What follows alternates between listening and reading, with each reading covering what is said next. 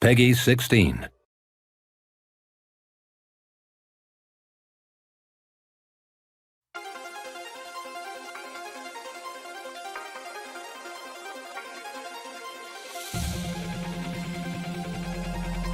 Lights go down, crowd starts to scream. You can feel it in the air, electric energy. We're revving up our engines, and the dam's about to burst. Just got a couple of emails that I need to knock out first. So backstage, about to start the show, just gotta do a few things, then we're ready to go. So get ready, to be ready, to get ready. Cause the roll is about to rock. We're gonna make you see, eventually, just wait and see. Now get ready, to be ready, to get ready. Be on stage in a second, just a few things we gotta do. Make the set list, wash the guitars, pay the entire crew. Play with all my Legos and we'll leave some snacks. Drop Ninja Brian off with his Brazilian wax. Drinks on the gas so we can play real fast. And then you better hold on to one of your ass. Gonna crush this show, just a few more steps. Nothing says rock like meticulous preps. Get ready, to be ready, to get ready. Cause the roll is about to rock. We're gonna chill your spine, fill your mind. Leave your time, now get ready, to be ready, to get ready. Ladies and gentlemen, are you ready to get fucking destroyed? We are newly prepared to begin preparations for our final sound check of the evening. So please smile out of the auditorium while we reset the stage. Thank you. The phone's about to rock. Please hang tight while I find my socks. Gonna crack your skull like an aftershock. Just gotta call that broken sounds of stocks. So get ready, to be ready, to get ready. Cause the roll is about to rock. We're gonna build your base with time and space. And an appropriate pace. Get ready, to be ready, to get ready. Now get ready, to be ready, to get ready. Now be ready, to be ready, to get ready. I hate Adobe. I hate Adobe so much. I hate so much. Wasn't even its fault. Wasn't even its fault. It was OBS's fault. It was literally OBS. Remind me not to do that shit again. Ever. I'm not going anywhere near that shit. Not happening. Nuh-uh. Alright, back to whatever the fuck we were talking about before. Let me find music. Very, very angry. I'm not content right now. What's like good music for us to talk? Oh, this one works. All right. We don't need that one at 2 times speed as well. There we go. Okay. Jesus. Fucking hell. Oh, that's... Fuck you. Alright. Symbols and shit and stuff. And yeah. I did file my I did my taxes today.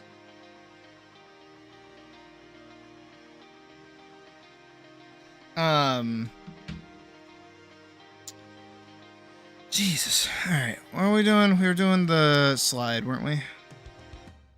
Yeah. So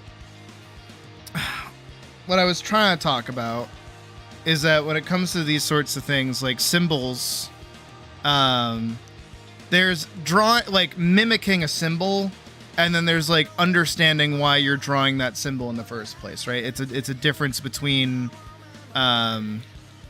it's literally just understanding. And the thing I was actually going to jump on top of, because Hullo had mentioned it, is there's this small thing that I tend to do when I draw character heads, right? And you've probably seen me do this before, especially when I've been like working on the comic and things, is when I kind of map stuff out, I kind of just go for like where the top of the eyelid is, and I don't really care too much about the bottom of the eyelid. But I'm usually setting these up, and they're usually on this kind of like arc, just because I know eyes kind of move like this, right?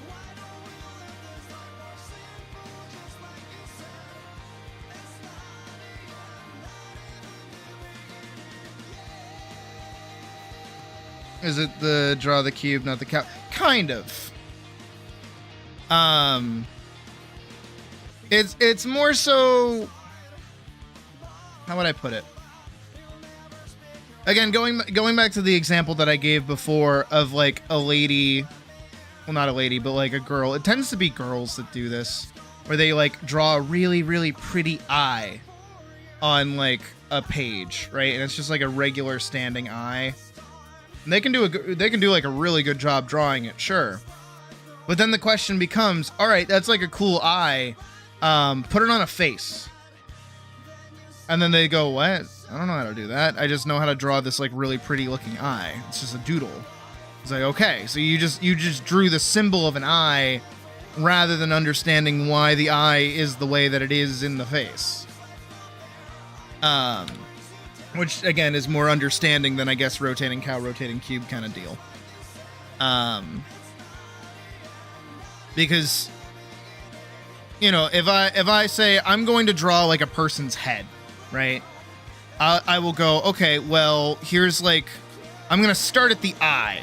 Well, eyes kind of look kind of almondy like this, and then they have like a pupil in the center. That's good.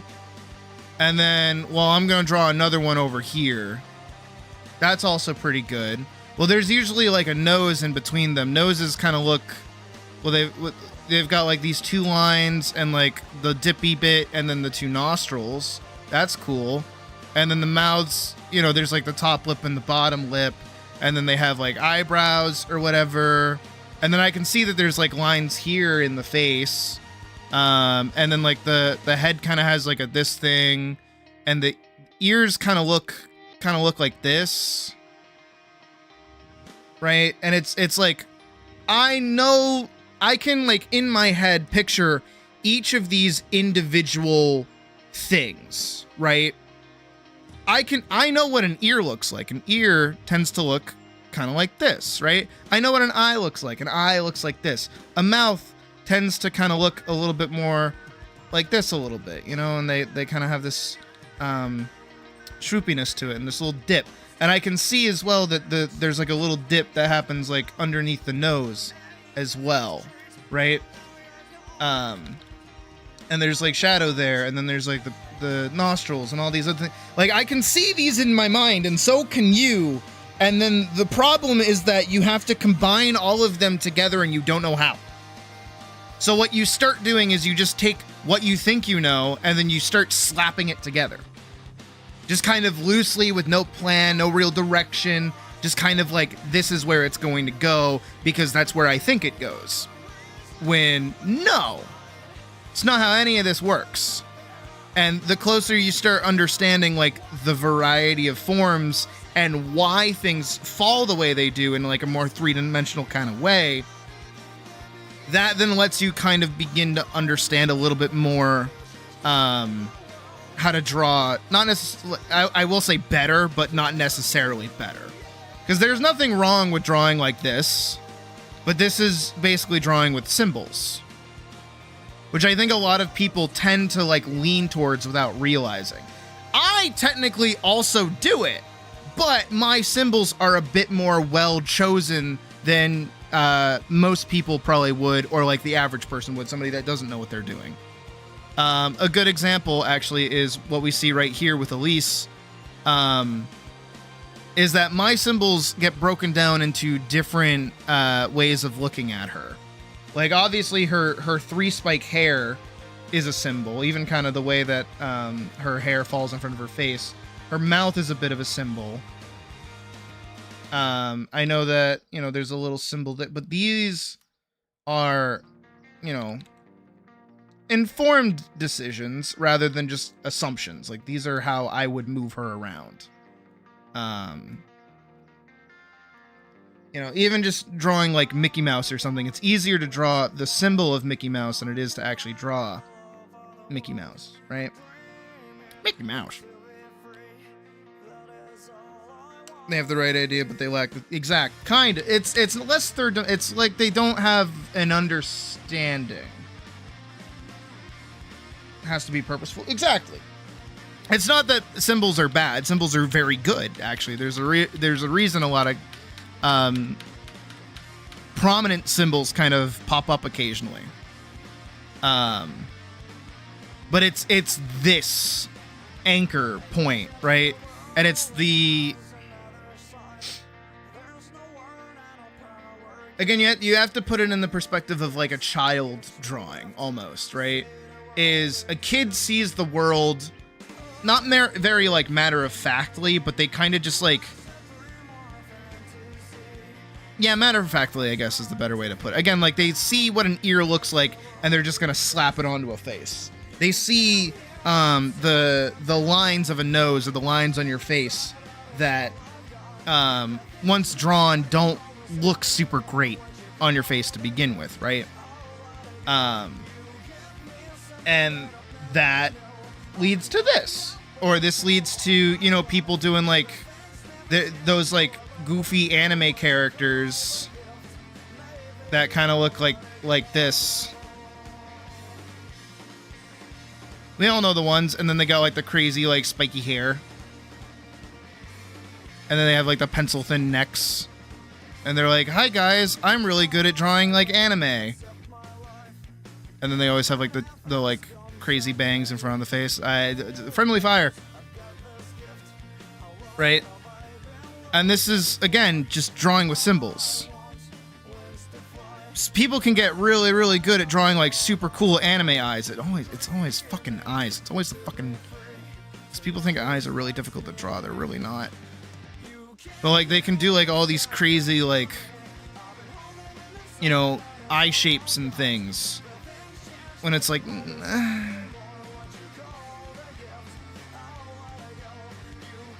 No, but this is like May in Turning Red when she draws the guy. I hate whatever the fuck is going on with this. May Turning Red drawings. I'm not drawing of her. These.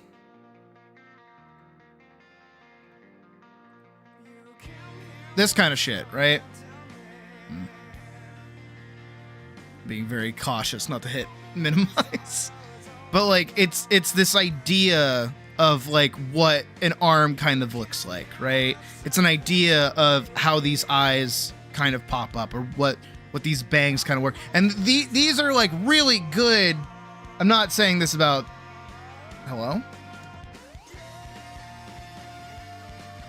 My eyebrows broke for a sec. That was weird. Okay. Technical difficulties all this fucking way around.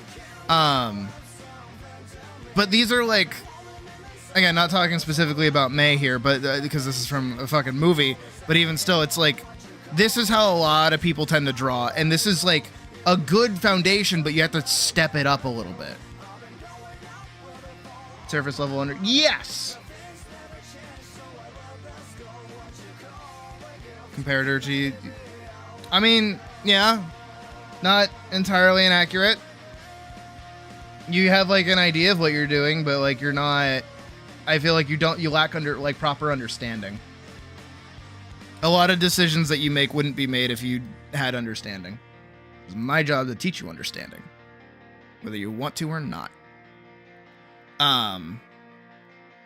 But again, it's not that symbols are wrong, because again, my eyes are symbols. You know, my entire existence is like symbols. Everything I am is like a symbol. But at the same time, I'm designed like that. But that's not how I draw. But it is how I draw, but it's not how I draw. If any of that makes sense. I don't know, I think it requires me to put more thought into like a way to communicate this. But like, I think that idea of like drawing with symbols like clicked with something in my brain. I was like, that's what it is.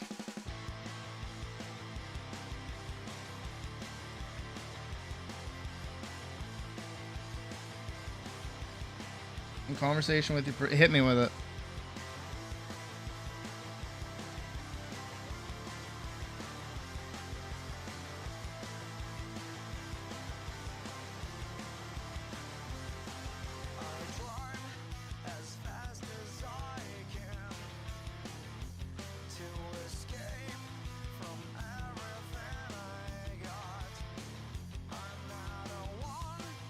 It would. No, if I can get it into like a distilled state that actually makes sense, I would fuck with it a bit more.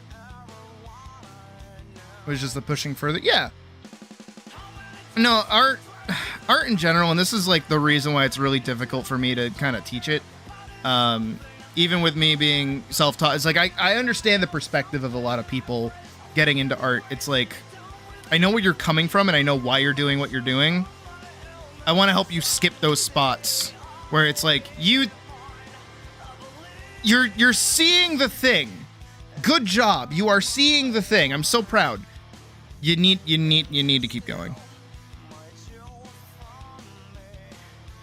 And that's usually the part where people kind of like start falling back a little bit, is when it's like you see it, you got to start really seeing it. You got to put in the work to see it.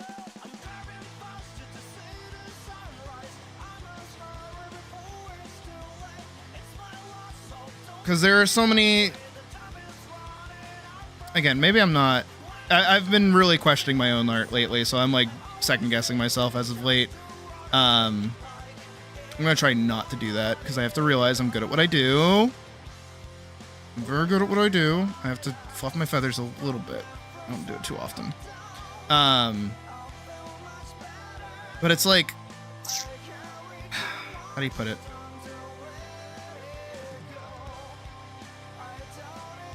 Art requires a lot of work from you. It is not easy, but it's easy, but it's not easy. It's convoluted.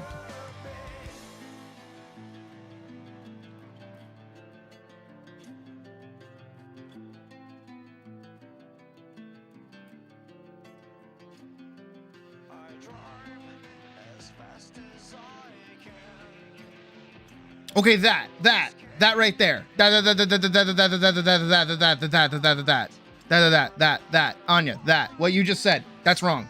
Don't do that.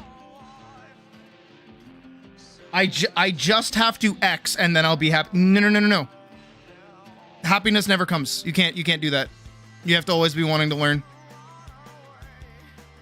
You can't say, I'm good enough. You can't do that.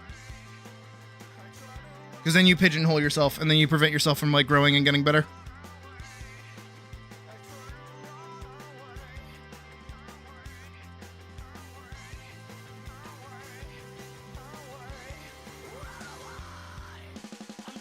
I think...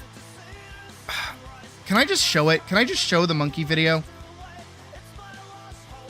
I'm just gonna show you the monkey video. Fuck off. Fuck you. I'm showing you the monkey video. Fuck off. We're watching the monkey video now. Become painters. It's their first time. Two monkeys have decided 6 to minutes. become painters. It's their first time painting, and although they've had Fuck very you, you're different watching the monkey lives video. and have had different interests, they now have the same goal. They are going to be artists. First monkey looks at the canvas carefully and begins to see each possibility. He carefully plans how he could lay down his lines and achieve the ultimate goal of making a masterful painting, and the prestige of becoming a professional, famous master painter. So he needs to take this very seriously. Very, very seriously. A lot is at stake here. Yes. And as he eyes the canvas carefully, he notices that the second monkey has already started painting, but it takes as long No, I as was talking about it what you said. You needs. said it. It's Eventually, literally in the first text that monkey you sent. begins to paint, and things go well until one thing happens. He lays down one wrong line. The painting is ruined. First sign that all of his dreams, success, and aspirations are dying. He must have done Shut up, watch the something monkey video. wrong. Maybe he was never meant to be a painter in the first place. Or maybe he is fundamentally broken and flawed as a person for having laid down such a bad line. This mistake is he hold on. carefully plans how he could lay down his lines and I'm achieve the setting ultimate it back. I goal feel like of I skipped making it for a some reason. masterful painting and the prestige of becoming a professional, famous master painter. So he needs to take this very seriously. Very, very seriously. A lot is at stake here.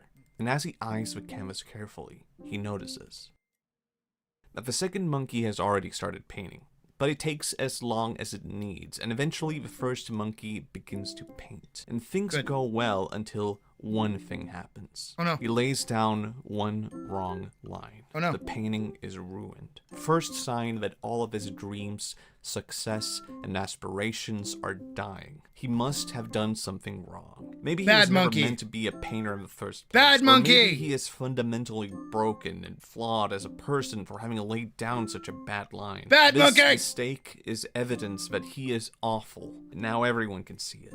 Evil So he monkey. decides to start over. He will paint, and he will paint just as well as he did before the mistake.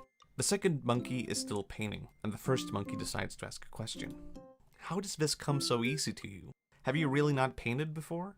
Nope, the second monkey answers. Very well then. And they paint on until the first monkey lies down a bad stroke again.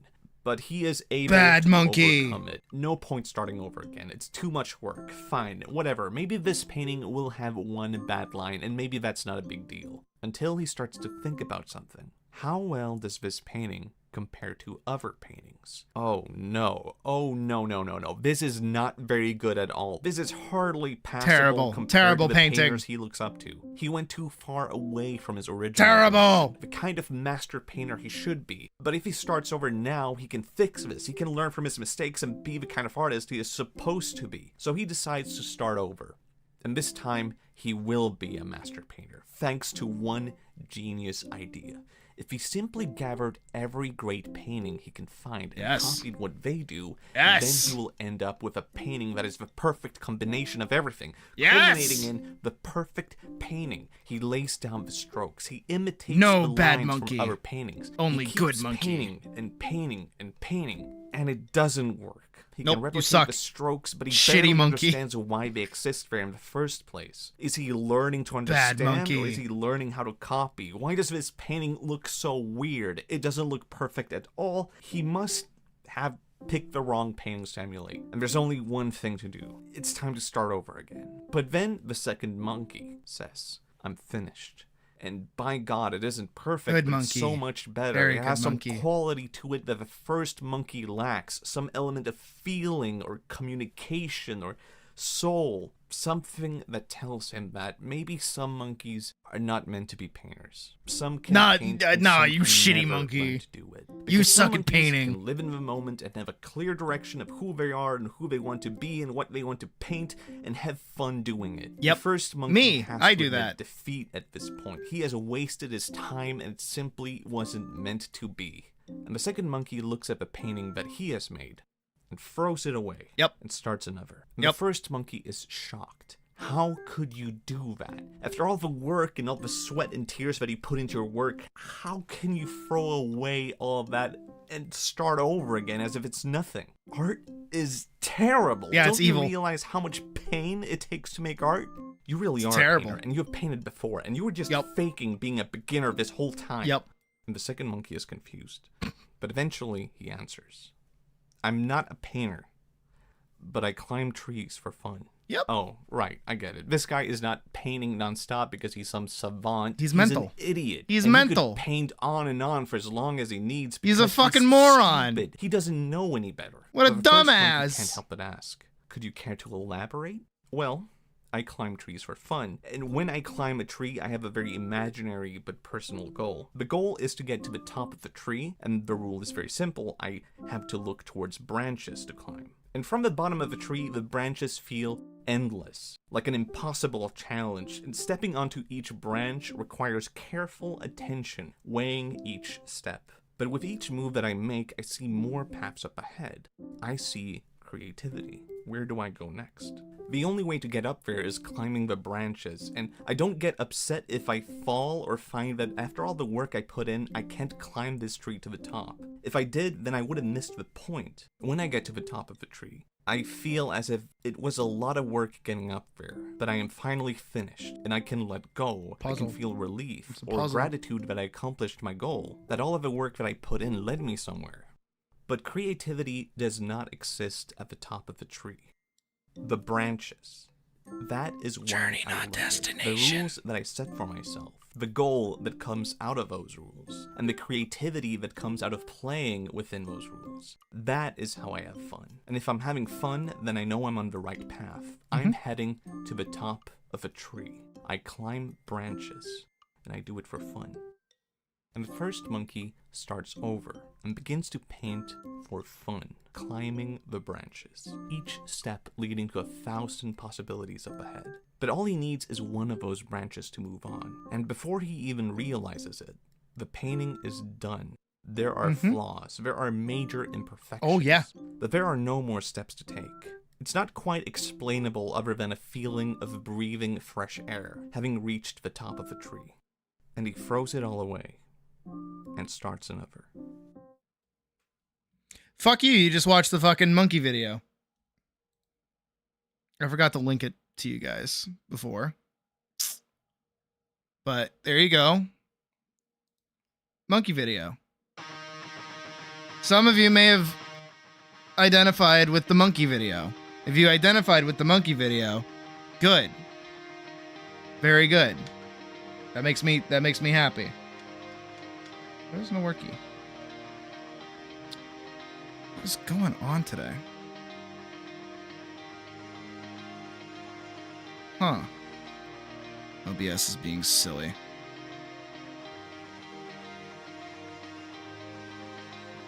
Exactly. And that's why I prefer yelling at you guys to understand what it is that you're doing rather than just trying to skip right to the end of making something good.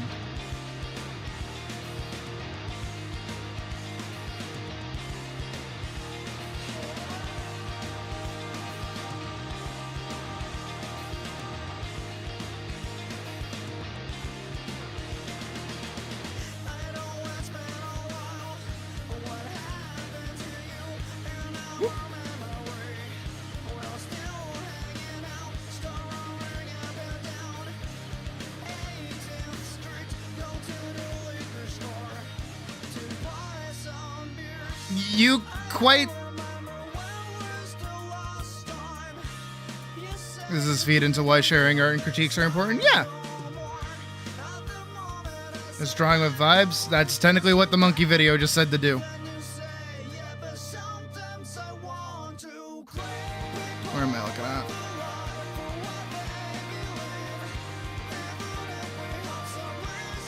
You said, I just need to figure out how to make proper hair better for some of them. On top of like the other thing that you said where you're stealing eyes, which is fine, you can do that.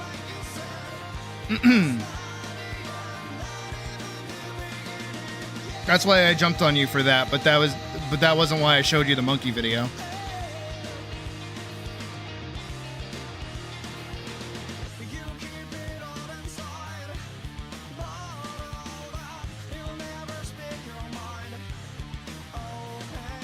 No, you're good, dog. Dogma? I don't know how to say the rest of your word. I'm just gonna call you Dogma. It's your name now.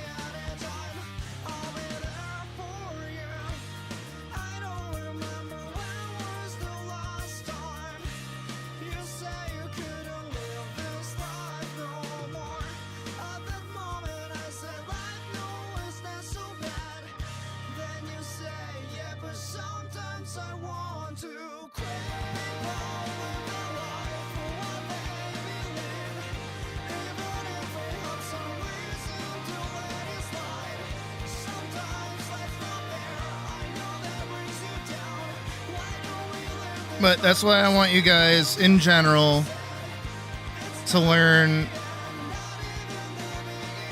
why you're doing what you're doing, rather than just kind of like to do it or whatever.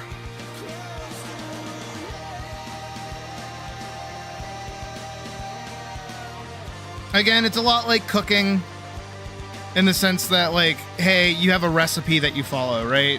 It tells you specifically how to make, what is it? You have a recipe that you follow that teaches you how to make ramen, right? And ramen says, okay, well, you need this kind of broth, these kind of noodles, this kind of egg, this kind of meat. You call it a day, right? And you can make that, absolutely, but making that does not necessarily make you a chef. That just makes you a cook, right? You don't really know why you're doing it. You're just kind of following along.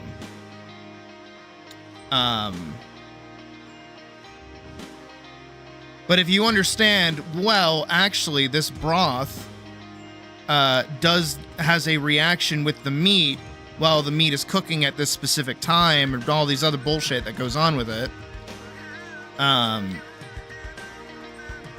You can then make changes to it in your own way that then makes sense. But if you just start throwing in fucking radishes and shit when you don't know why you want to put in radishes to begin with, you're gonna have a rough time.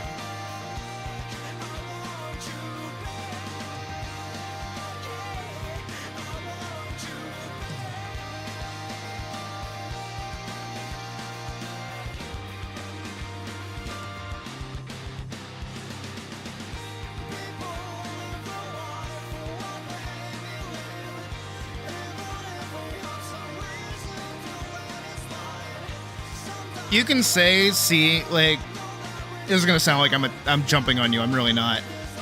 You can say, like, learning fundamentals, yes, but it's more than that.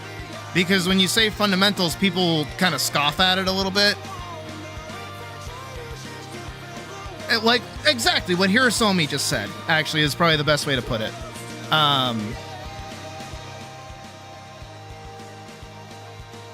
Okay, button's been pushed. So think of it, I'm pulling out the ruler for this one. So think of it like this, right? For instance, why do we have protagonists in a movie? Why do we have a central character that we pay attention to in a movie? Right? I'm gonna close this little ad. Why does then the protagonist require some kind of antagonist? Not a villain, just an antagonist, someone that gets in their way. Why do we need that? Why do we need challenge in a story to begin with, right? Why are these all so fundamental to storytelling? Why do we need these things, right? Now, some people know that a story needs a protagonist. Some people know that a story needs challenges. Someone has to come along and challenge the protagonist. Cool. And then somebody gets the brilliant idea because they see these, like, floating concepts of protag shit, right? And they go, well, I understand that a movie needs protagonists, and every movie has a protagonist. So I'm gonna be different. And I am not going to use a protagonist. In fact, I will have no characters at all in my movie. And my movie will be the best movie ever made because I'm doing something different. Now, as you can imagine, this person's kind of a fucking dumbass. Because if there's no one in their movie for us to follow, nothing can happen in their movie.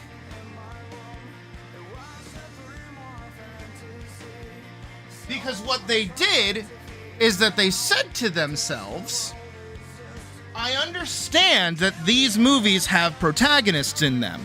I will do something different, no protagonists.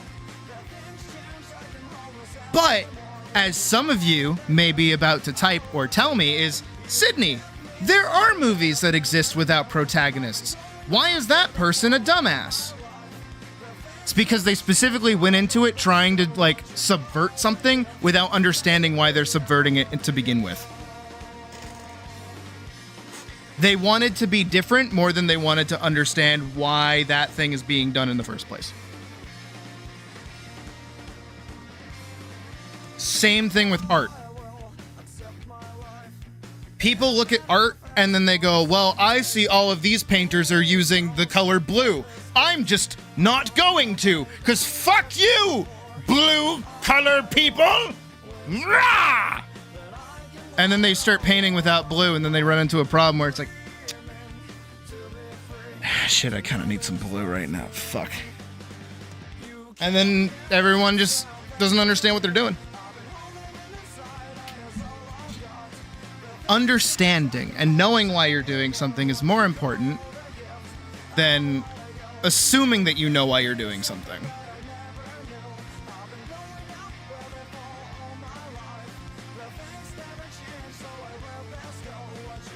And the thing is, the worst part about it is that it's only stupid if it doesn't work, right? I say that a lot. It's only stupid if it don't work. Well, all right. But here's the thing, is that because art is very much so subjective, that stupid idea can actually work. And then because it's working, that means it's not stupid.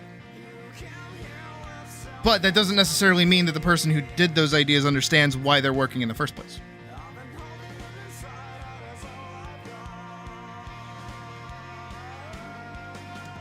Upgrades in a... Yeah, actually, yeah, like an RPG is a good angle, yeah. How, like, if you don't understand how something like knock can work, then you don't really know how, like, some other lock-picking ability would work, or something like that. I don't know. Again, you guys are just getting, like, raw from my brain sewage thoughts.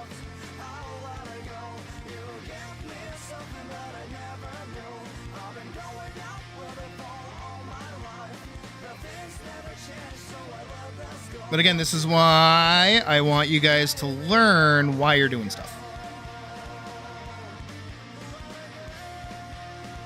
Because then you can apply it across the board. And also have an easier time of what you're doing. Because it's a mix of things. Sometimes people think things are too hard and they don't even want to try them. And then on the other end, people think things are too easy and skip right over them. So you gotta whole ass everything. Makes the stream entertaining. I'm glad. I'm glad that my ramblings is what makes stream entertaining and not watching me be a semi-decent animator.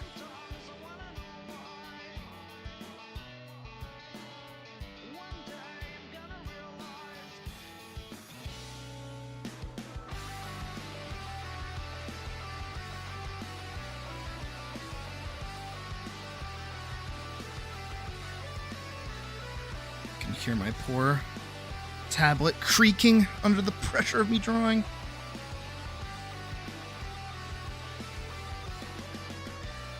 But the hard thing about understanding is that I cannot grab your brain and shake it around and tell you, this is what you need to know. Because you can absorb information or not absorb information. It's entirely up to you.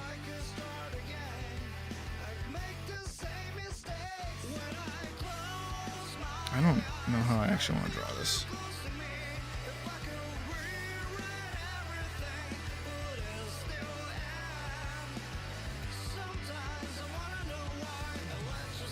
At this moment, cooking. Fair.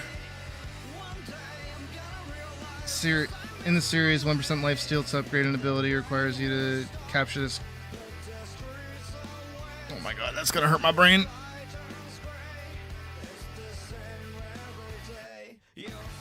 But yeah. I can lead a horse to water, but I can't make the bastard fucking drink. Come on, Pebbles. Can we at least try to win this race?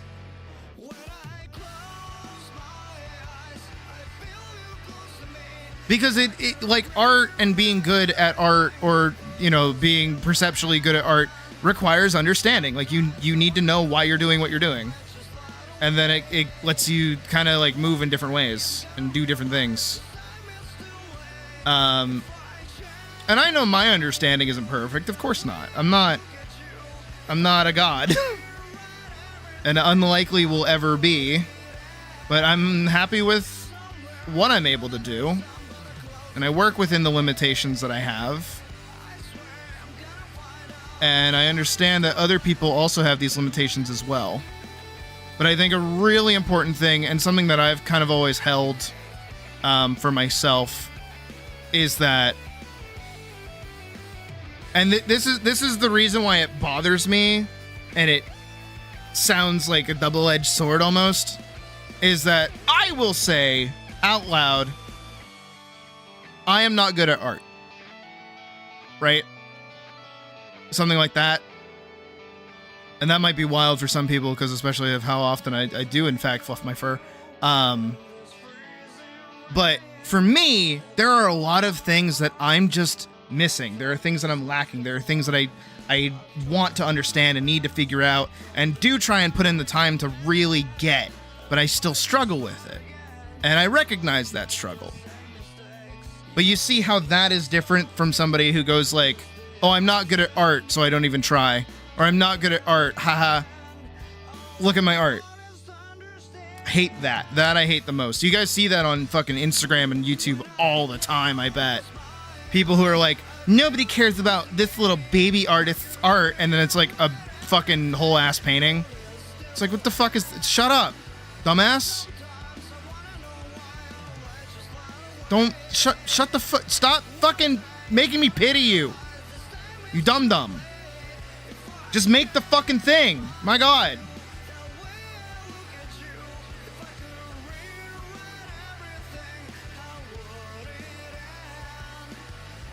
That's why I try to come at art from the perspective of like, look, I get it. But I also have to temper my own ability to talk about it because, like, I don't get it, but I do get it, but I don't get it, but I do get it, but I don't get it.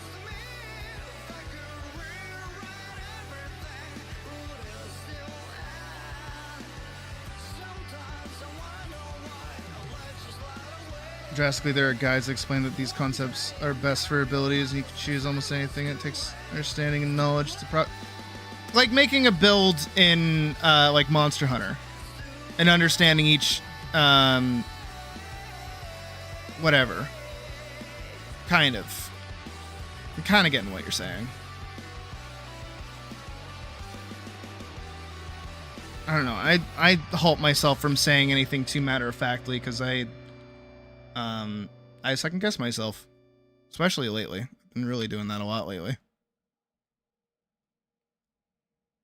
Which is why I do this, is because it's supposed to humanize it and show you that even at places where you think that, you know, you'd be happy sitting at, there's still places to go. There are people I look up to as well, just as you guys apparently look up to me for some fucking weird-ass reason. And I study those people, and I look at what they do when I get the free time.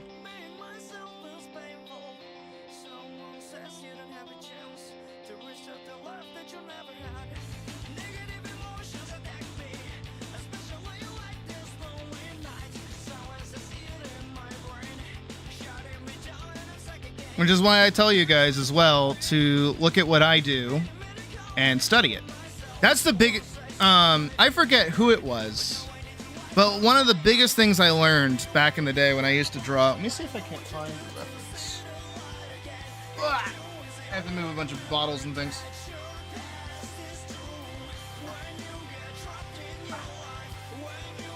I have all my sketchbooks here. Give me a second.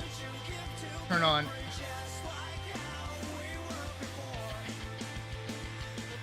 Let me see if I can find a good example.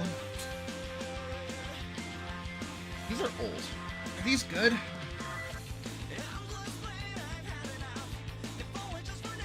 Kind of, actually. These are a good example. Wish I could show you outright. But I have to take pictures of these.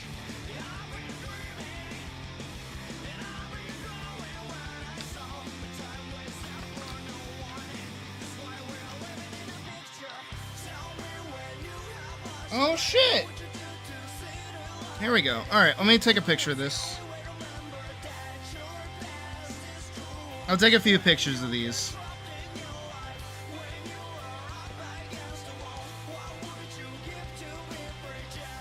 Can I find my camera app? I'm just gonna do these in Discord. I'll post these in stream activity so you guys can actually look at them. And I'll pull them up on stream as well.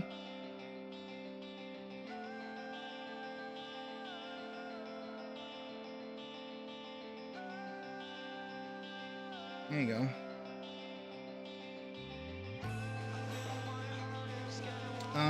What's this one?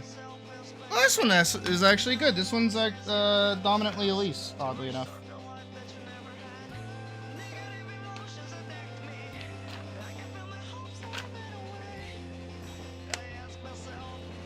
Here.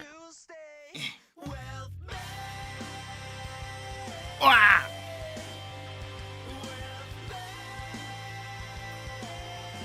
Gonna be like one of those people where you have like the shadow.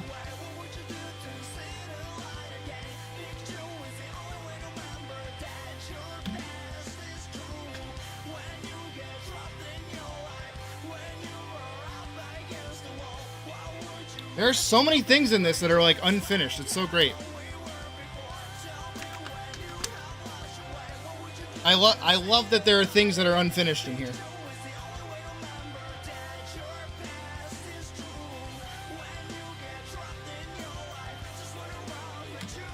Can I see, like, the big shift? Is there a big shift in here? Yeah, there is! No, hold on, let me find it.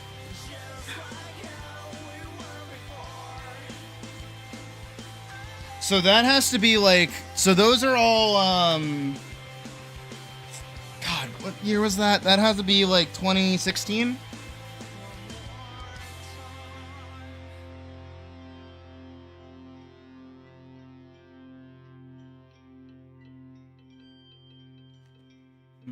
Hold on, let me find... I do at some point genuinely want to, like, do a video where I go through all my old sketchbooks, but I would want my fursuit head for that. So that will be some point in the future. Holy shit! I just have a whole ass sketchbook in here that I haven't drawn in. Oh, there's boobies in here. That's the only thing drawn in there is boobies. Like, unironically, there's just boobs in there. Here we go. There's like a shift that happens at some point. The reason I'm doing this right now, by the way, is because at some point, I don't remember what sketchbook it was. Might have actually been this one. I stopped drawing bodies a certain way. And then I started drawing them with that the more rounded rib cage that you can see.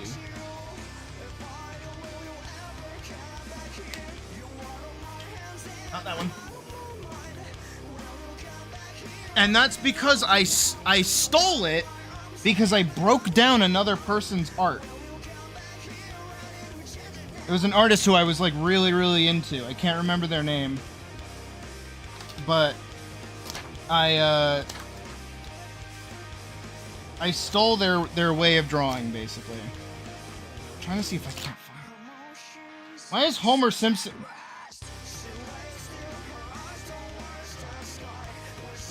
There's literally a printed out paper cutout of Homer Simpson.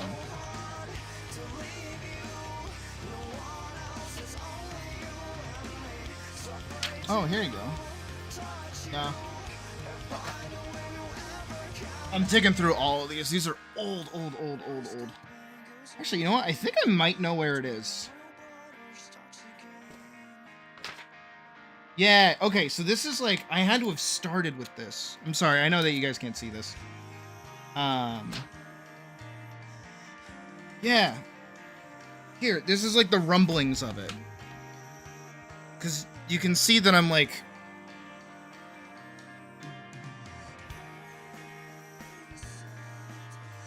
Hold on.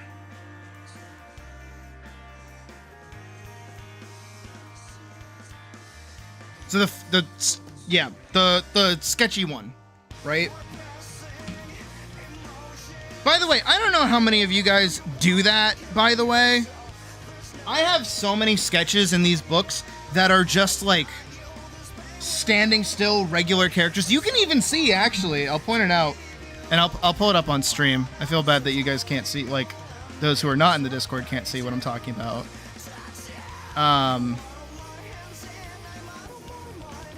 But you can see, this is old. This is from like, this has to be like 2016, 2017.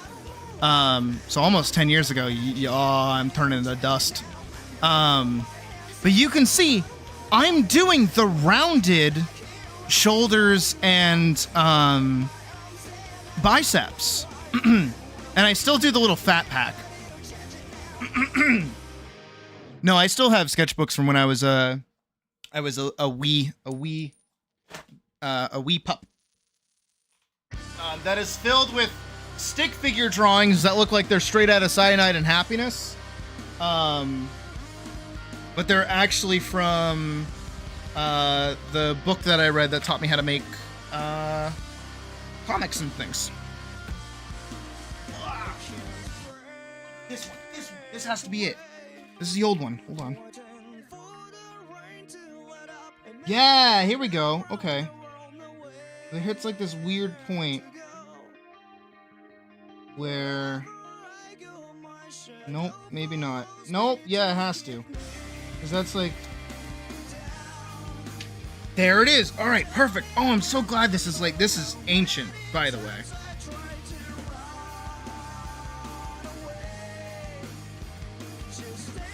Oh my god, you can see how bad I was. Alright, this is exactly what I was thinking of.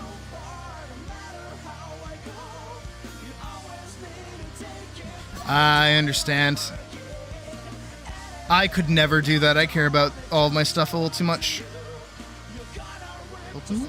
There we go. Okay, so this, you can see it's just a little different.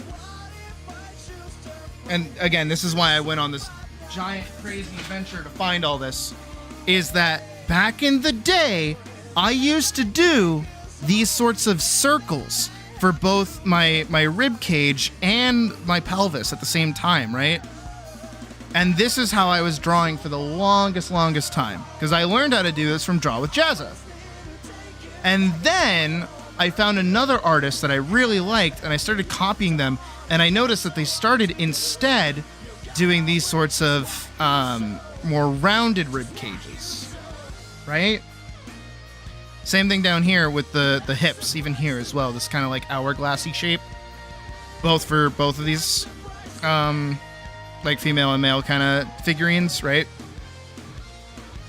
I kind of started to figure out how to do that, and now, as you guys may or may not know, whenever I draw characters, I do that kind of ribcage, and it also kind of bends in a little bit as well towards the bottom. And then my arms, instead of being these circle, well, I do still do the circles, but these circular shoulders and then these kind of bowing out biceps, right? Where I do, like if I do this to this to this, I used to do like, oh, this is like a whole, it's kind of hard for me to actually do it again. Like these kinds of things. I don't do that anymore. Instead, I do hard shoulder lines and straight biceps. Just like that, but I change the width of them. I still can bow them out a little bit, but I don't do them all like these sorts of... I get like a little bit more shape out of them when I do it like this. Right? And that's because I stole it. I looked at somebody else's art and I said, I like what they do. I want to know how to do that. And then I started stealing it. What I'm doing right now with stealing, which I do advise, I do say steal. Absolutely steal. Stealing is fine. I'm trying to steal shading. I'm trying to figure out how to make my shading better. I'm trying to figure out how to make my line art better. My line art's kind of been ass. I'm not talking specifically about, you know, Adobe. Adobe is its own fucking issue. You used to use rib cages as well up until you started using cubes. Now you use cylinders for both rib cage. Hold up the gestures. Cylinders. Like at that? I do like a marshmallow, like a sideways marshmallow.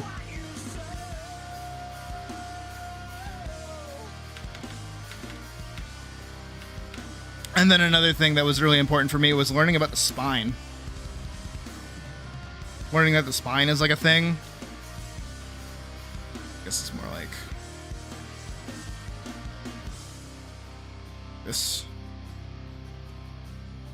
We have spines. They're kind of important. And then you can only like twist over here. And like over here. Can't go much further than that, really. And then I got really into sports. And I started boxing, and that's when I learned like a lot of bodily mechanics and things like that. Like leverage and torque and fun stuff. And then I just kept like applying that to my art. It's understanding. It's all art is. It's just understanding, understanding, understanding.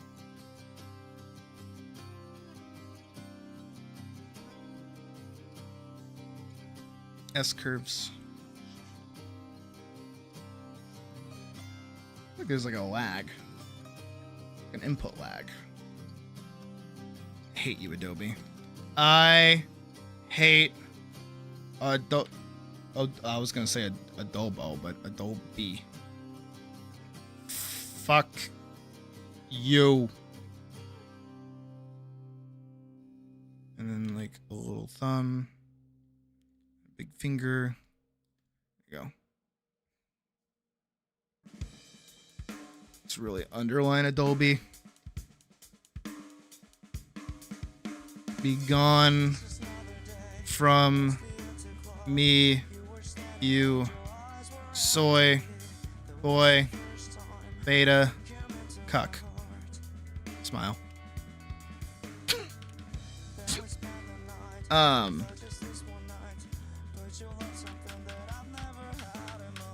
Alright, understanding. You gotta understand what you're doing. Learn, study, steal, figure things out. Look at how other people do things and then go, oh, I get it. And that's not, don't look at other people like they're better than you. Look at other people like they're just, that they're your competition. That's how I look at it. Everyone's my competition. So if my competition is using a strat and I like that strat, I'm going to steal that strat. No different than like playing like a MOBA or playing like a fighting game or something. If somebody does some sick ass combo on me, I'm going to go, fuck. That was really cool. I want to learn how to do that. I'm going to figure that out. I'm going to do that. And then I learn how to do that. Oh, hi, Brianna. Welcome to stream.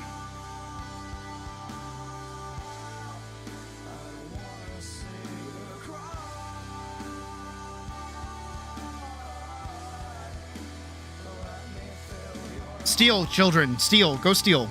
Your teacher is telling you to go steal.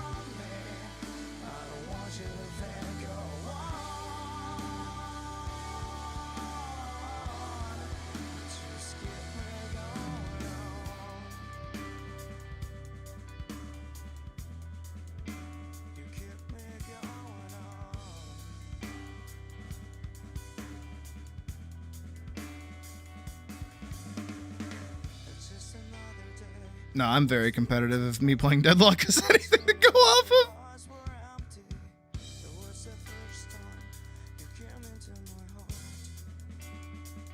Have I found any? None that I have like names for, nor would I share, because a lot of the art I look at nowadays is not very safe for work. Mostly just because I look at my own art.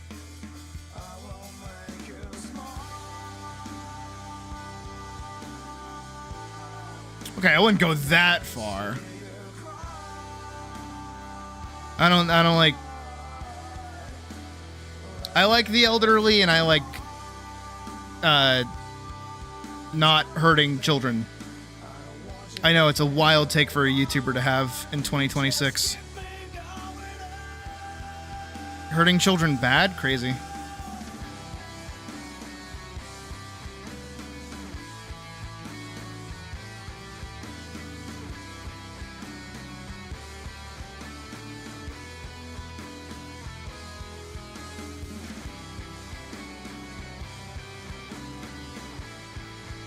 I don't know, I've always just kind of been like, not necessarily that I have to be the best,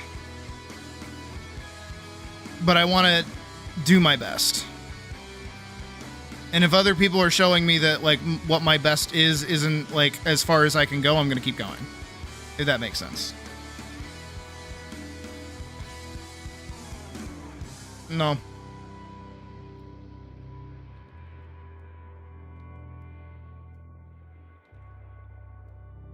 If it's an evil old person, no.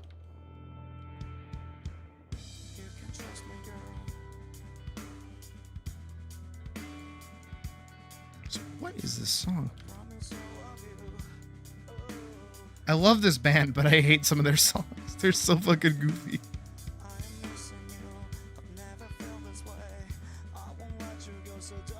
She's getting back up here, so I think I can like press her face a little bit more.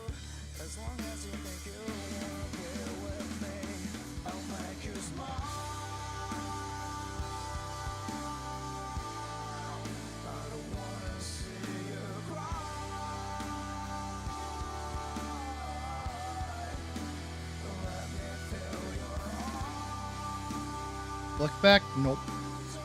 No idea what that is. I don't... Shocker, I know. I don't watch a lot of new anime. Or anime in general, actually.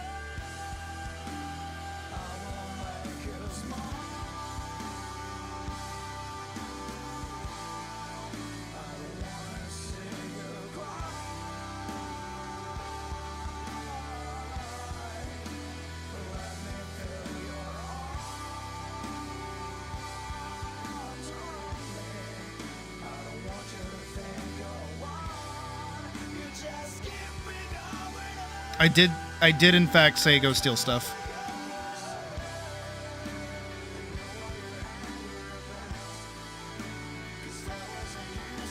What is her hand doing? Oh, so technically her dress would be in front of her arm.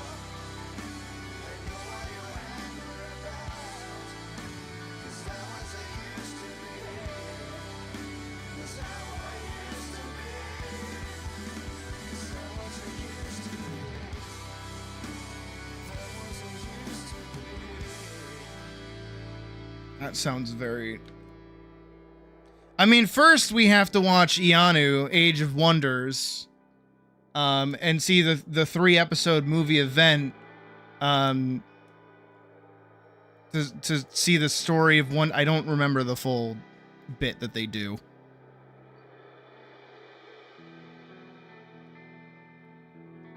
Catch the 3-episode series event, Ianu, the Age of Wonders.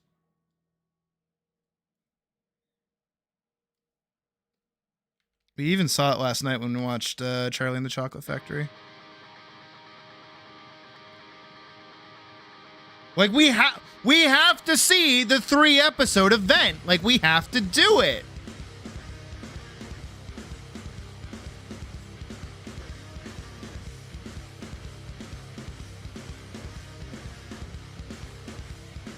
I have a video to show, and I wonder how many people will get it. Hang on.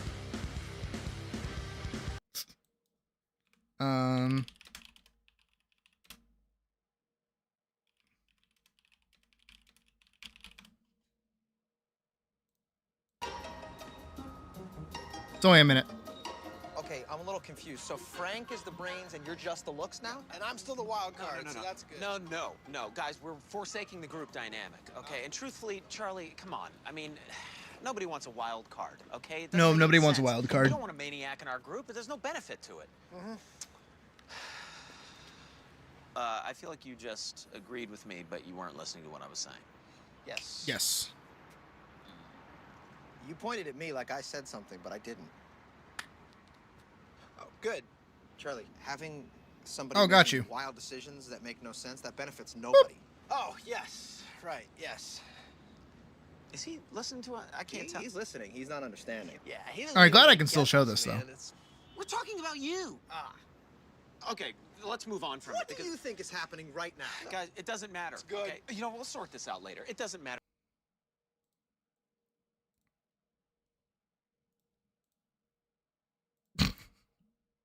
It's okay. What is this? Kenny Young. Okay, I want Kenny Young. I still have no idea what her hand is doing there, actually. I don't actually know what's happening at all in this frame. Point is... whole bit that I'm trying to say, I guess, is... learning is important. And if you want to be a writer, you have to read. If you want to make movies, you have to watch movies. If you want to make art, you have to look at art. But stop being so fucking scared. But also don't have too much confidence that you're like the best. It's a tightrope that you have to walk, basically.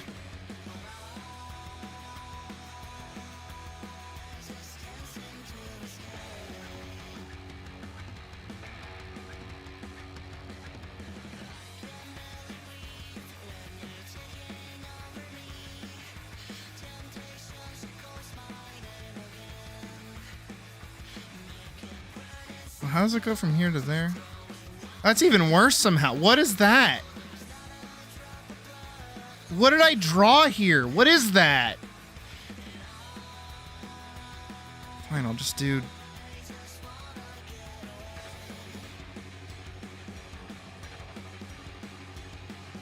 Boop. Shpoop. Boop, shpoop. Shpoop.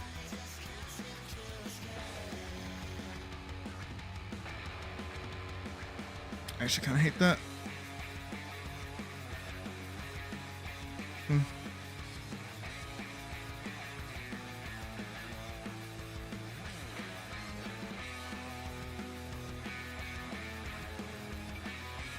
Okay, I can see it.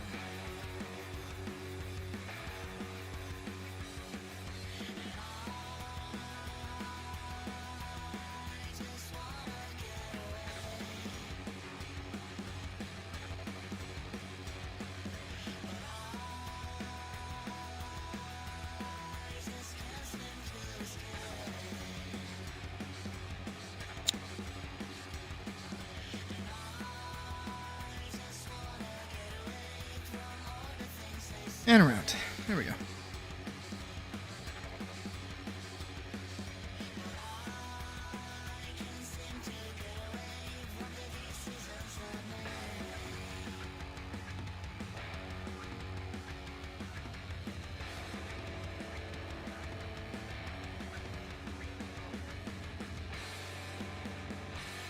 That kind of works, I guess.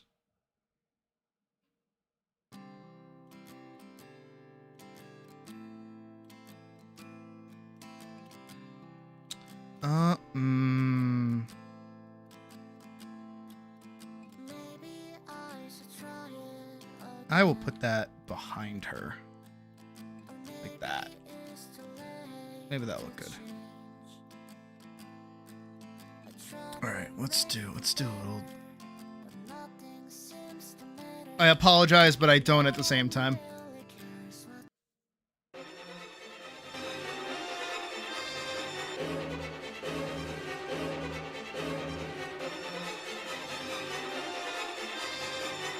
I don't know, I need to make more tutorials at some point. Talk about things. And not just on stream, because I'm realizing that my brain can't, like, keep up with, like, the thoughts that I have. Especially when it comes to, like, more practiced things.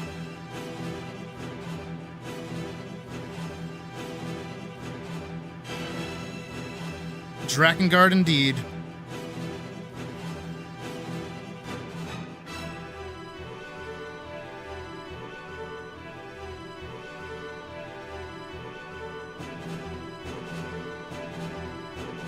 I'm hoping it does what I want it to do.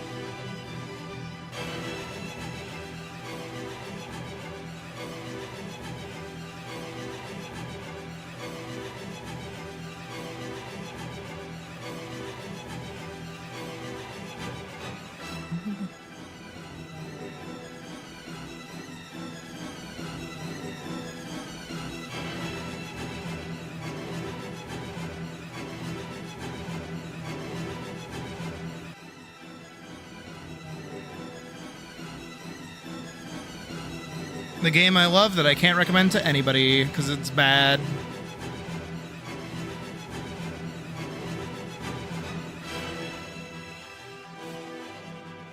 That is the right answer.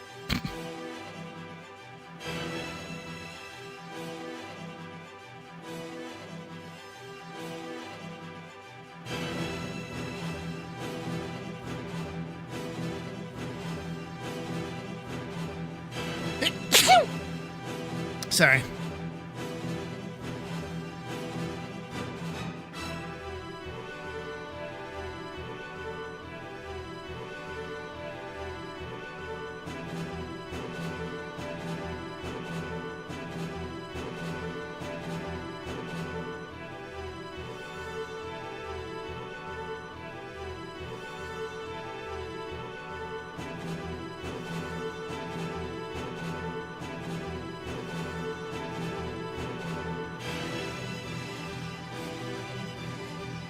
Thank you, guys.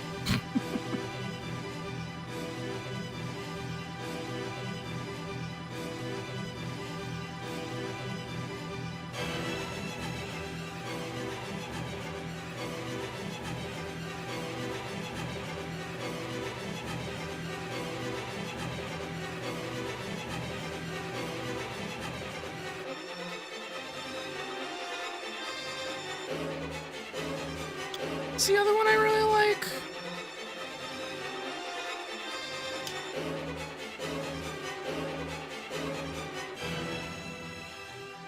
Trying to think of the other track that I like.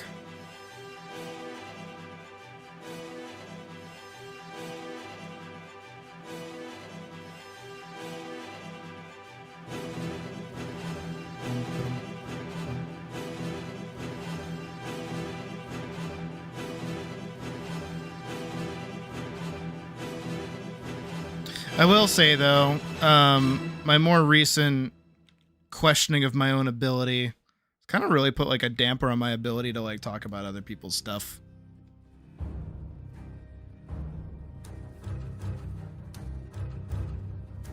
I hope it doesn't persist for too long, but I don't know. I think I'm getting, like, a little bit of imposter syndrome and shit like that.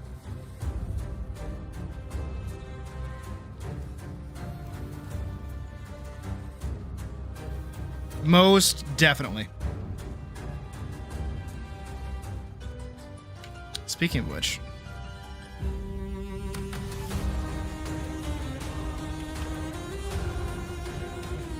just hit the fucking forces button, shall we?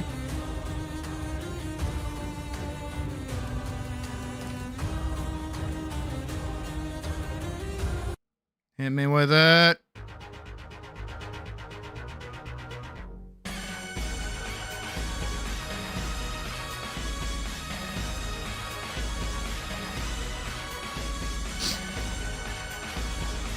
Be nice. I don't think I'm gonna include this arm. I'm just gonna go like straight.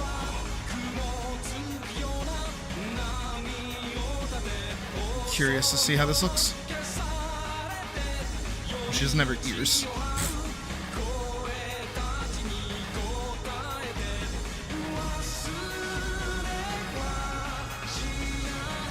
Oh no, I go through this all the time. This is very consistent.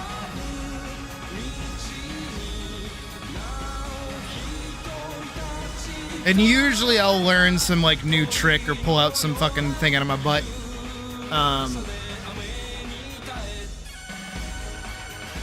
And then everything will be better for a while, and then I'll go through it again. Swoop. Swoop. Swoop.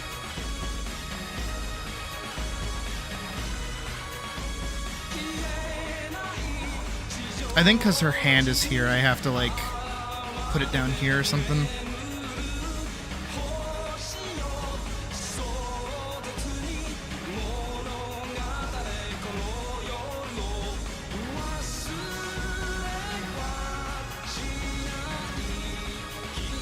I mean, that's like a good hand.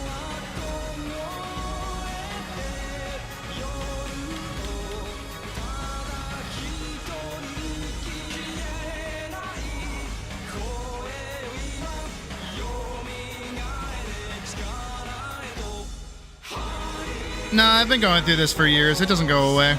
Never will. And that's why I kind of live with it.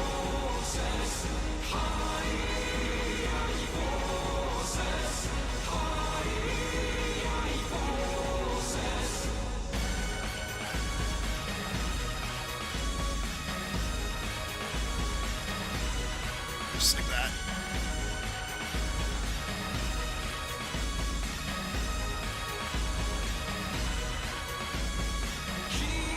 The important thing is that I keep going forward. And I don't ever quit.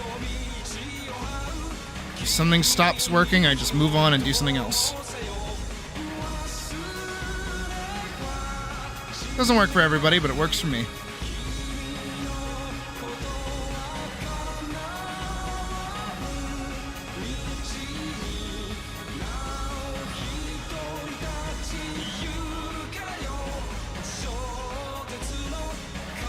I dated somebody with BPD one. BPD. So I get it.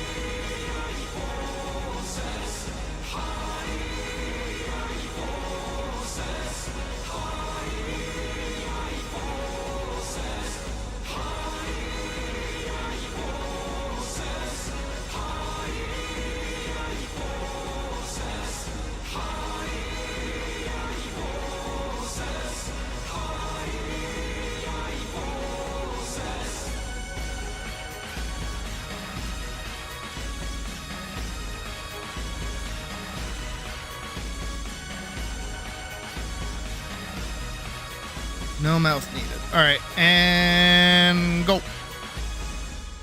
Go. Go. And go. Okay. So right here, there's like a little spurt.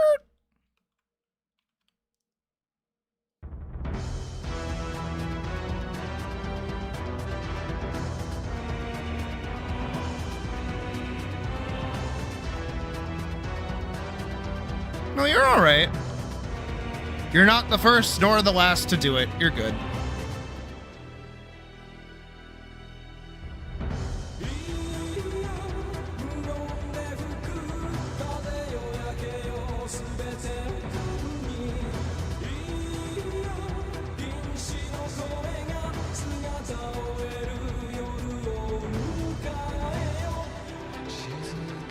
Spoop. Spoop.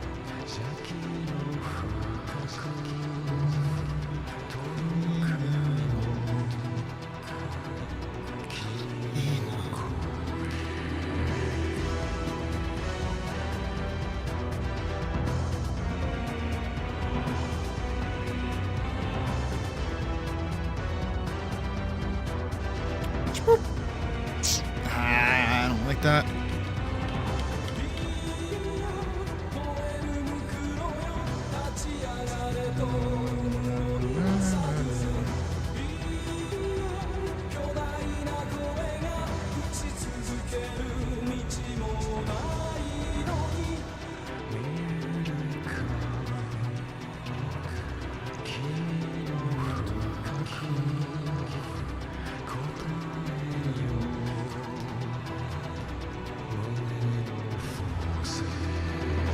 That's better.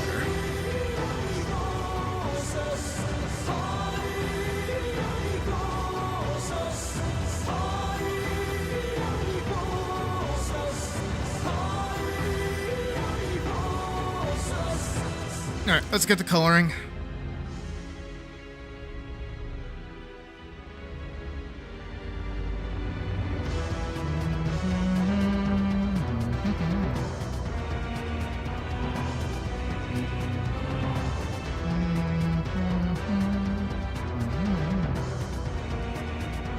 Shit, okay, I see.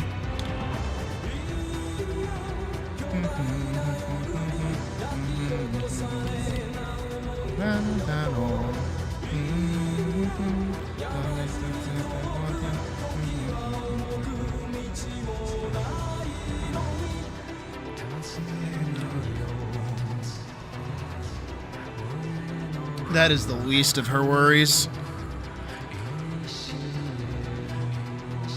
Oh shit, okay, I see what I did. Oh, the wrong layer! Am I not?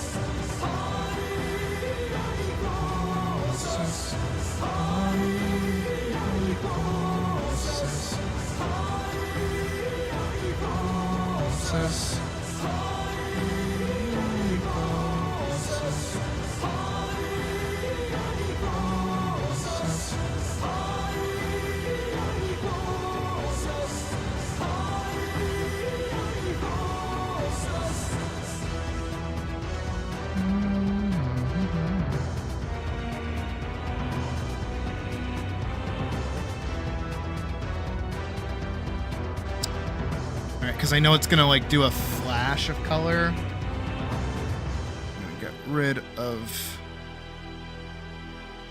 this line there, and then I will color over it to make it the line art like a bit more smooth.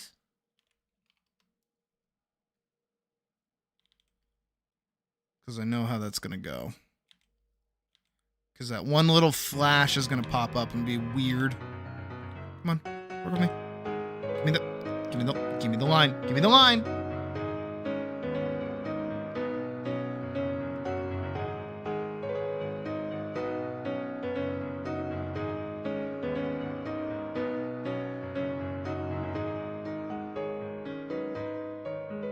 Have you been on school break or something?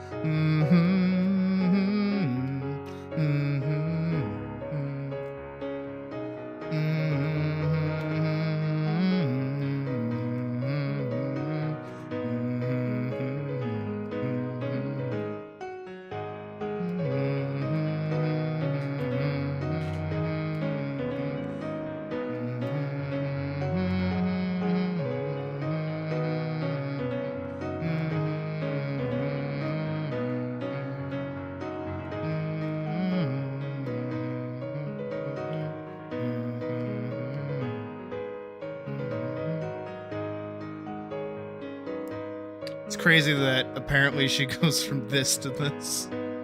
Do you think I have to adjust these sizings again? Yeah, she's very... Yeah, I can do that. Her sizing is like inconsistent, but that usually happens.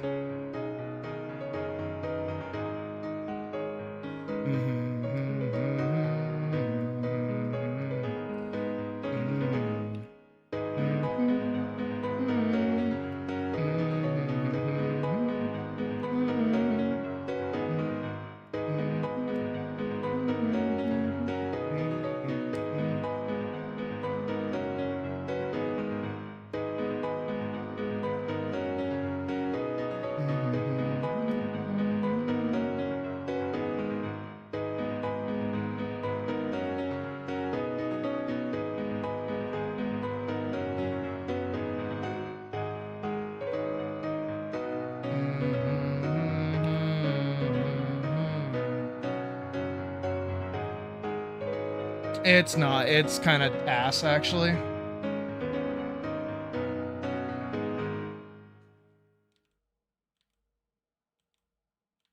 Which is why I hate Adobe.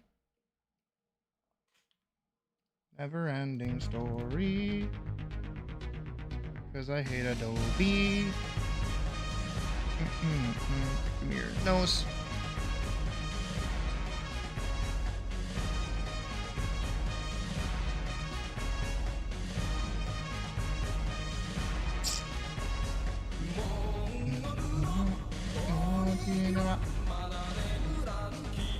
I have not been coloring this one this whole time.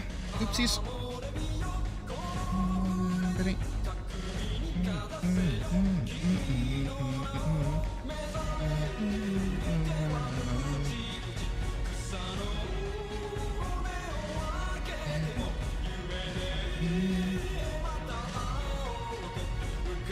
She should be like way smaller.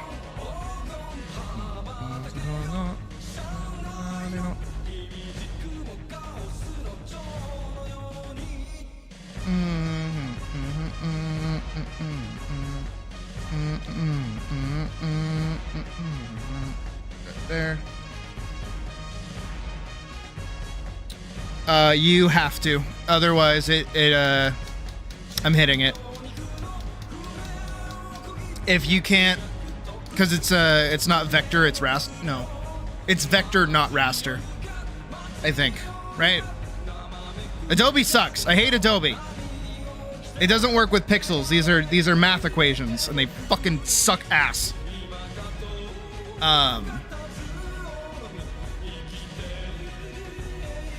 So for educational purposes, because I don't think everybody actually knows the difference. So if we go over into like Metabang, right, or even Photoshop or something like that, like your standard software, you will be working within this, and then you'll have a DPI as well, right?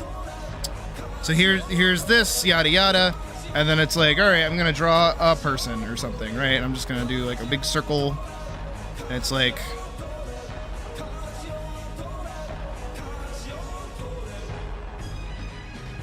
there's our baby girl, right? Now the thing about this is that our baby girl here, as great as she looks, is a bunch of pixels. Right? So if I decide, right, if we get like really close, you'll see pixels, right? Because we zoomed out, you don't see the pixels. But if I suddenly decide, I think she's too big, I'm going to make her smaller. I don't really like that, so I'm going to make her larger now. Oh, well, now the pixels are all very clearly visible. They look like shit, actually. They look like garbage, right? Well, if we hop over to something like Adobe that uses vector instead of raster, and we go back over here, and I grab something like her idle animation, right? This frame is a series of math equations. So it does not matter how close I get to it. I will zoom in 1,000 times. I will zoom in more. I will zoom in 2,000 times. You will never see a single fucking pixel. I can't even go in more than 2,000. I can't see anything like that, right? There are no pixels here, like at all. You can get really, really close to her. You can inspect. You can even be smelling her tits, right? Not gonna see a single pixel. You'll see like these little lines that pop up, sure. But you're not gonna see the same kind of like blown out pixels that you're gonna see here, right? Same thing if we hop on over here and we zoom all the way out, like 25%, and I make her huge. The quality of this image is never going to go away. This image is always going to remain as drawn as it was, regardless of size. Which on one hand is great, because it means I just have to draw a single asset and then I can move it around and it will never lose quality or gain or lose like line differences, which is awesome and really cool and allows for a lot of variety in using props and things like that. However, the problem is that because of that, it's a bunch of math equations.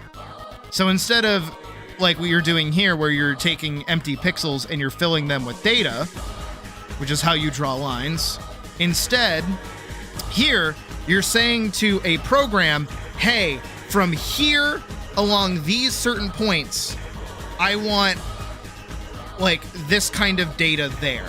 And then a bunch of behind the scenes math equations draw you a line, right? And now for some that might sound pretty great, but the problem with that is that it's not optimized. And that's why Adobe Animate fucking sucks ass. Because you have to imagine with me for a second how many frames a single animation is. And now imagine all of those frames and all of that detail and all of those things getting mixed in are individual math equations that the computer has to be rendering in real time while doing an animation that has hundreds and thousands of different fucking drawings and shit. As you can imagine, most computers don't want to be dealing with that. So Adobe kind of needs to up their fucking optimization. Do they? No. Because I hate Adobe. Adobe fucking sucks. It's good for logo design. That's it. Yup. Nope. I concur. I genuinely concur. I agree. But again, the only reason I like it is because I have this little object thing over here, and I have tweening, so I can make fake video games. I don't know what other animation program does that for me, but if I find one, I'm gonna buy it with money I don't have, but I'm gonna do it. I will. I promise. I fucking will. And I'll never touch Adobe ever again except for using Premiere, because Premiere is like actually not that bad. But apparently DaVinci is like the same diff, so I might do that instead. I don't know. We'll find that out when we get there. We're not there yet. I hate Adobe. In case that wasn't abundantly clear.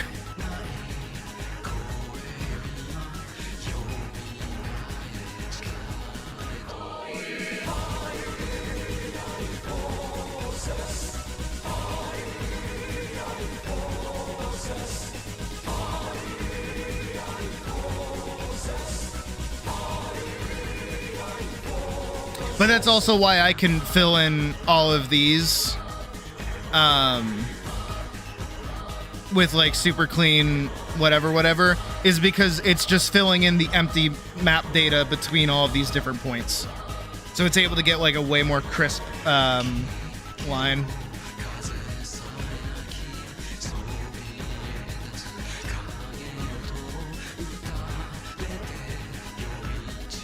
I did not fuck that up. No, there's editing software called DaVinci. I'm pretty sure Badger used it.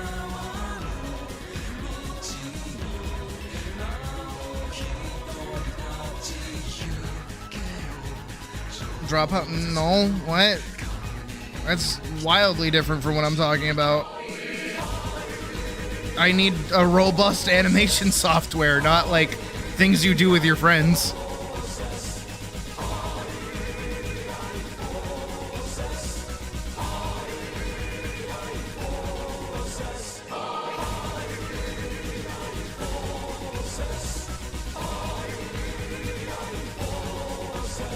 I knew you used it.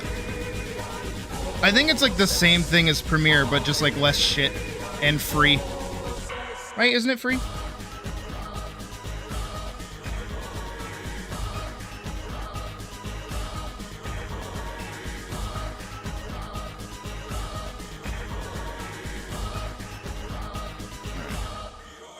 Let's see. This little back spot there. I'll grab weight, and then we can start doing her whatever the fuck it is. Eye whites. That's what they're called. Shpoop. And then her eye gets covered for a frame and another frame, and then she comes back. Boom, boom, boom, boom, boom. I think so, actually. I think most of these start being from games.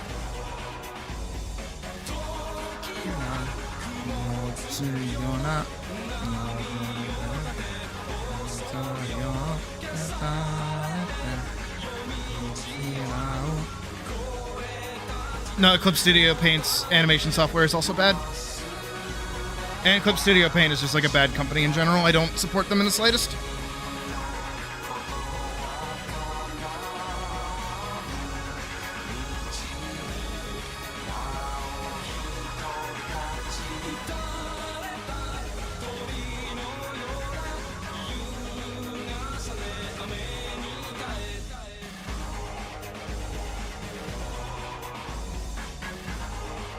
Down we go.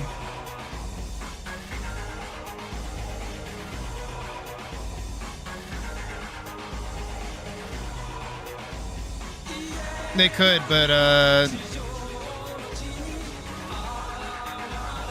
don't know how well I'd be able to critique something like that, to be fair.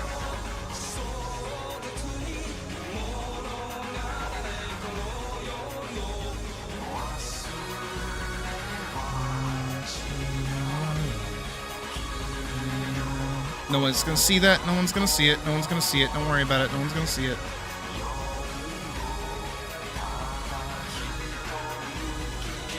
I like Toon Boom. I think it's too...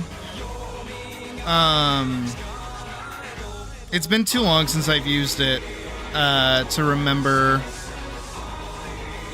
why I entirely liked using it. I didn't hate it, though. I did like using it more than Adobe, but I think for some reason, I leaned more towards Adobe for some reason.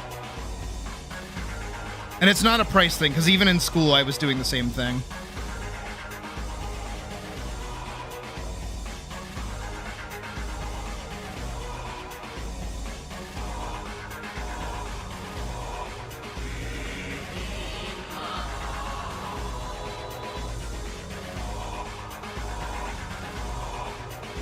She's good.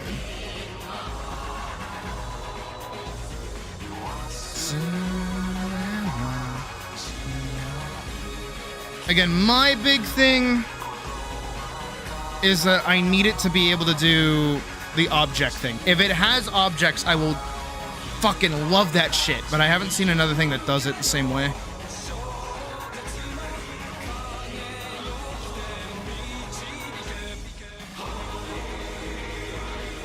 I think that's good. I think it's everything for her, honestly.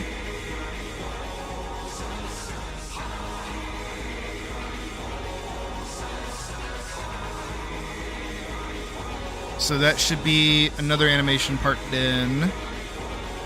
Dinnerinos. I'm gonna lower that a little bit. It's been loud. I've been yelling over it this whole time.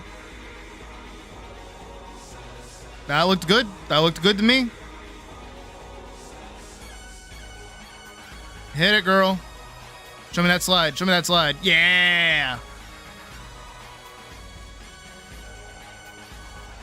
Do it again.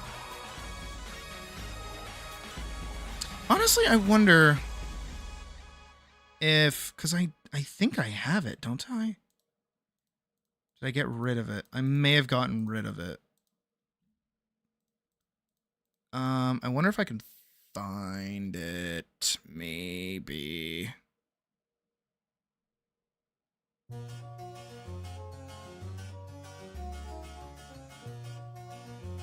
On the slide, because I'm not digging these little, like, line effects. I have not been liking them.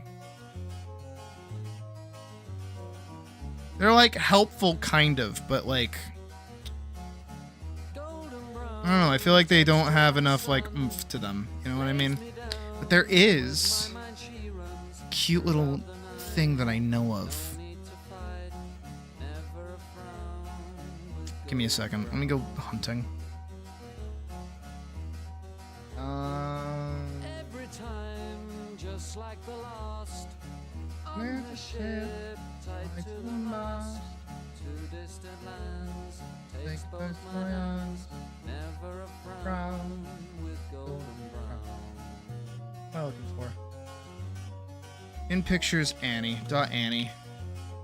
Give me anything that's dot Annie. Or is it dot fla? Is it dot fla?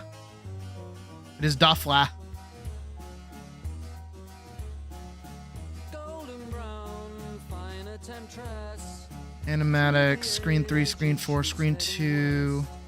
Boss source, Elise versus Burlap, Elise source. Not a game idea, not a game idea. Paladin NB. Elise versus Burlap's intro cutscene. Cover Mushroom. Queen Lop. OP1 111. New idea, Chimera. I find Barter. Strider. Strider?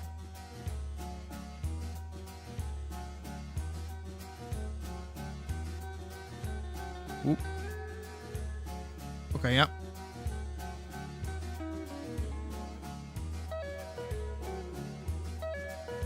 So that was when I was figuring things out. Oh, she's got like the little...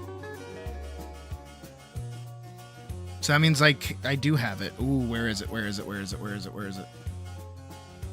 Please source stuff. The effects.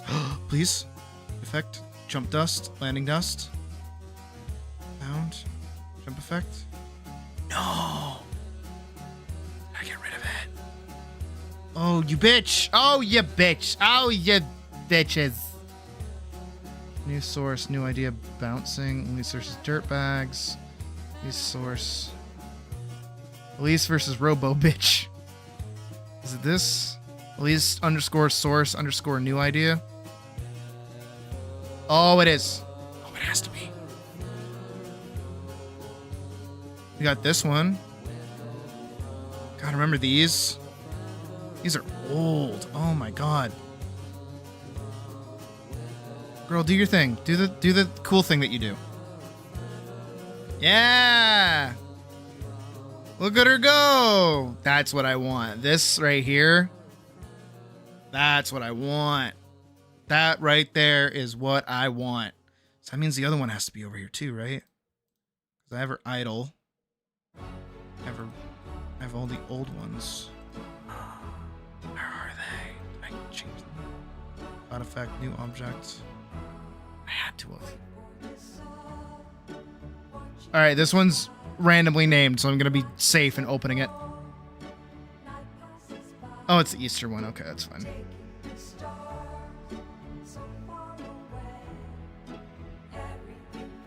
New source. new idea. All right, no, we're good. We're good. We're good. Oh. Fuck. All right. And then that's there for some reason. What's that? Oh, right. This is where we like overworked a bunch of things too. That. This right there. Those. I want those. Give me those. Where are they? You bitch. Give. Where is it? Symbol. You. Those.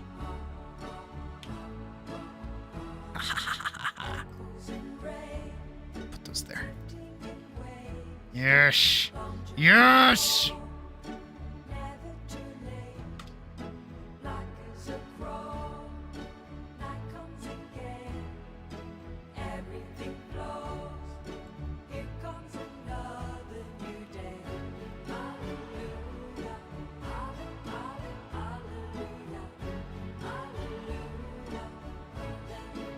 Grab all the... No, hold on. I gotta modify all of them. Which one is it? Is it this one? It is this one. All those bad boys.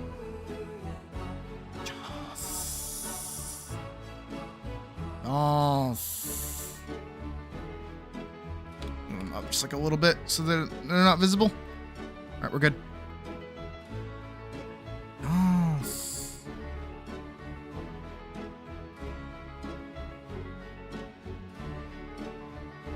I didn't want to clear the keyframes. I wanted to remove them.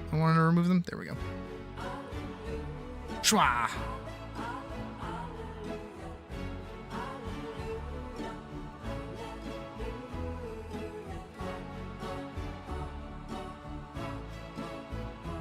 No, I don't like this one.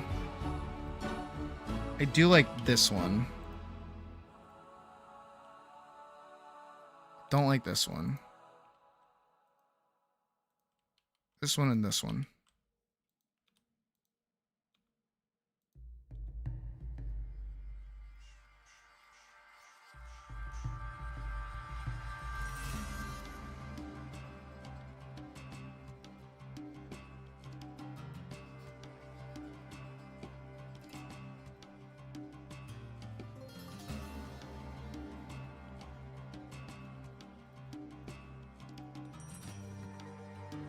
There we go. How about that? It needs like a third. It would need like a third to like not do what it's doing. If I even want to keep the effect, honestly. I think effects get to be like a little too much. Oh, she's freaking out.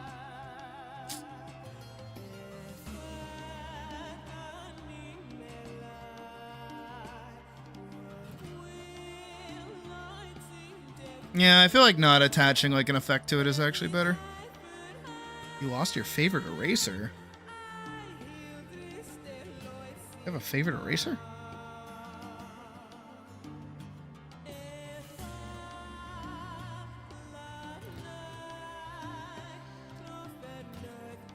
Alright, I want the flippy. Let's do the flippy. Flippy time, baby! Flippy times!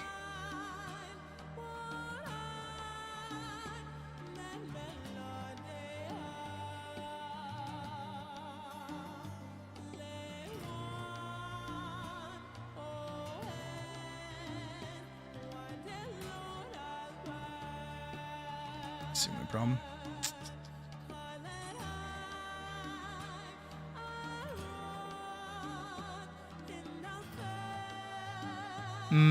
Makes sense.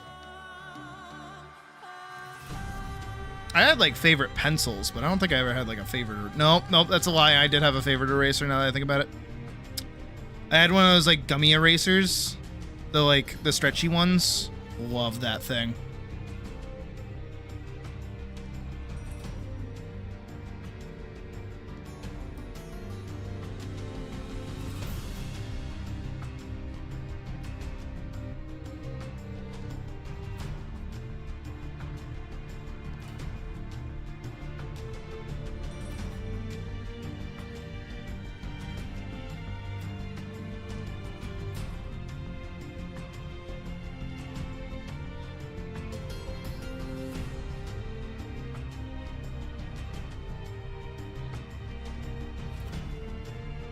Yeah, one of those. Love that thing.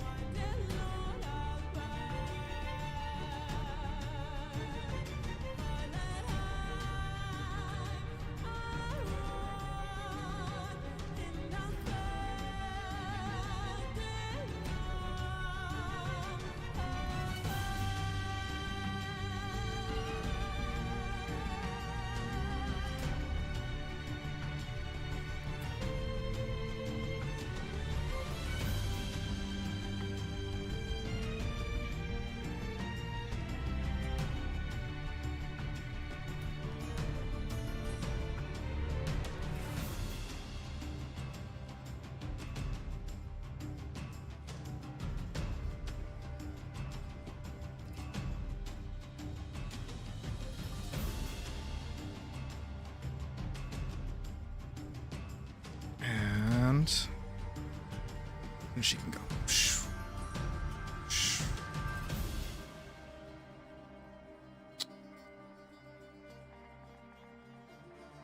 Shwoo, shwoo, shwoo, shwoo, shwoo, shwoo. Do you like keep it in a specific spot, or is it just like lost in the mess of a room?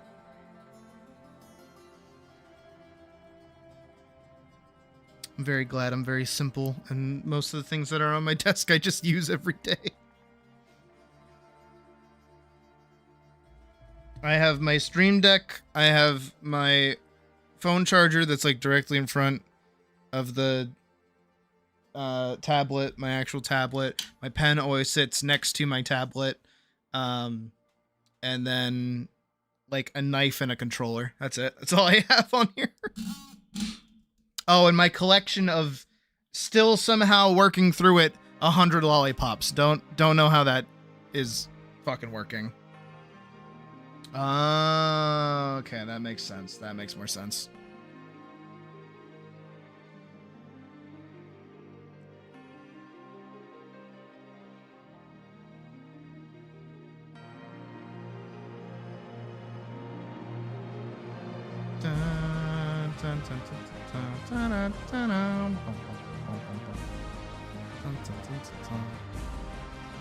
Little flip knife. It is a bare edge little flippy knife. It's the same one that I used back in college. I don't know if you can hear the click. I use this thing just to open packages and things. Not that I get a lot of packages, but like, you know, if I want to I don't know, actually. Why do I have you? But yeah, just a little baby knife. I usually carry it with me too when I go to like go outside. It's nice to have a stabby. Is it legal in Massachusetts? No. Do I anyways? Yeah.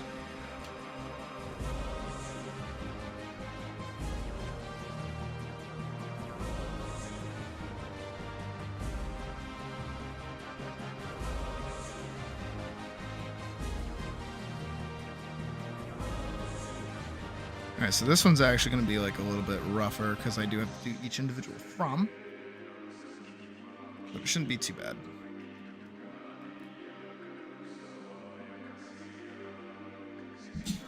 Alright, then we do this one. Third iteration of sign. Maybe?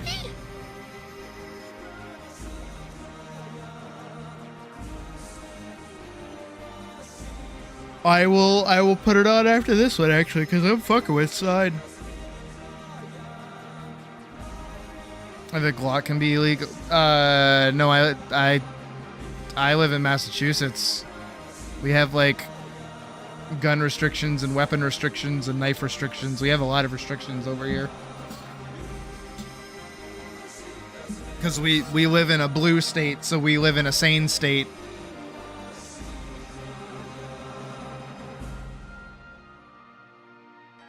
So is Worcestershire, sir. Sure. I said it right, and then I went to say sauce, and I couldn't do it. Worcestershire sauce. So is Gloucester. So is Birmingham. So is Kentucky. So is Tennessee. I didn't know Tennessee was in America. It's hot in Topeka. I've got low gun violence. I'm pretty sure. Let's Google that. Does Boston have low gun violence? Yes, Boston generally has a low gun violence compared to the other U.S. cities, with homicides reaching historic lows, such as just 24 in 2024, the lowest since 1957. While gun violence remains concentrated in specific neighborhoods like Dorchester, Roxbury, and Mattapan, the overall citywide rate is significantly lower than in the past decades. Through 2024 to 2025, Boston has maintained some of the lowest shooting and homicide rates in its modern history, often bucking national trends. Mayor Mitchell Wu has cited data indicating Boston is among the safest major cities in the U.S., although some analyses suggest the ranking depends on the metrics used. Gun violence is not uniform. More than half of incidents occur within a very small percentage, roughly 3% of the city streets. Massachusetts boasts the lowest gun death rate in the country. Oh, okay. So, sign 3. Susmu. This one's extended, apparently. Oh, yeah, I've heard this one before. Yeah. I've heard this one. So, yeah, no, I live in liberal, non-Bible thumping land. Yep. That's why we moved here.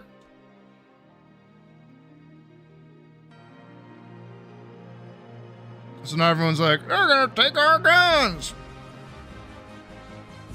Because most people here don't even want guns in the first place.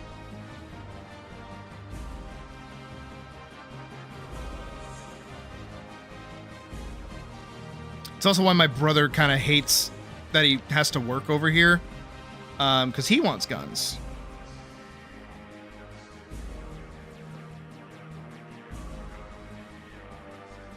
Can you move the Boston with the gate? You can if you have money. It's expensive to live here.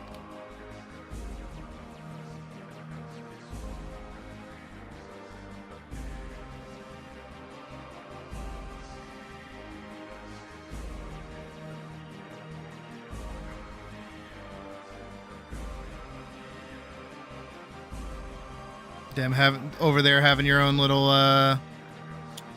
what is it? What is it called? What is it called? Castaway. That's it. Tom Hanks. That's it.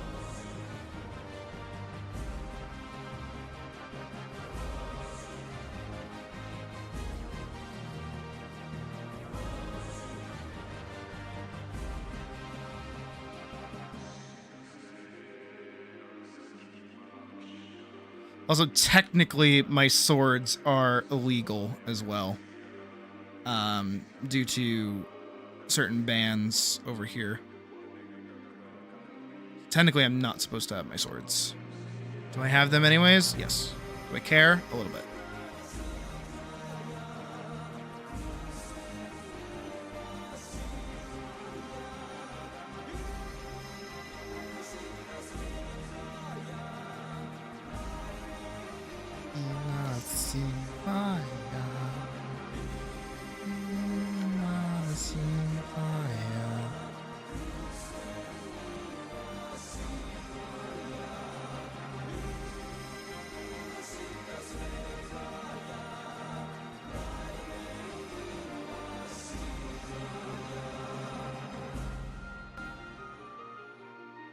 I mean, swords.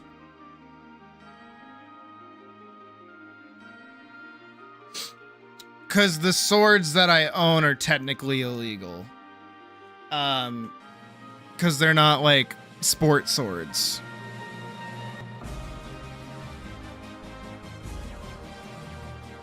Okay, how better way to put it is that if I was walking down the street with my sword strapped to my back in New Hampshire, I would have been cool.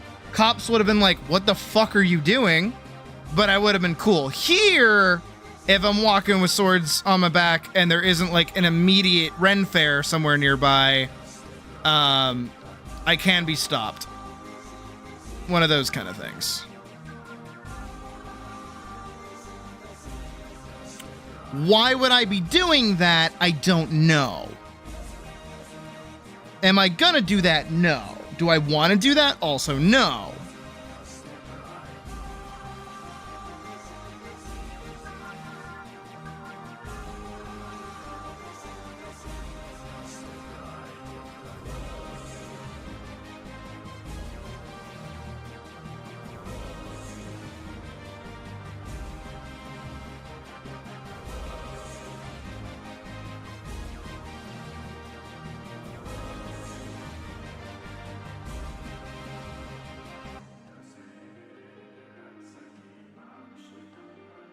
Yeah, no bunkais can be here. It's okay. It's not crashing.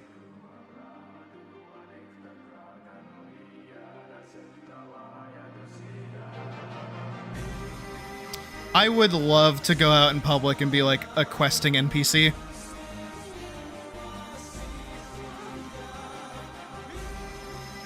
You look like a strapping young fellow. I have 7 rats that live in my house. Please kill them. I need you to deliver this letter for me. I can't move from this location, so I need you to do it for me.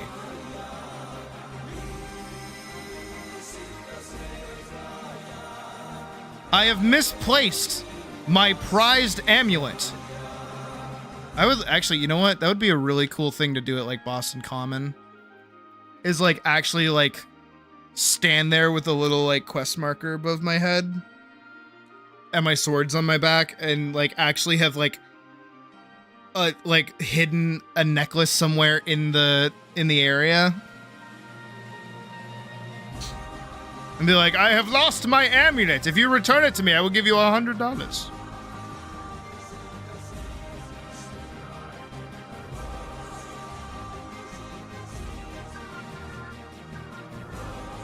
That'd be kind of fun. Cops would show up and stop me like immediately, but it'd be fun for the 5 seconds that I'm there.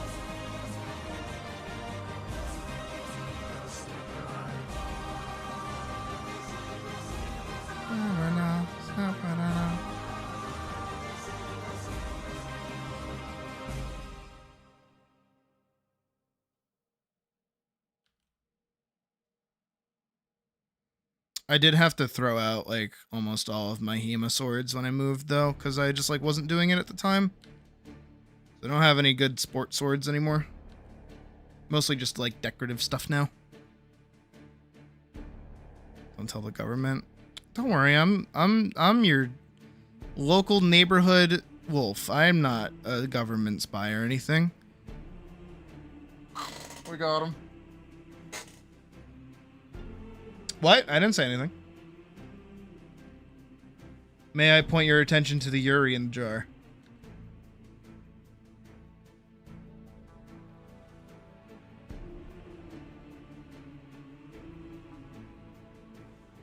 And also, do not worry, those who are curious, it will also be uploaded to the $30 Patreon for larger viewing experience. I was going to say pleasure, but that felt like a little too on the nose.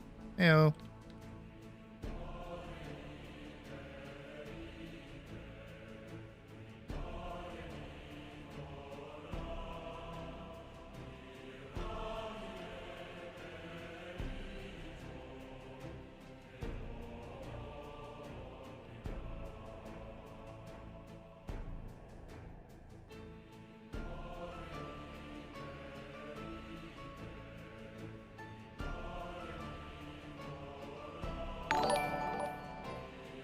Okay. Yuri. Yeah? Adding 3 dots to the Yuri jar. There it goes. Well, they all landed. I'm impressed. They didn't, like, go jumping around.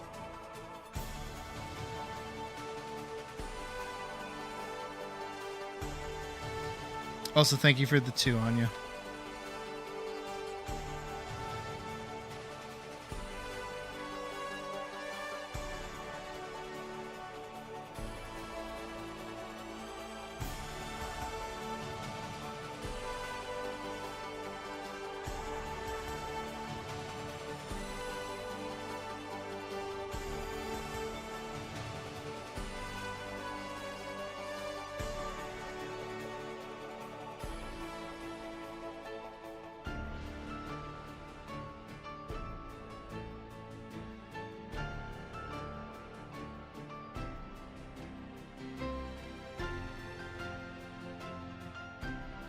Fine then, keep your secrets.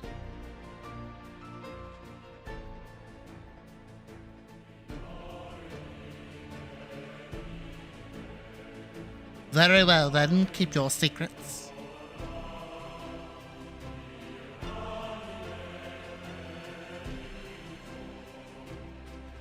I will keep these, because those don't seem too harmful.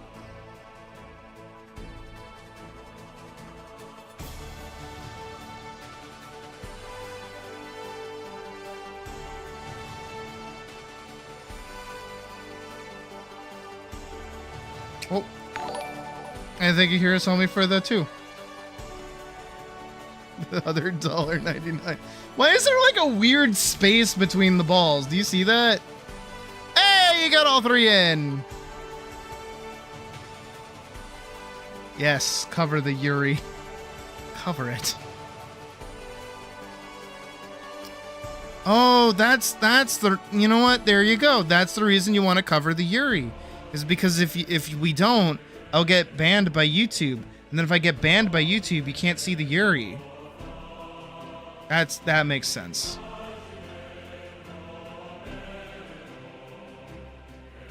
So you have to donate to keep the stream live.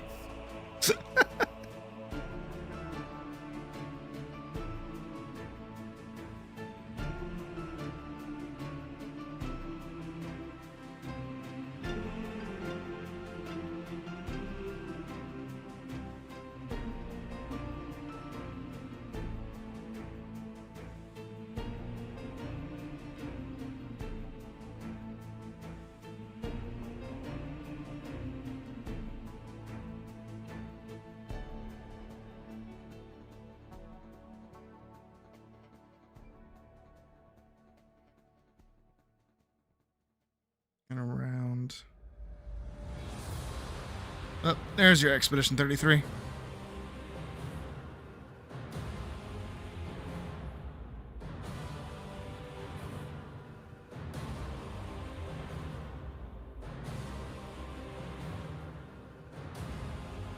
Invincible comic question.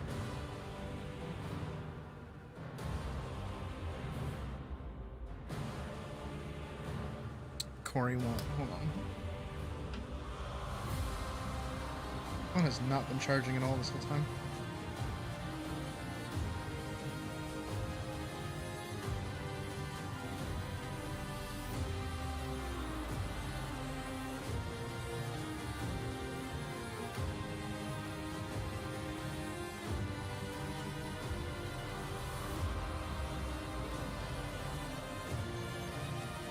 Oh, I see what you mean.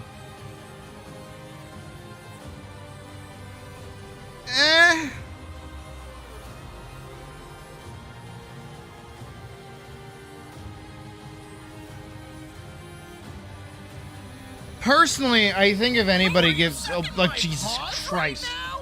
Hell yeah!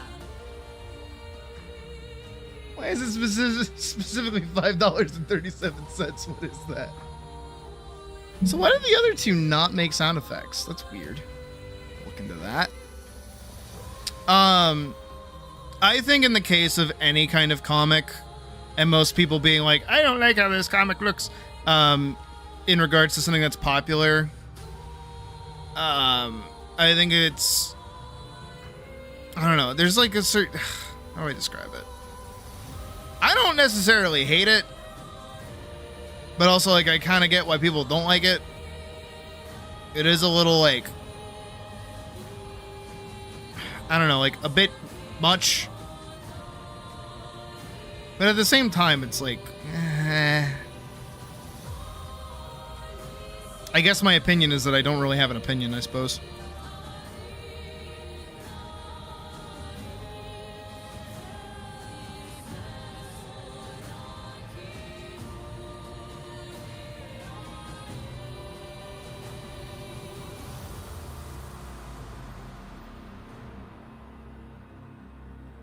Oh, God damn it. Nhớ more into yaoi. Oh my God. Guys. Please. No, please stop fighting. Oh, ladies, ladies.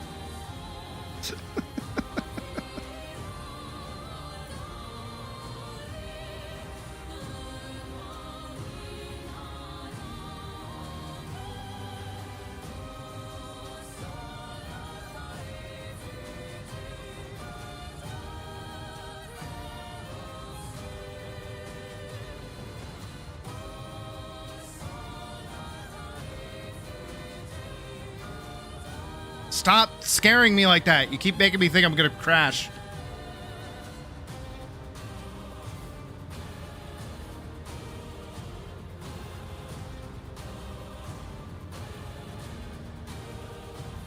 This one's good.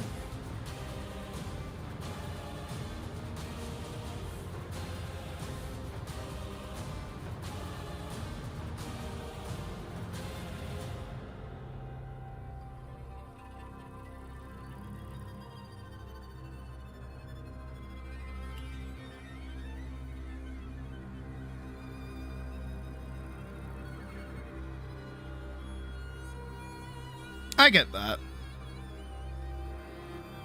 I don't know. I think whenever a comic series like suddenly changes artists, it's of course gonna like lead to some issues.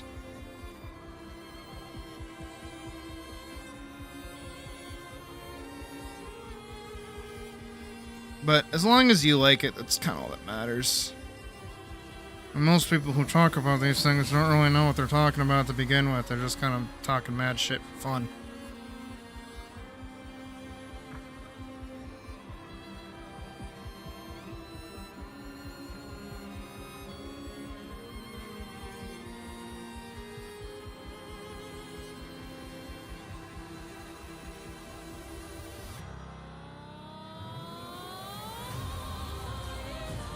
I don't know, it's the same thing for me with like the people talking about like Invincible's animation itself. Because a lot of the time it's people that like don't understand how animation works. And every time it comes up, they're like, Studio Mappa like does really good animation. Meanwhile, what? Invincible takes like forever. Invincible gets made in a fucking year and doesn't treat its animators like they're sweatshop workers. Forgive them if they move around a PNG. They are doing what they fucking can. And also, too, they're probably saving most of that budget and putting in all that time and effort to crush the big fights and like the big moments instead. Stop getting fucking uppity. God, go watch a fucking Saturday morning cartoon and complain about that animation instead. That's what it's supposed to look like. Jesus.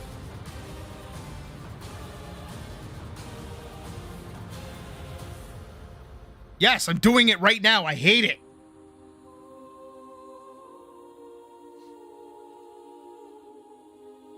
I'm one dog on the internet. I hate that too. Whenever they're like, this show did it better. It's like it's a different studio. It's a different studio making something entirely different. Please stop. Like actually comparing like Western animation to Eastern animation. You can't do that. It's bad for your blood.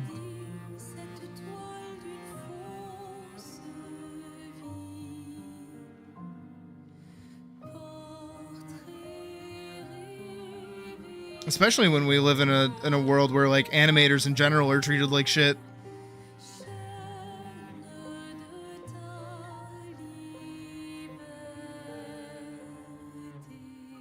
Invincible. That's true. I don't even hate it. I don't know. I just don't like show tie-in fighting games. Budget to JJK and underpay their workers. Yup.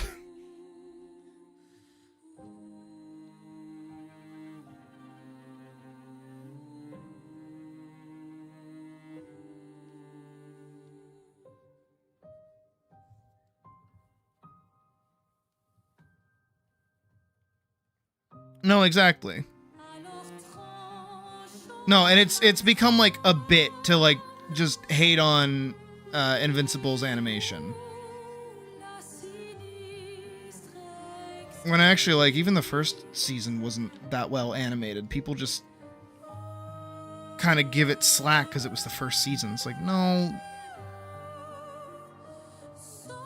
And my big thing, you guys can copy this too if you like, I don't mind. Anytime I see like an opinion on pretty much anything that has to do with art, and someone's like, this looks bad, it's like, why?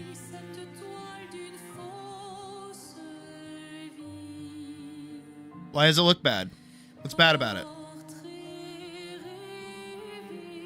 Explain your reasoning. It just looks bad. I mean, look at it. I'm like, I'm looking at it. I like it. What's wrong with it?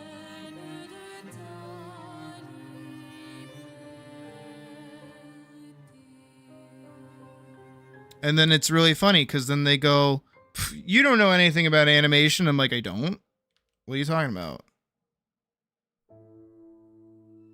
I'm sorry, your profile is full of car videos of cars that you don't own.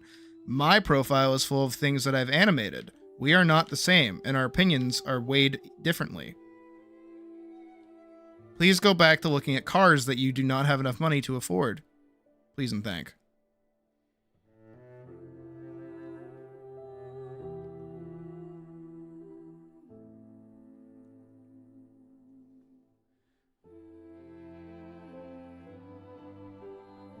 It's always car guys, too. Have you noticed that? It does not matter what it is. It doesn't matter if it's Monster Hunter. It doesn't matter if it's anime. It doesn't matter if it's fucking, what is it? Invincible or anything. It's every single fucking time that anybody has some kind of dumb, stupid, negative opinion and they're just saying the same shit over and over again. It is some fucking random-ass car guy where he just posts pictures of like his Mazda RX-8. Like, what the why?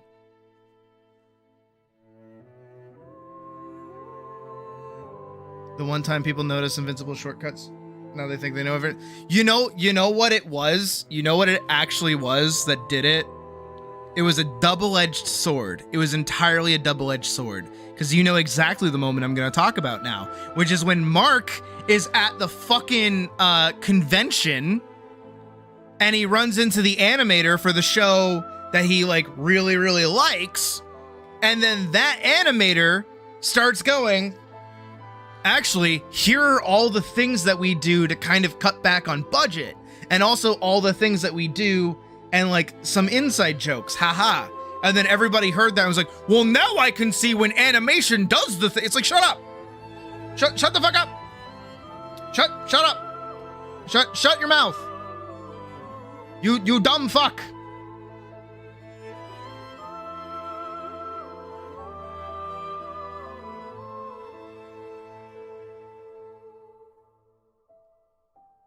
Yeah, big animators. Yeah.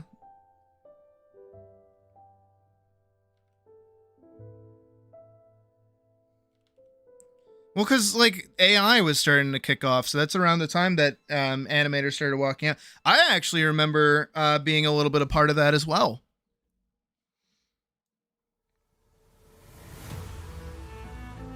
We had a few protests at my school. Because they were trying to include, like, an AI-generated class, like, teaching you how to prompt with AI. And I was part of a little student walkout on that.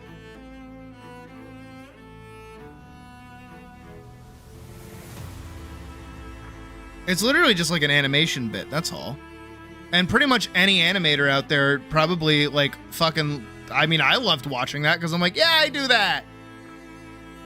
I know all these things. I'm kind of in the industry. I understand. Sometimes you'll just hold on a panning shot and like, that's just to make things look like they're moving when nothing is moving. Because hot damn, I do not want to animate all that.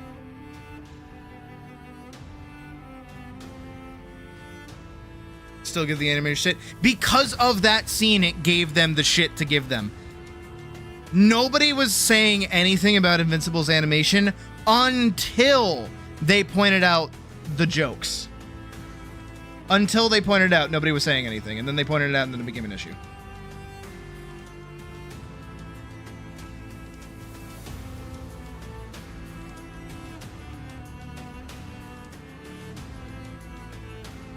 So that's so dystopian, actually.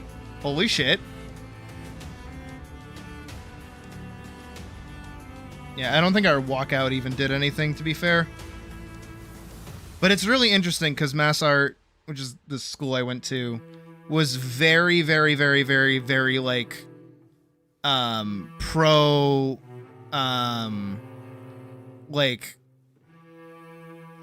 pro eco, sustainability, like all the things. Can you stop? All the good things. And it was like a really large part of my foundation year actually was like working with a variety of like renewable and non-harmful art sources, which is really cool that I got to do that. We even had this one assignment that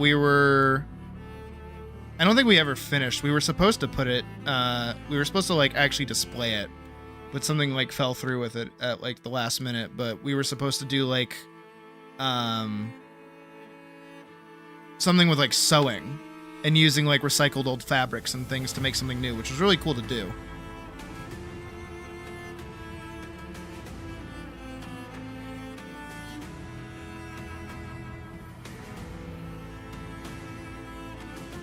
And then they're just like, yep, AI, fuck you. So it's very out of left field, and I think a lot of professors agreed with that.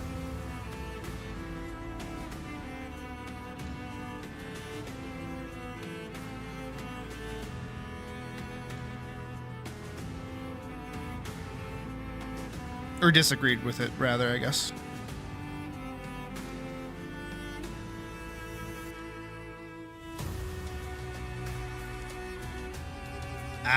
That would do it.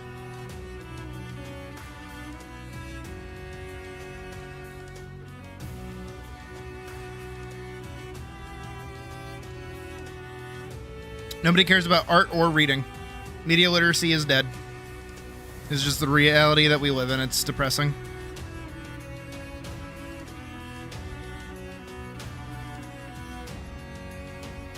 Maybe The Boy and the Beast's third act is not as bad as I thought it was. Maybe it's as necessary as it is for a reason. Did I do anything with sea glass? No.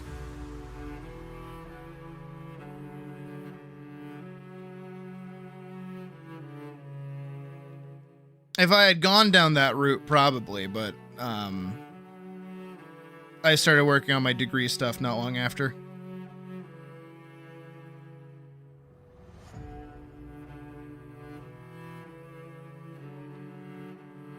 I don't know what is what here, but we're just kind of throwing stuff where it should go, I guess.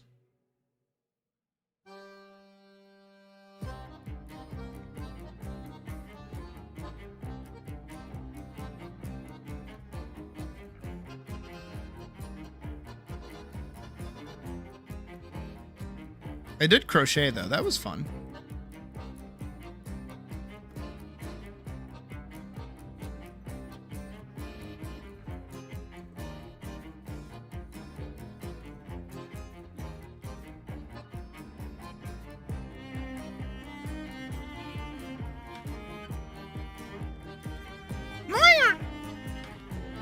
Those fucking freaks, yep.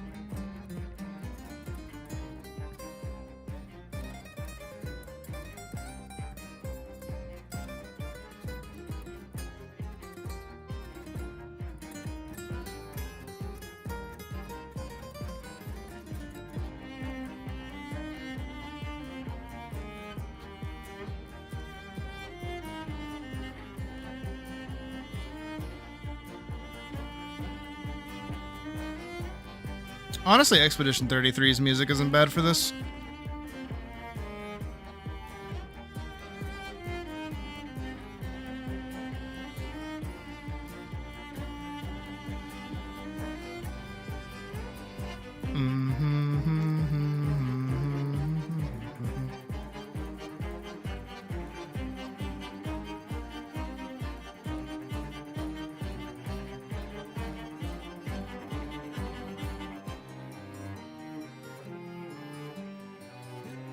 I'm glad, because that means I'm doing my job right.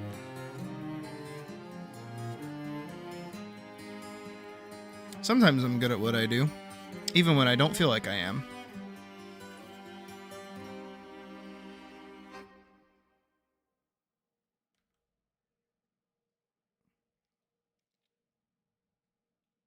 Hold on, let me get the, not this.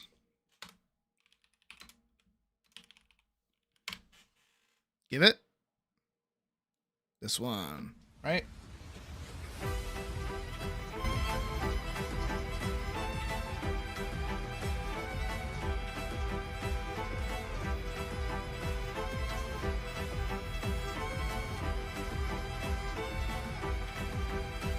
But specifically this one.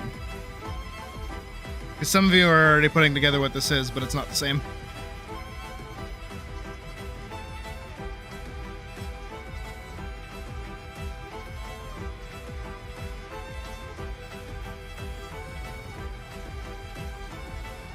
Welcome back, Pocket. Captain, it's never too late.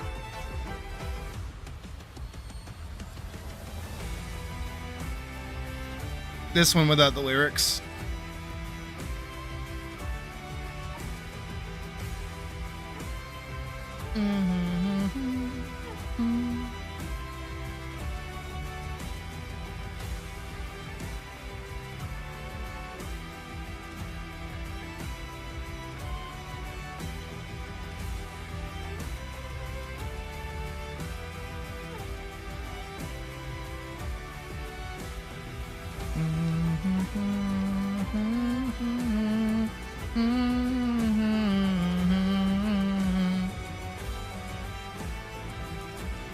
Go, my little girl, go!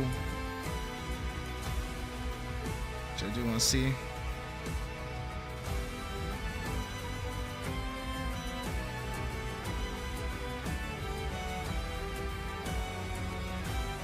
It's actually not bad. I'm happy these are coming out the way that they are, though. Whoa, too much. There we go.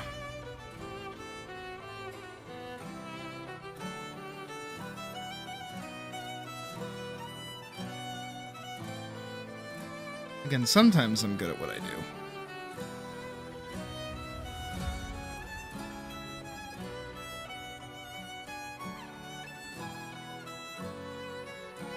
See you in a bit here, Somi.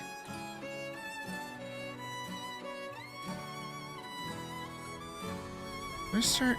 Yeah, I did.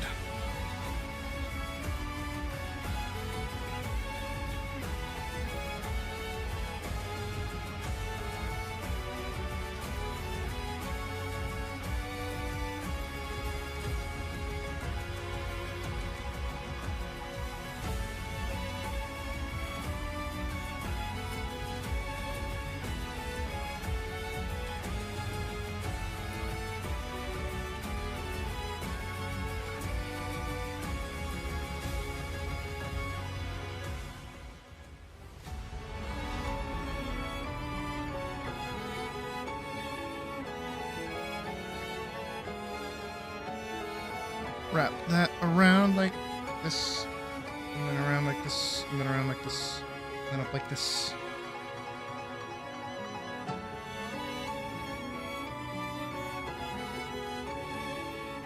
Well, good. You should eat something.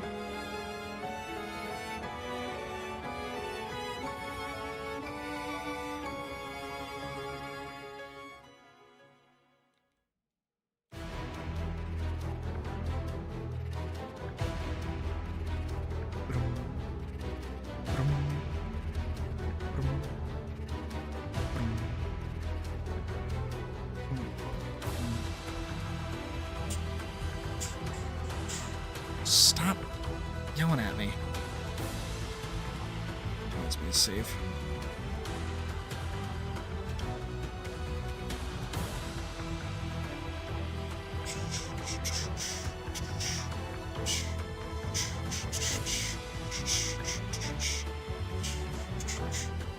Did I do the double spike? I did do this double spike.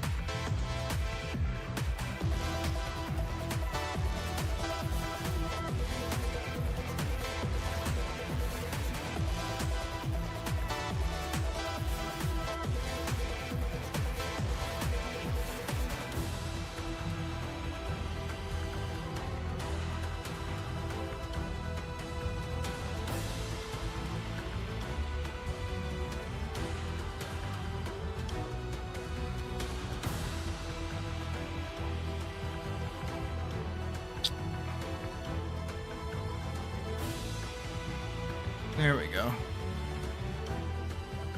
Let her drop. 2 more frames.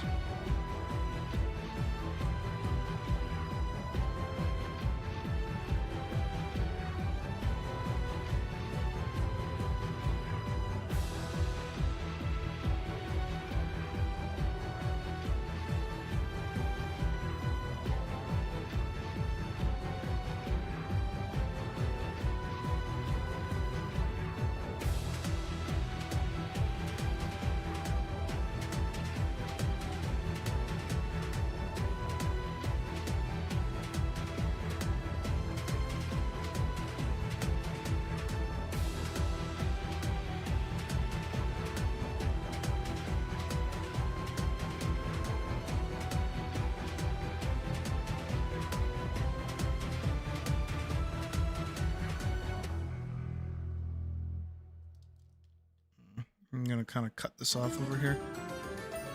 It swings up instead of down like it was. That'll make more sense.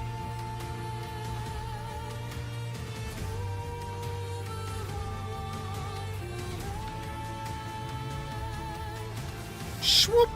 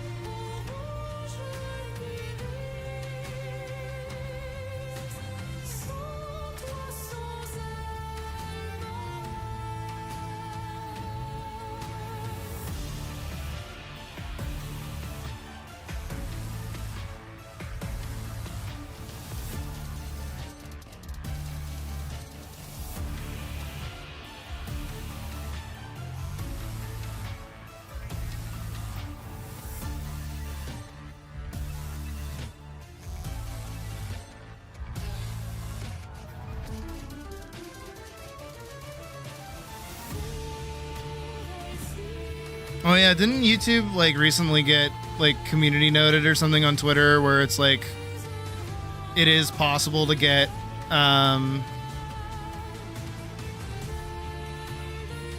like 90-second unskippable ads, even though they say you can't.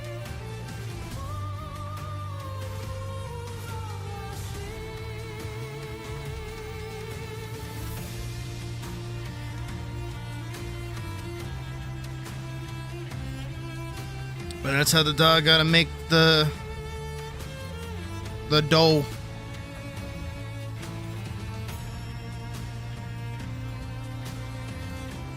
Especially because that fucking YouTube Prime increase, that's gonna piss me off. It already hasn't.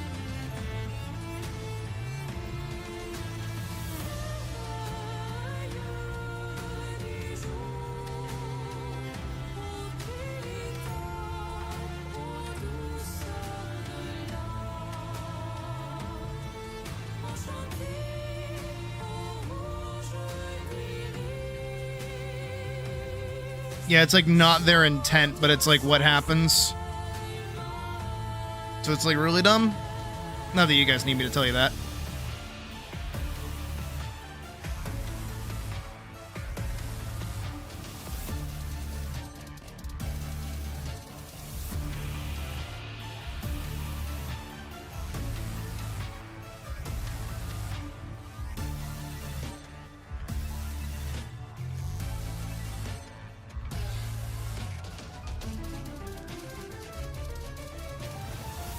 I wish YouTube had like actual competition. Make my life so much easier.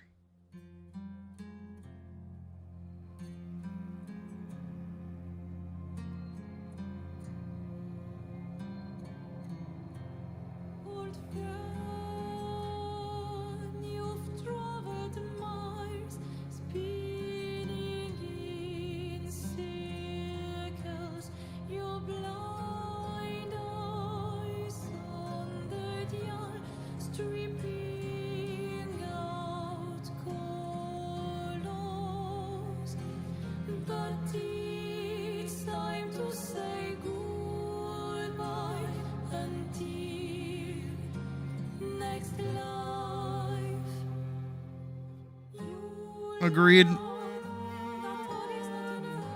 And I haven't really had to think of like ads or anything because I have the premium of YouTube. Literally just so I could listen to music, but still. Even that's kind of like eating shit.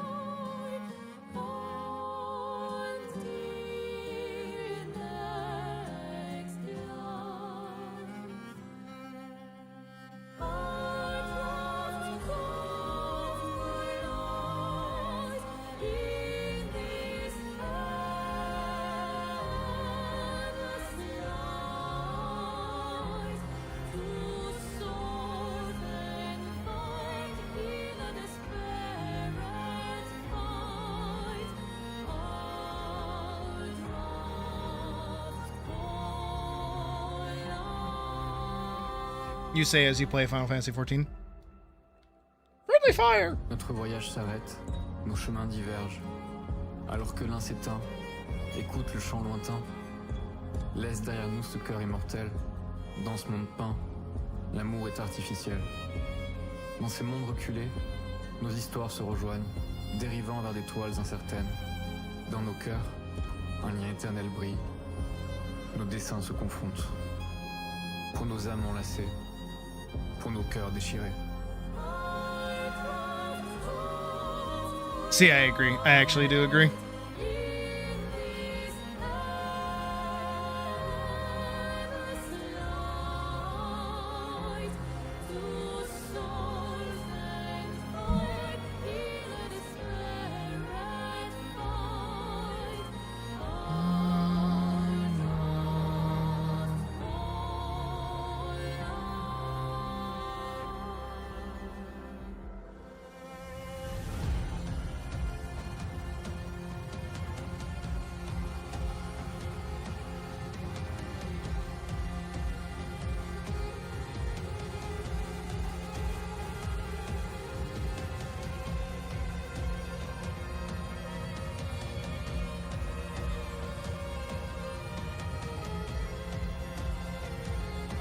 Oh, yes, you are.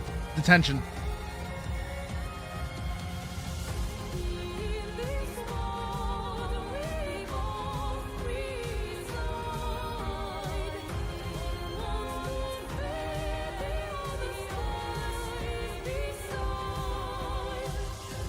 Huzzah! One step closer to playing games, hopefully without DCing constantly. Maybe then we can go back to playing fucking Deadlock. Stop doing that.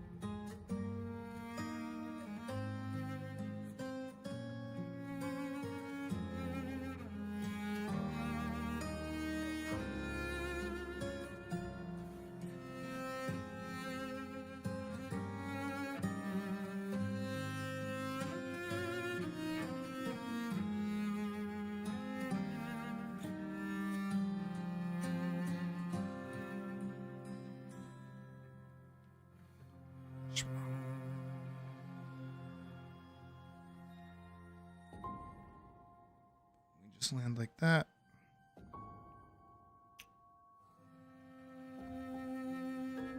Big, huge step.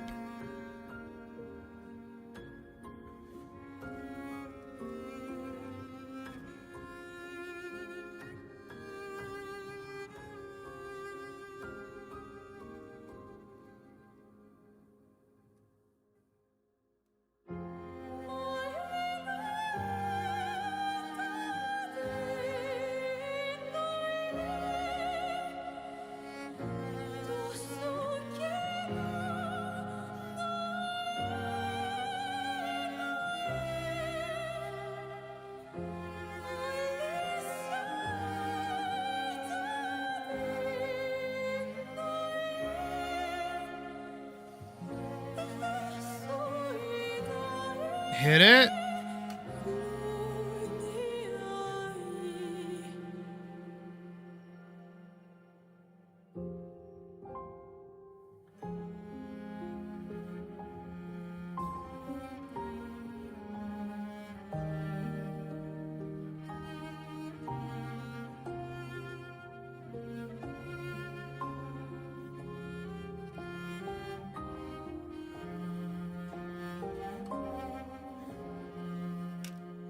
That's my girl.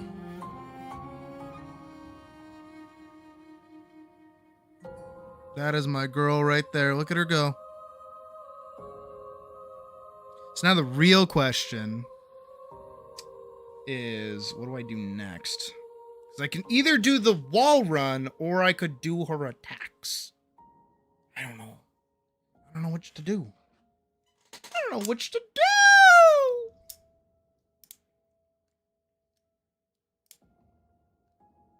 I should probably do the wall run first, actually.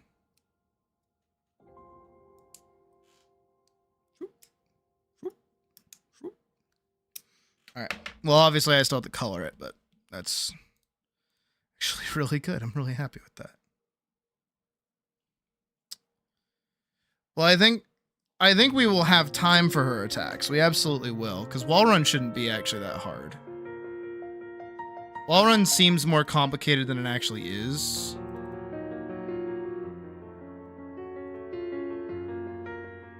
Yeah, because that's all it is.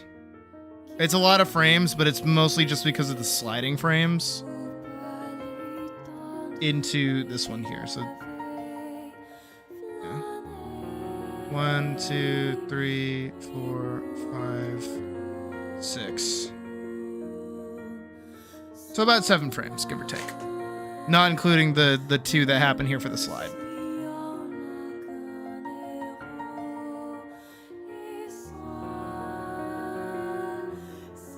Actually, I think... No, because I separated these because this is actually what it is. Because we have a bunch of different routes that she can take. Right. Hello?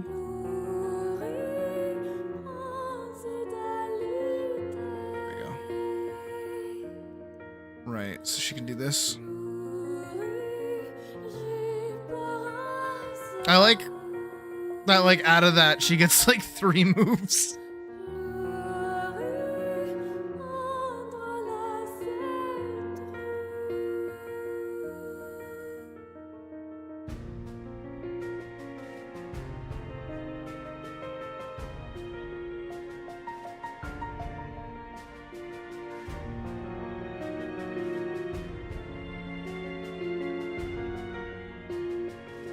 Actually, you can see it kind of pop up for a sec. Because their other animation does it now, too.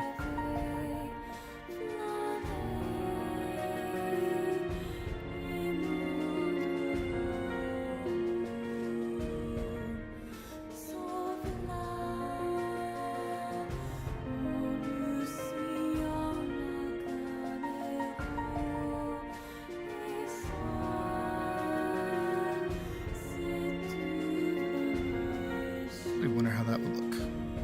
Just go straight from like the parachute to down. That was good.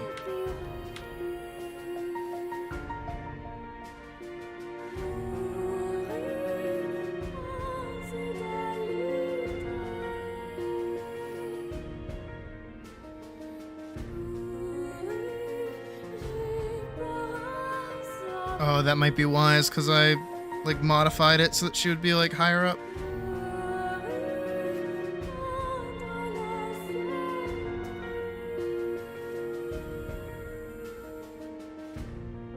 Yeah, I put it there, there, there.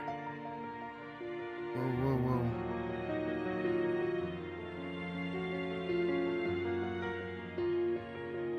There.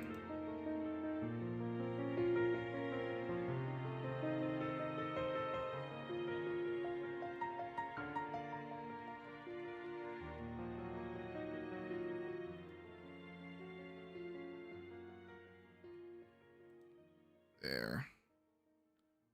There. It'd be more like that, I think.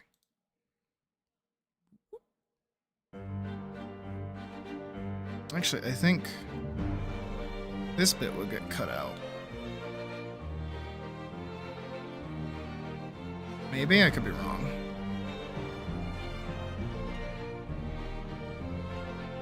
Yeah, that looks way better, actually. How does her vault look normally, then?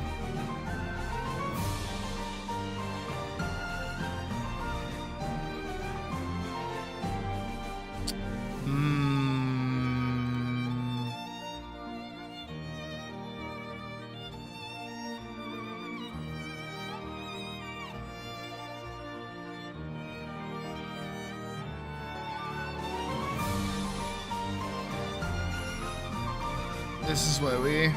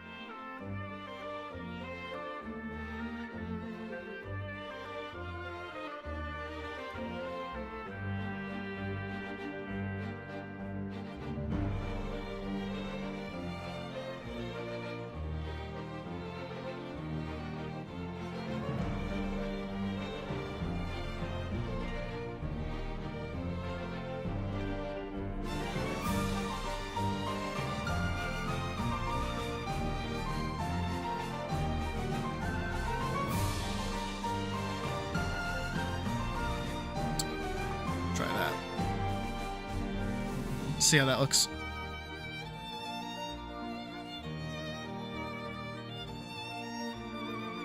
Much better, much better. It doesn't have that flash of, like a lot of black and swinging out wider than it needs to. So that's good.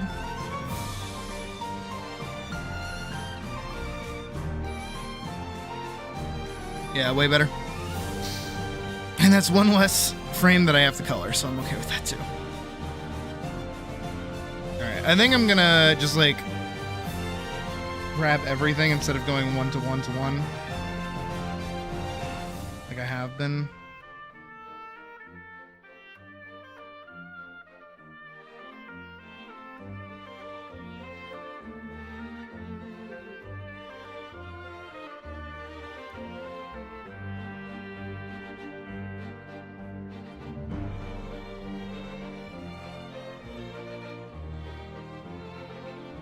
I like how off model I'm allowed technically to go with this.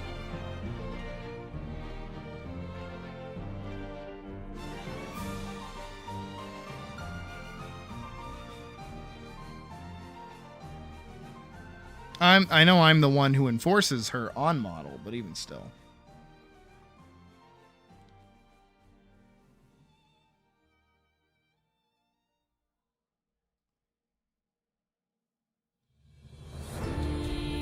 Move her down.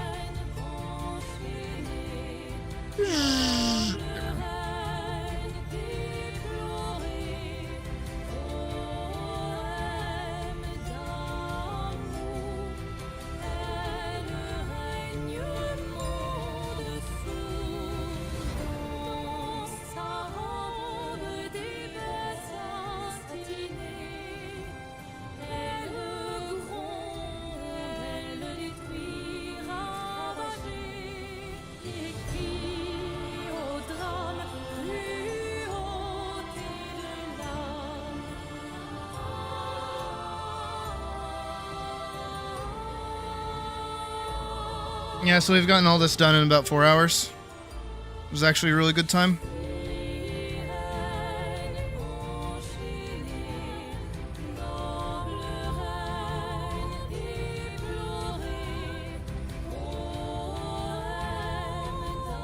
What? No.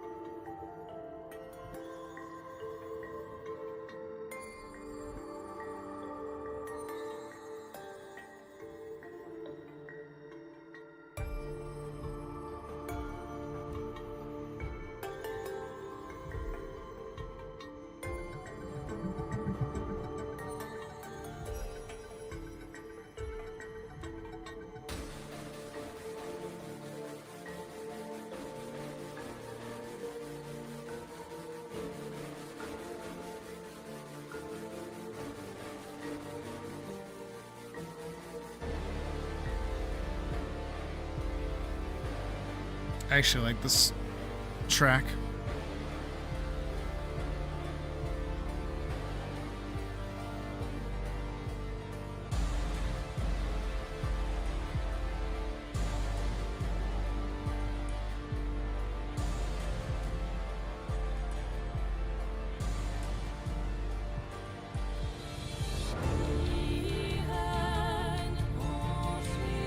You know what I actually want to listen to? I know exactly what I want to listen to, and I'll listen to it in just a moment.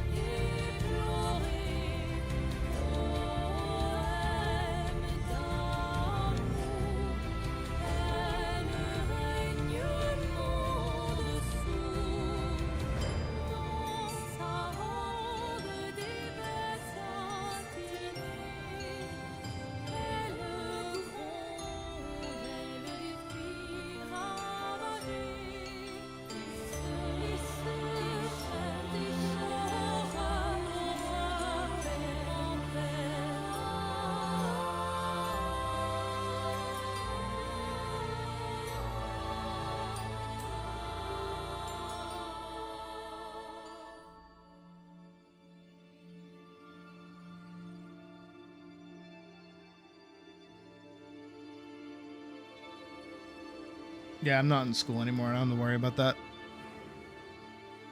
Ah, shit, I'm a teacher!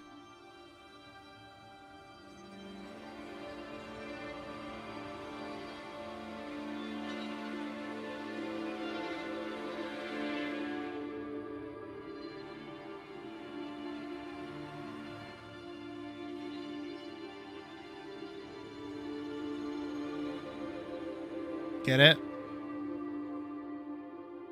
Get it? It's funny.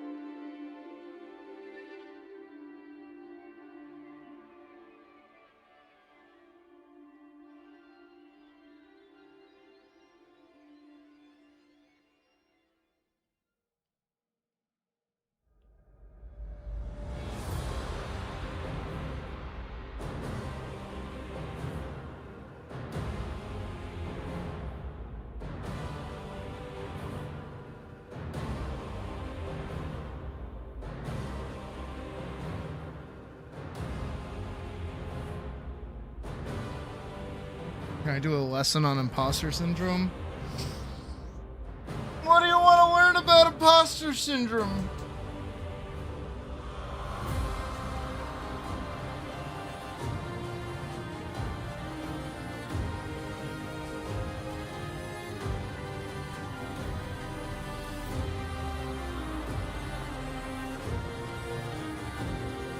Who do you think you're impostering right now?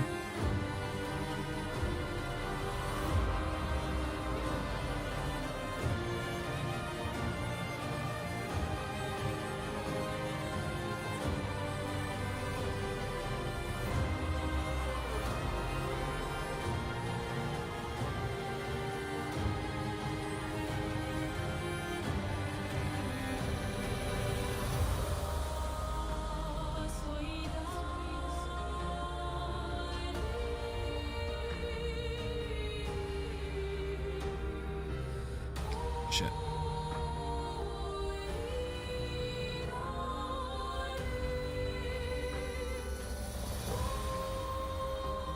Oh, I mean, oh, give me a second. Let me look at.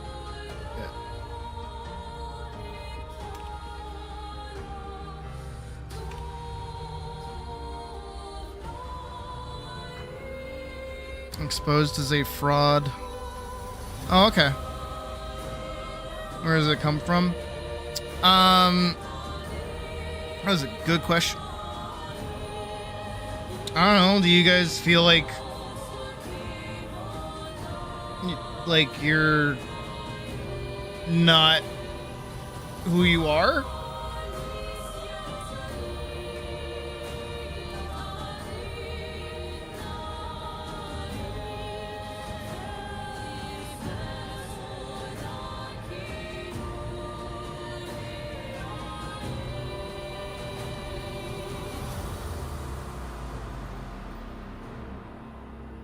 I actually know very little about it, frankly, because I don't feel it.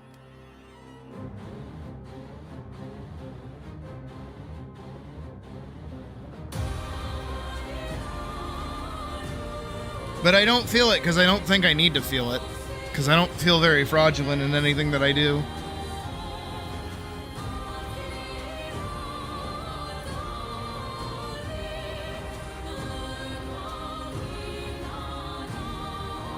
Not worthy of praise. Yeah, it's trauma. Yeah, that's yeah. I don't know. For me, when it comes to like mental blocks and things like that, I usually just kind of go like, why the fuck do I feel like this? Moving on. And then I do. I know that's not for everybody.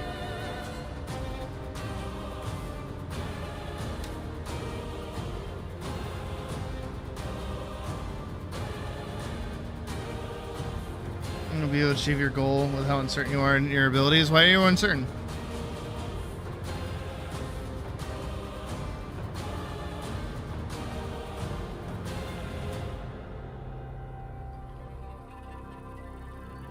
Like, who's telling you to be uncertain? What?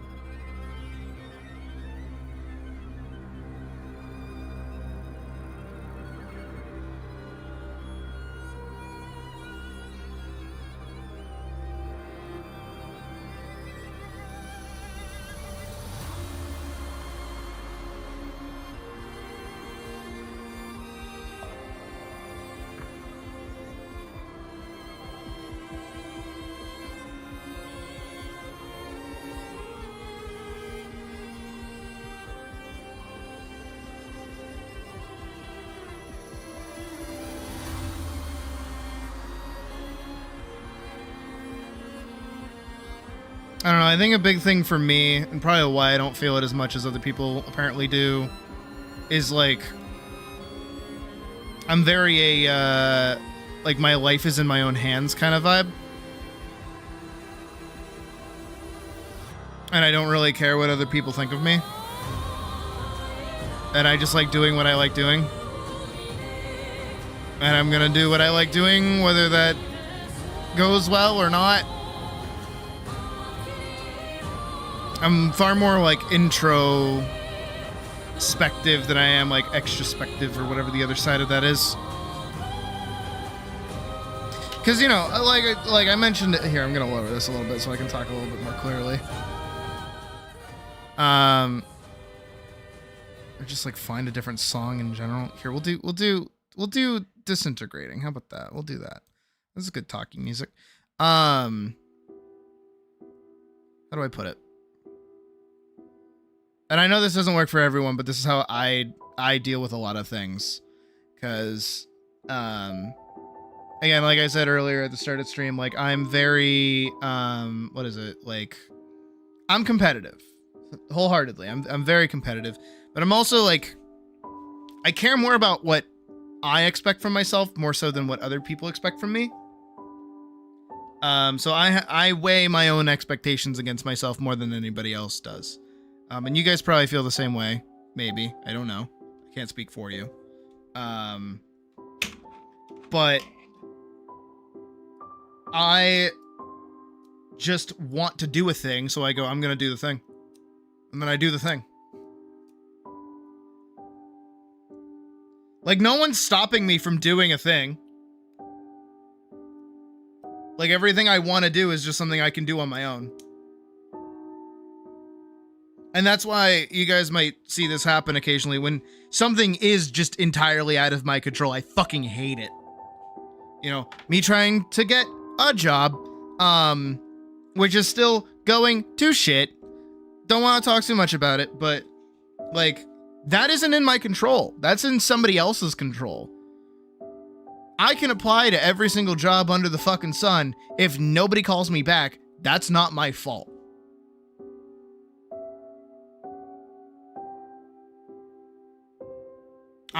There's nothing there.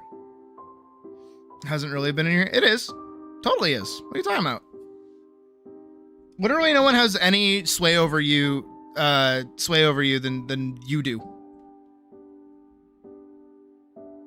And then you might go like, well, my parents want me to do X. Who cares? They will die and not matter. Like, I know that's fucked to think about, but it's like, yeah, like, okay, they expect something from you. Cool. I don't give a shit. Do whatever you want. And, you know, it might be like, well, I need somebody else to do it. Figure it out.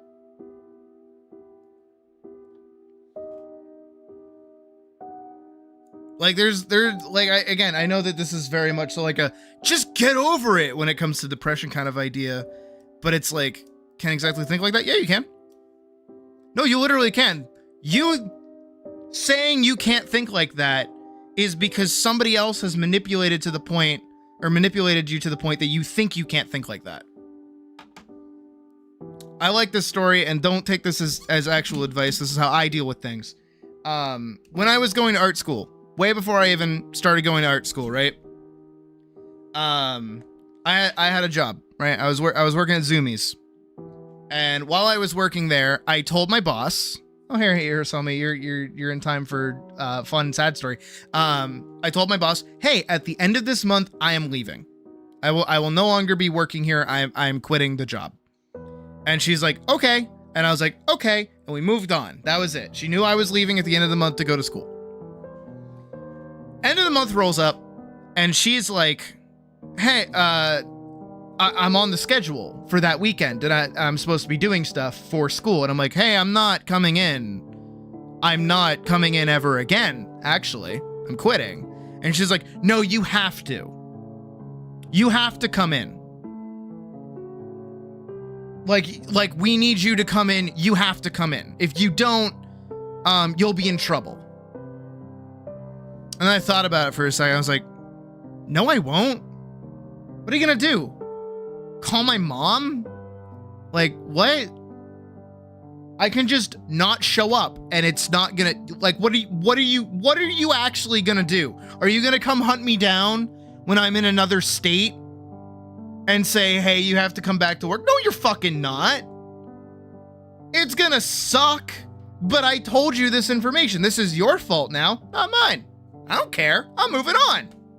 That's what I did, is I just didn't go to work. And she kept calling me, being like, you have to come in. I'm like, no, I fucking don't. What are you talking about? I don't have to do anything you tell me. I'm doing my own fucking thing.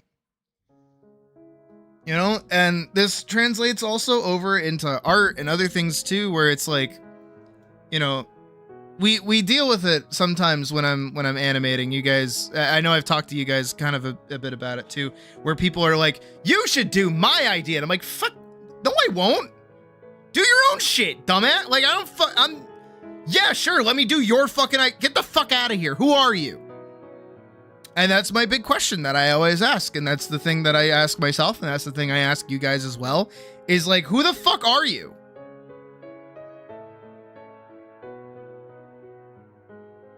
Like, not only who the fuck are you, but who the fuck am I? Right? That's how I deal with imposter syndrome, is I just look at myself and I go, who the fuck am I? And I'm like, animator. I make art. Furry. Yeah. I mean, same thing. Like, I don't want shit talk her, because we're kind of doing well with each other, but I think it's an important thing to bring up, especially in something like this. I want to be a furry. I think I'm doing a pretty good job of that so far. Heyo. But like, I want to be a furry. I want to engage in the furry venom. I want to like get a fursuit head. I want to get another one. Gotta start a Patreon for that. Fundraiser. But like, there are all these things that I want to do that's like part of that. And Puck, my partner, the person I live with and had lived with up for like a year, up until the point that I decided to actually start like full diving into it, is wholly against it. She hates furries. She thinks they're gross. She thinks that they're like sexual deviants.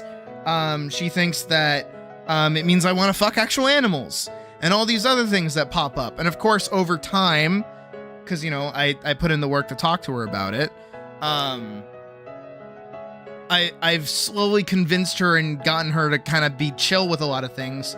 But initially, for some people, their partner and somebody that they see like the rest of their life being spent with, and somebody they've devoted so much time to, putting their foot so hard down on something that is just a hobby or an interest would stop you entirely from doing something.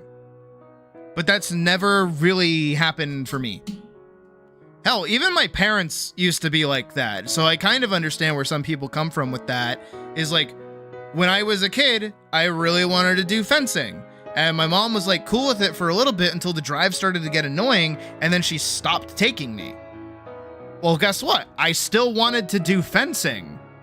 That didn't make me want to stop fencing, so what did I do instead?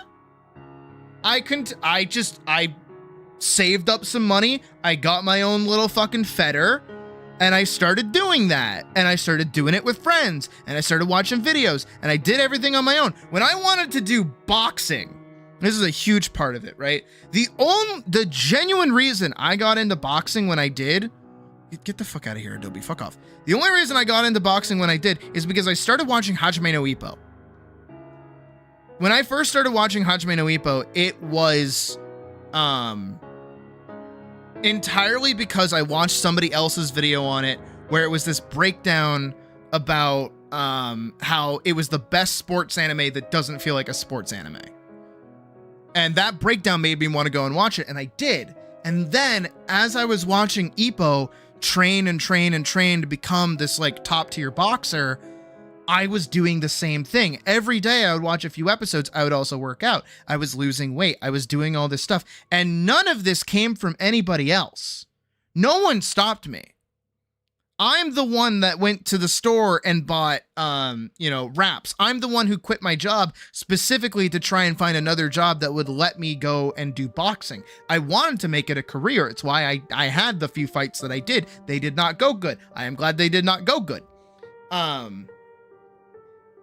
But I pushed myself to do these things because I wanted to do them.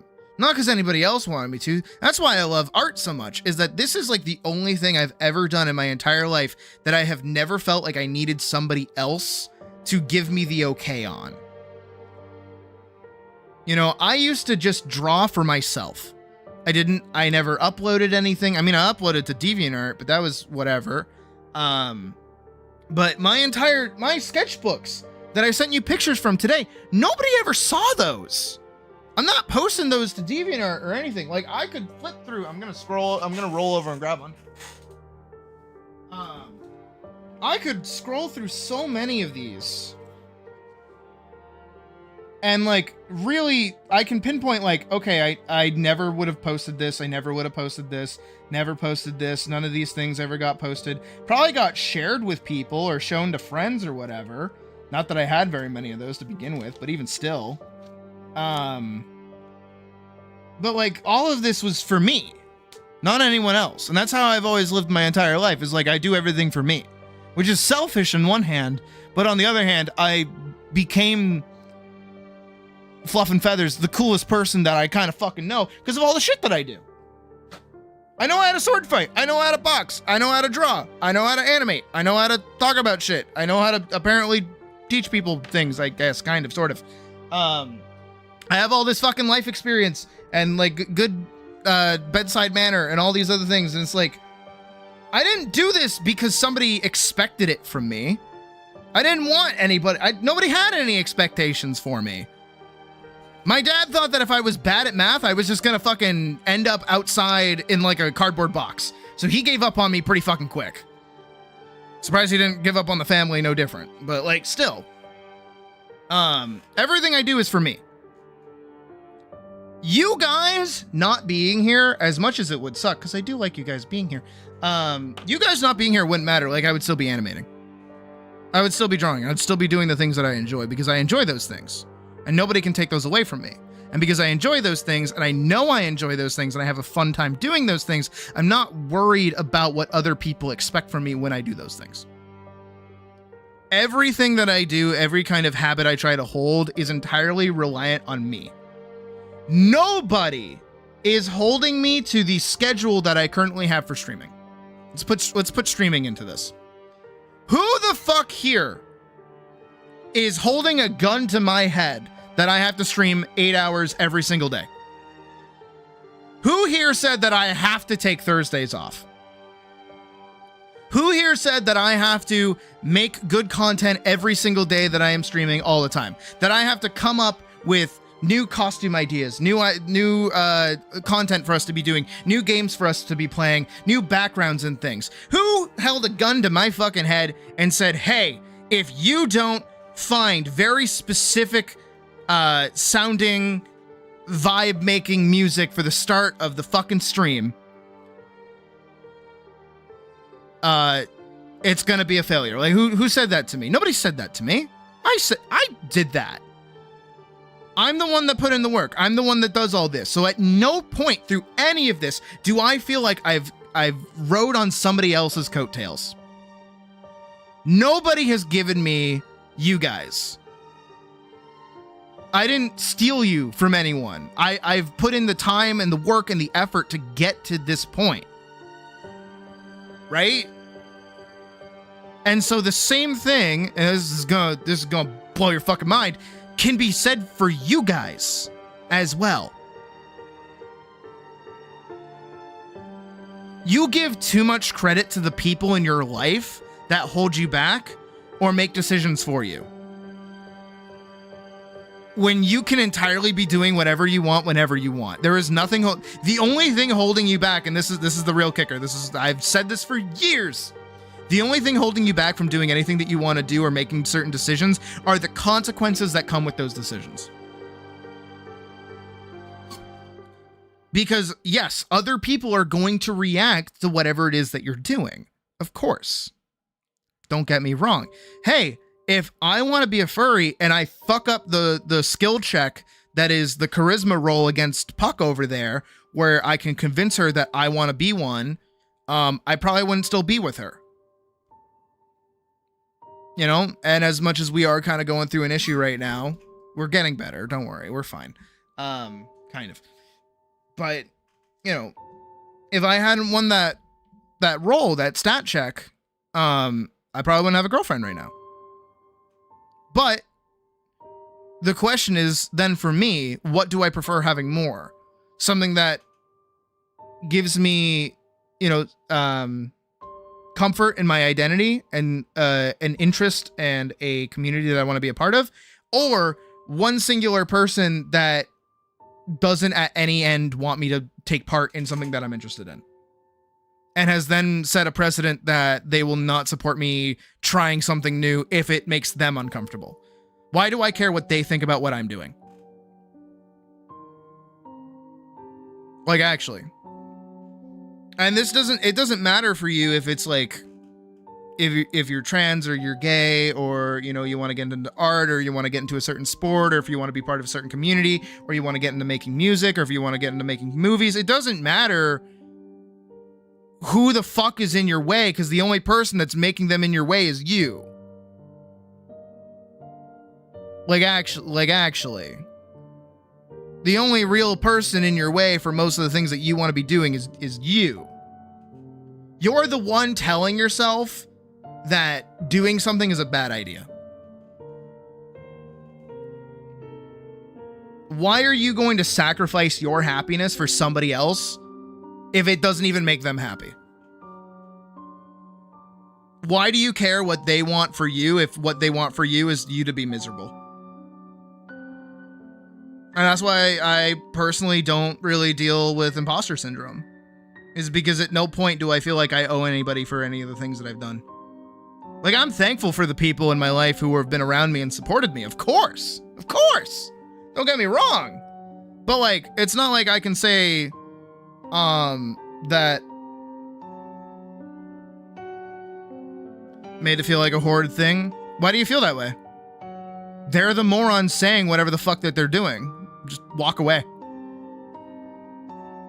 I know that's a crazy idea to hear, and I know that's probably not the thing that most people want me to be saying. I get that. And I know that there are situations where you can't really be doing that. But at the exact same time, there's a little switch in your brain that you can hit of just not giving a shit about what other people think of you. And it really just comes down to, do I value what this person represents to me? If somebody is going to yell at me and make me feel bad, why am I going to let them do? Why do I feel bad for being myself? Why should I feel that way? Fuck off. I'm doing what I want to do. Not for nothing. Again, I don't want to keep giving her shit because, again, we're getting better and we're communicating and we're talking. And we're working with each other. But it's the exact same thing I said to Puck. Anytime we get into a fight, me and Puck, not to kind of throw this at you, but I live with Puck right now. I am the furthest away from my mother that I have ever been. If I can't afford rent, or if I can't, get along with the people that I live with, I'm out on the street. I can't go back to living with my mom. I can't do that. Not because my mom wouldn't want to take me in. It's because she doesn't have room for me anymore. So she can't really put up with me. So I can't really get screwed right now, right? So I have to play nice. But I told her, when we get into fights, a big thing that happens is that she just kind of yells at, I'm talking about Puck. She'll go at me for something that I've done. And at some point, the fight stops being about whatever has happened and more about how I reacted to whatever happened. And then when I see that happen, I stop caring and I walk away. And then she gets mad at me for walking away. And I'm like, what would you want me to do? Just stand there and like let you yell at me? I don't care. Be mad at me all you want. That's fine. I don't give a shit. And if you're gonna follow me and you're gonna like break all my shit or like throw a fucking fit, it's like, all right. Now you look like an idiot. Like, make you feel guilty about something? Who cares? Like, stop letting them make you feel that way. Again, I know that's the equivalent of saying to somebody who's depressed, stop feeling depressed. But really, again, this is mostly stoicism at this point. You have no control over the things that they say to you.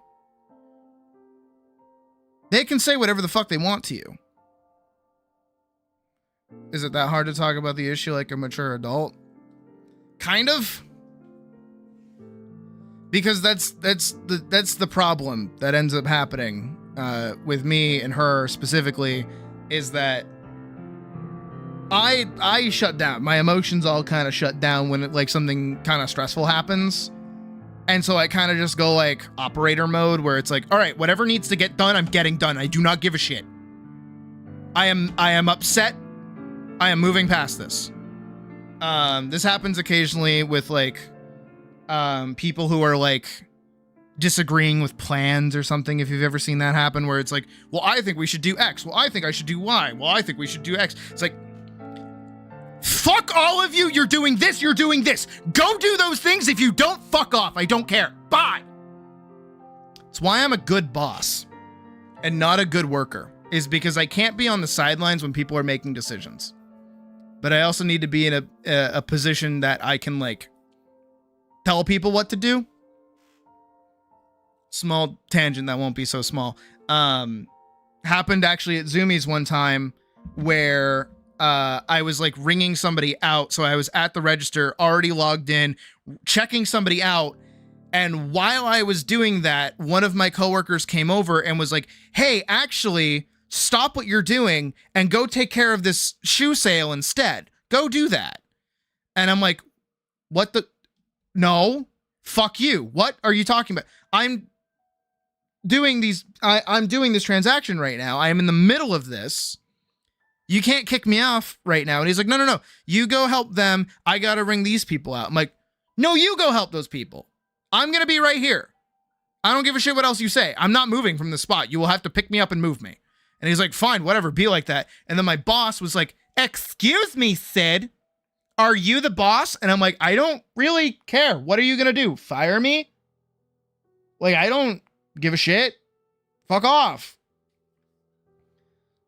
And treat you like a fucking adult and likes to be a little bit of a hypocrite. Yeah, okay, let her be that just sounds like she's a shitty person. Why do you care about her opinion? That sounds like a mom that you're never going to talk to again. Why do you care? Like, unironically, why do you give a shit? It's because you're a better person than them, most likely, presumably. I don't know what your fucking condition is with that, but like at the same time, it's like, who gives a shit? Really, they're a separate person from you. You should care more about yourself than them.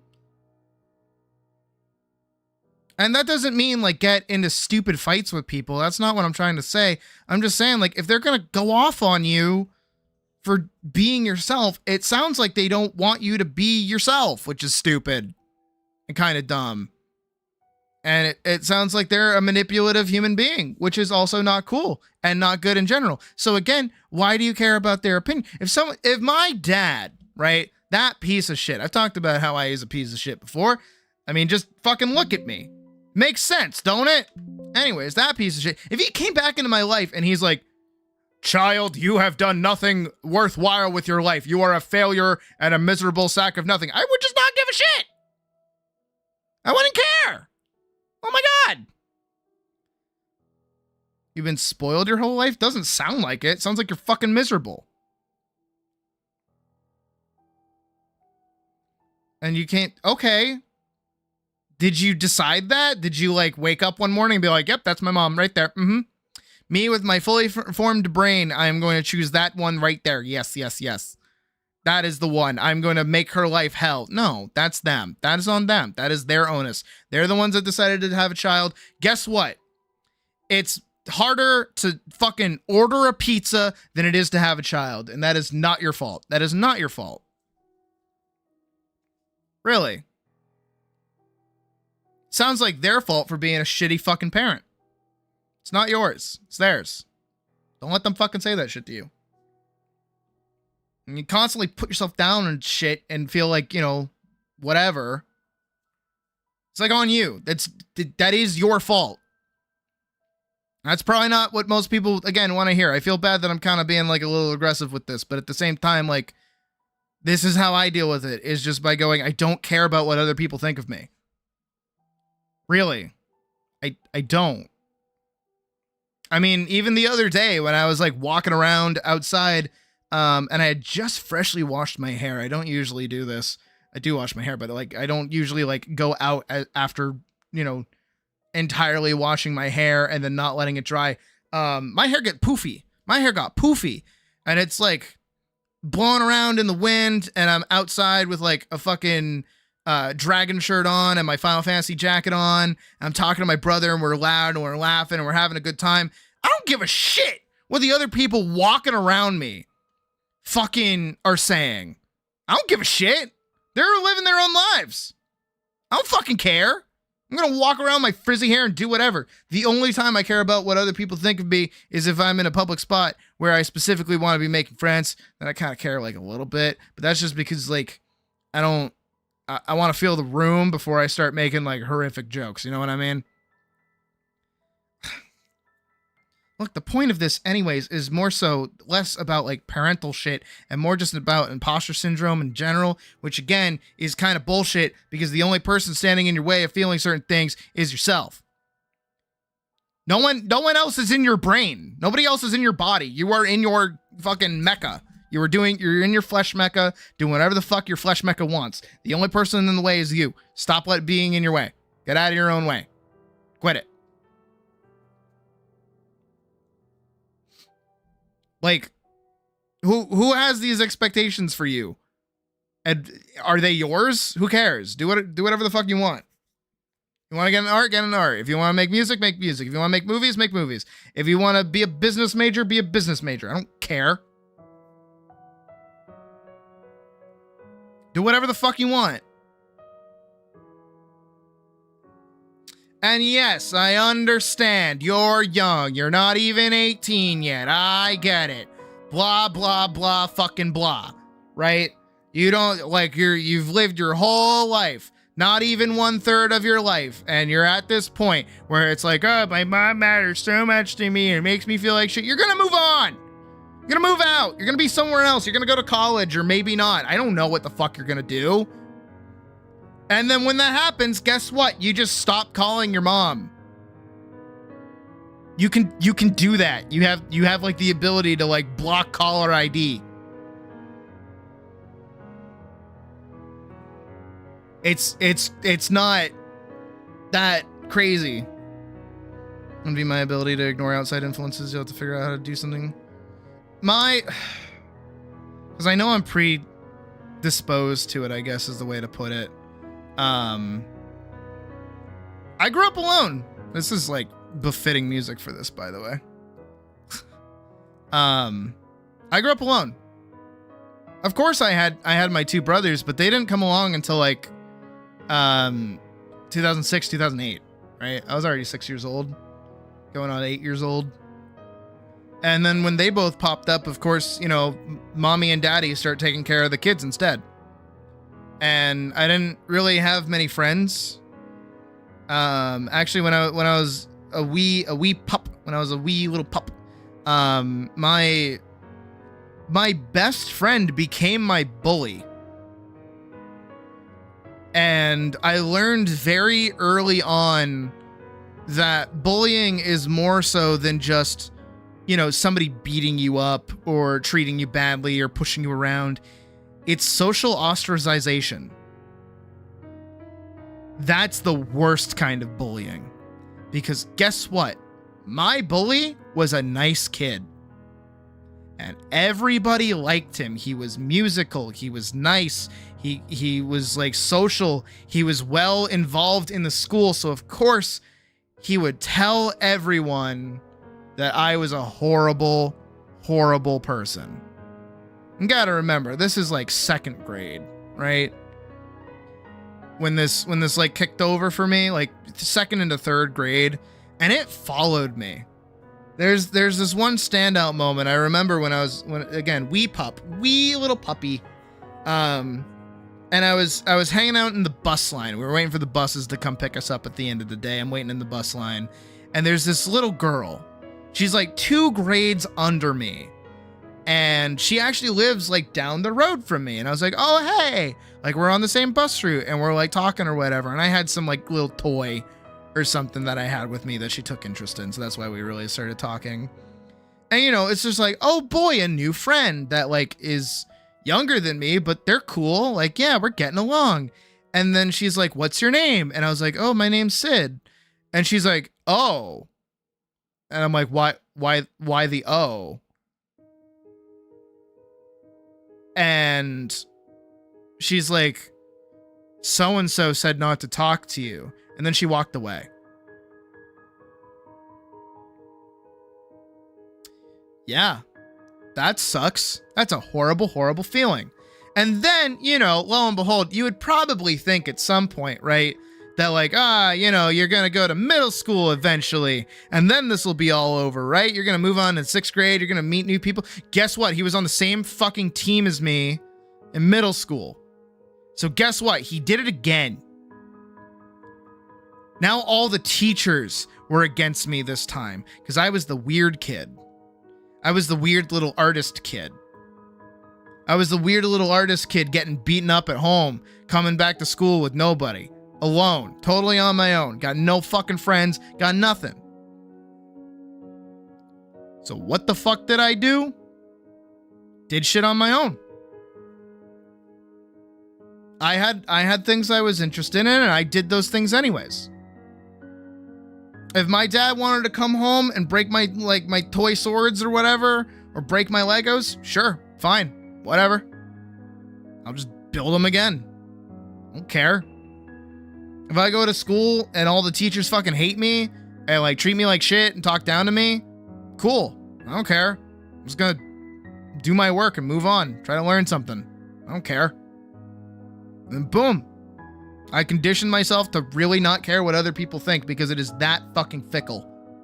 That at any point in time, somebody that you care about the most, somebody that is genuinely your best friend, could just turn around and ruin your fucking life.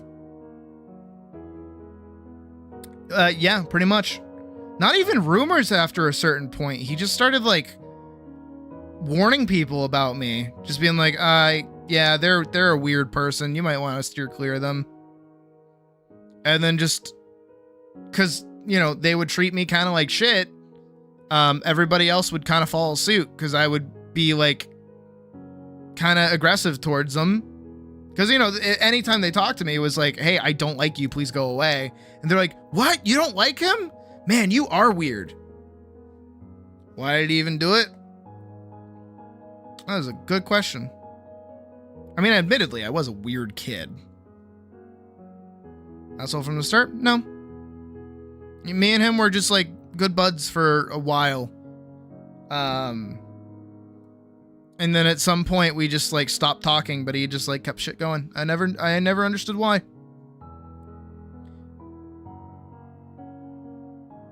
But, well, so this is why, by the way, I have like very, very little empathy for like not taking your own life in your own hands. Because, again, I did. And I know not everybody can, but it would be better if everybody could, if that makes sense, right? Again, I know it's difficult, and I know it's hard, and I know you know, people put a lot of pressure on like social situations and like, you know, how much they like do things and how much people care about the things that they do, and they feel like they have to make a difference and they have to do things. Don't fucking think like that. Just don't. Dumbass. Why do you care? Do what you want to do. Live a life that's full of the things that you want to do and not what other people want you to be doing, and then you'll be happier, just in general. If you want to go shake your little candy ass at the fucking gay bar, go do it. Oh my god. And the second you can, you will. Just do it. And then when you do get the chance to, just fucking do it. Don't fucking like, oh, well, not today. Oh, I don't want to. Just fucking do it. Just fucking do shit. Nothing's stopping you. Literally nothing is stopping you. And again, it feels like the whole world is stopping you. No, it ain't. There are people right now. Actually, you know what? Let me bring up the bucko. My fucking hero.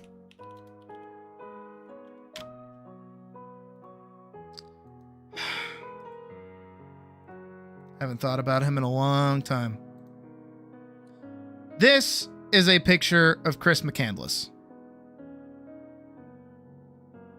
If that name rings any kind of familiarity to you, you probably know his story.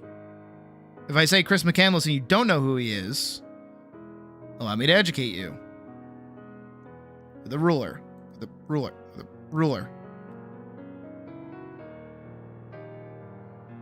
This was a young man who I believe had just either graduated college or graduated high school. I can't remember. But his entire life had been planned out for him by his mom and his dad, who were both very abusive. And on the final day, on the day of his graduation, he just, poof, gone. And he traveled from the East Coast all the way up to Alaska over the course of I think 5 or 10 years. Can't remember. Somewhere in that park range.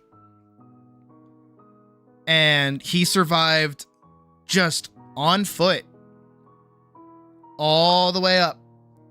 I mean, he got a car at some point. He went up and down a bunch. He made a bunch of friends. He met a bunch of people who supported him. To the point where this one fucking guy had touched the lives of so many people when they found his dead body in a campsite in Alaska. A fuck ton of people came forward and were like, wait, I know that guy. Now that's something. And that resonated with me when I was in 9th grade, because I said to myself, I want to do that. Not the dying part, but like the disappearing part. I wanted to do that. Because like, that's how I felt. Especially at that time. Like, my dad was on the cusp of leaving. My mom was kind of absent a little bit. Like, she's there, obviously, but like, I don't know. I didn't feel like I had the greatest of relationships with her. And I didn't really have any friends or any prospects. I didn't know what I was going to do for college. I didn't know what I was going to do for work. I was kind of aimless in just about everything. The only thing I had going for me was art. And even then, that was kind of like not the greatest thing. And I didn't do that because I was lazy, but still wanted to. But he survived and he did it. And there's plenty of people who have a very similar story, and they got to somewhere better because life kind of works out like that. You know, you go through a bunch of shit for years and years and years and years, and you think that's all there is, and it's really not. And that's the hard part. And especially when, you know, you've only dealt with that for years, you can't really see anything else out in front of you. It's kind of the only direction that you really have is just more abuse. That's what you think that's your life is going to be full of. But it's not. It can't be. And it shouldn't be. That's why you gotta do what you gotta do and fucking make your own way. You're not anybody else's person. You're your person. You can leave everything behind and just go make a new life. Yeah, you might be homeless. Yeah, you might struggle. Yeah, it might be shit. I'm not saying do this, by the way. I'm just saying you can. But if you make good decisions and you live life as you can in a way that makes you happy, it's better than just living a life that it requires other people to care about you in the first place. Again, really, take it from little old me, who started all this shit with just not even one viewer.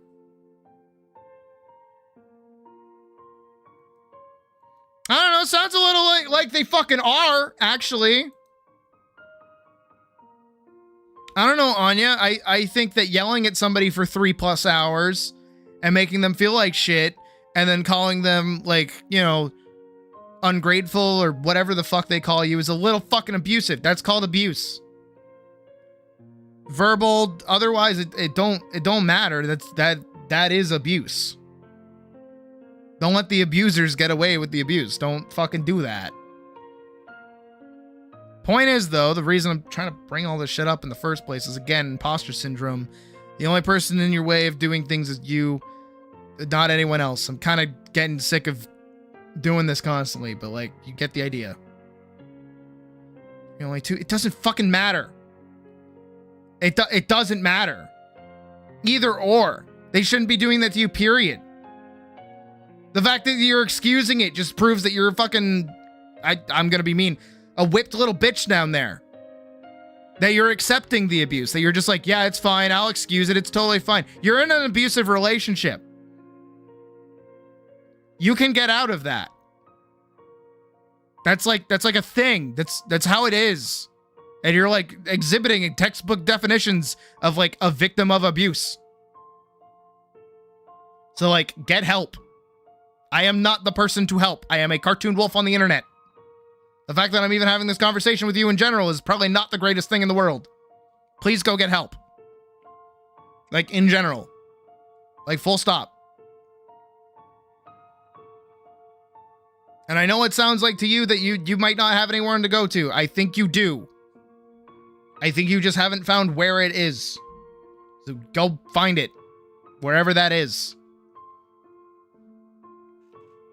I do not know how to swing back into art after this, frankly. Because that got kind of heavy. I wanted mostly to talk about imposter syndromes, not fucking abusive relationships with parents.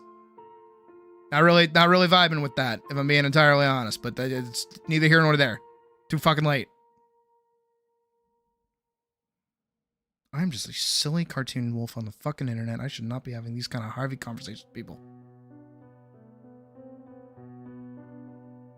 I'm actually not trained for this.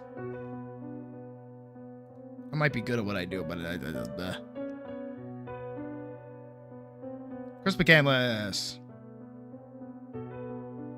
Being lectured by a... Yeah, no, I bet it fucking is. Hi, Raymond.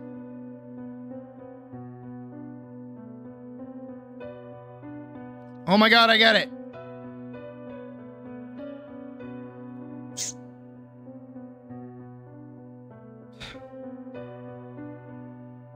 My eye freaked out. I saw that. The music's fitting.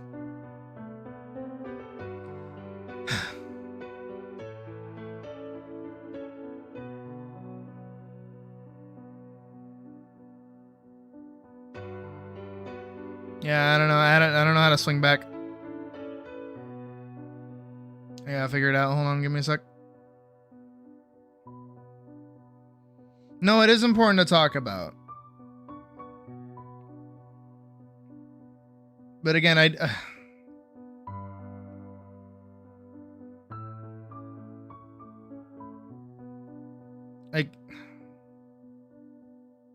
goes back to basically what I was just talking about.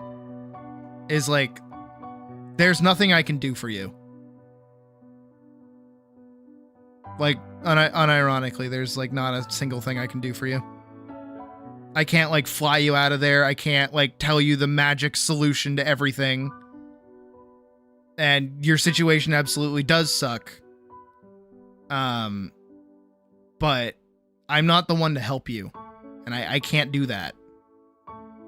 I wish I could, but I'm not the person for that. There's definitely routes that you can go through that should be able to help you, but I don't know what those are.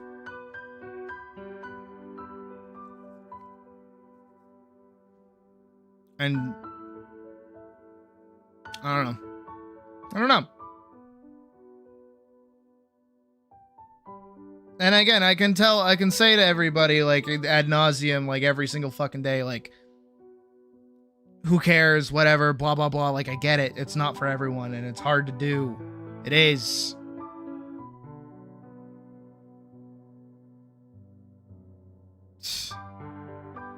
I don't know.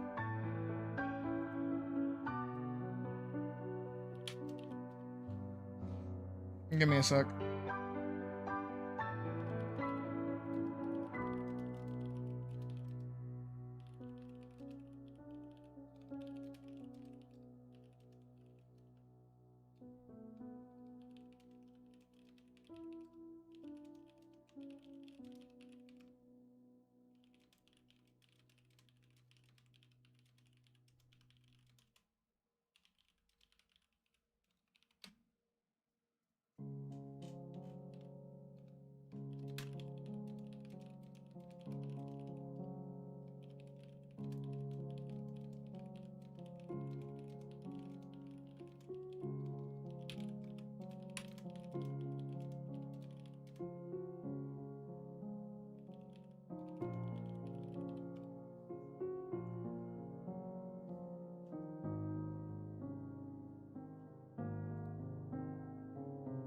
Alright.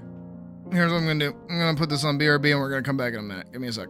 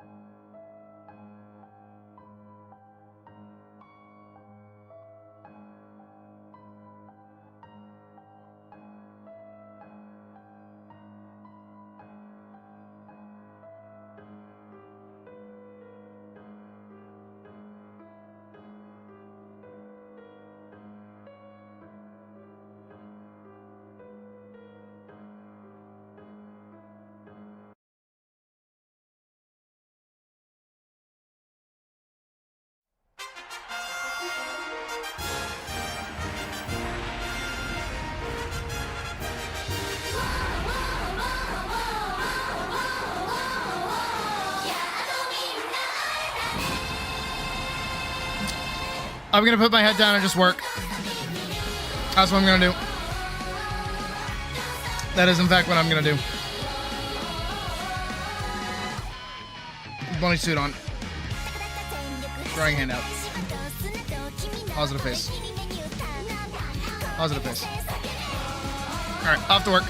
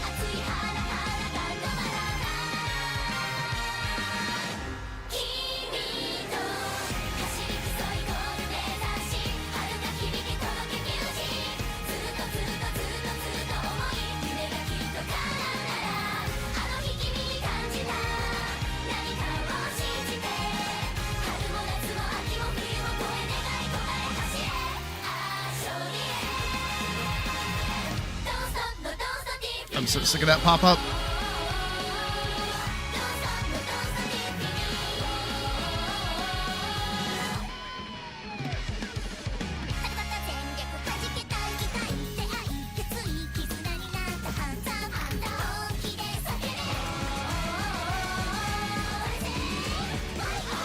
That might be better.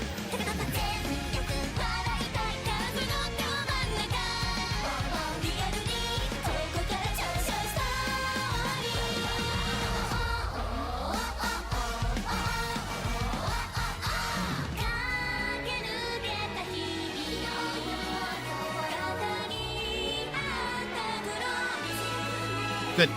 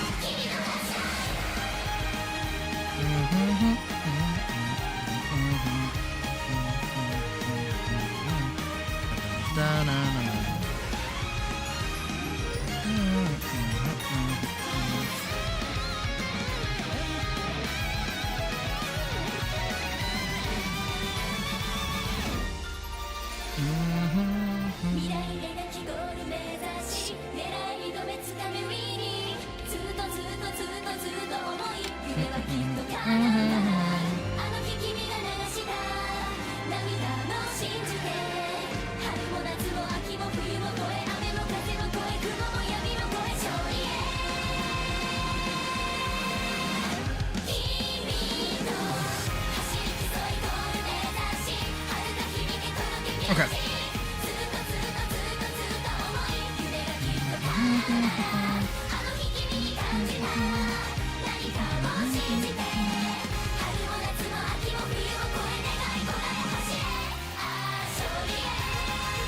I'm gonna do a sword idol and then we're gonna do the attacks.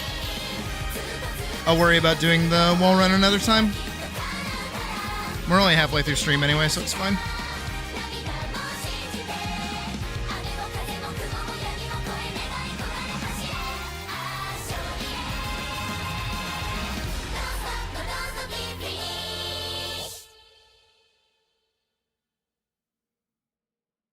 Just a study anyways. Yeah, fail faster. Move on with it.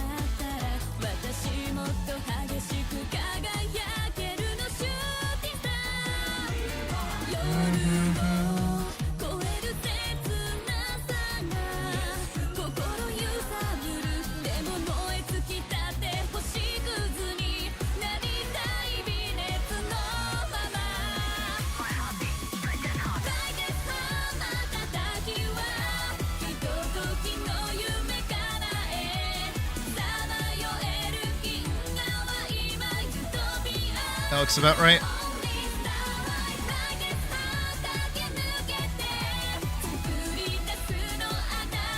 So that's good. I just need like a size reference for the weapon.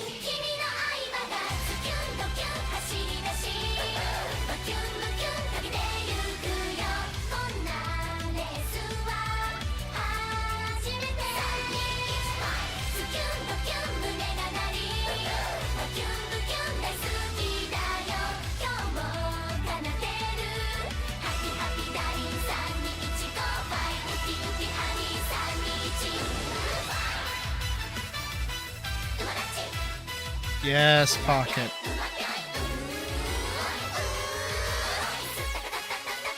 Join the Umas. I told you to play it.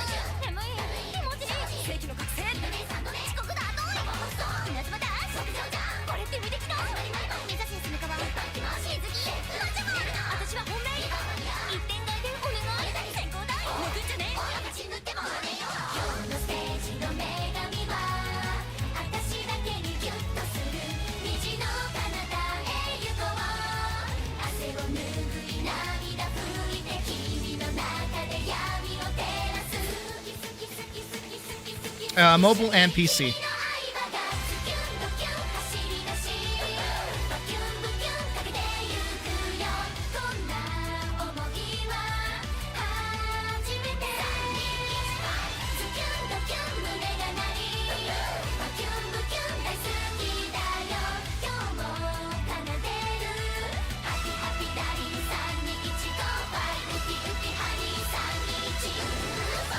Get out of here with that.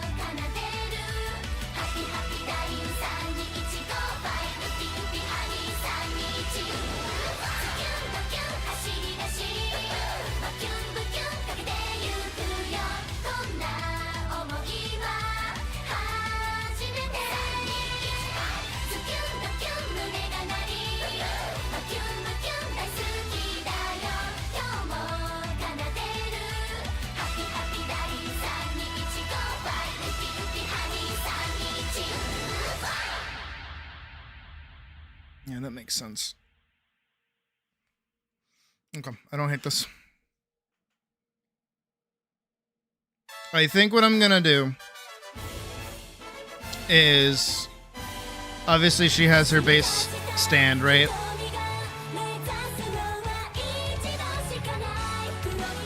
I think what I'll do is I'll give her a run with the sword. No sprint. If she's sprinting, she puts the sword away.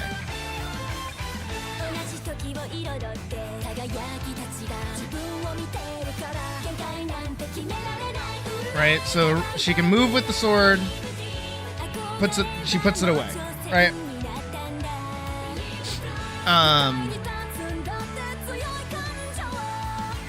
That's the way to put it.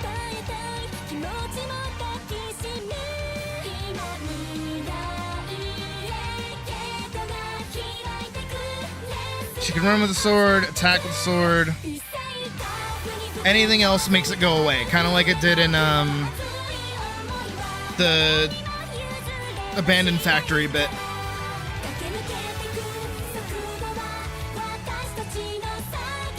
So she'll have the 3 states with these. Attacking will go off into its own branches of like normals, specials, and lows.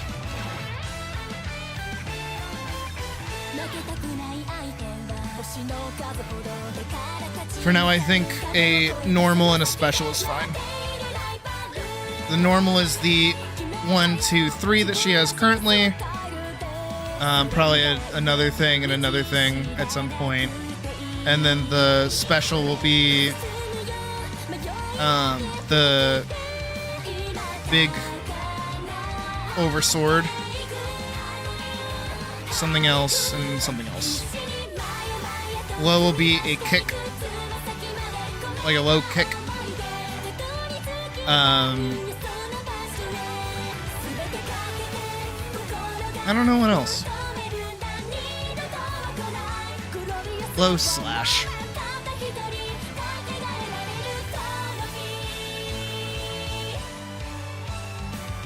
Oh, and then one more, which will be the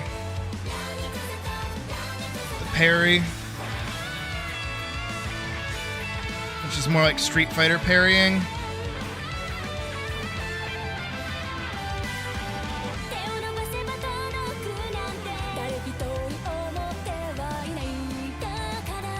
One of those.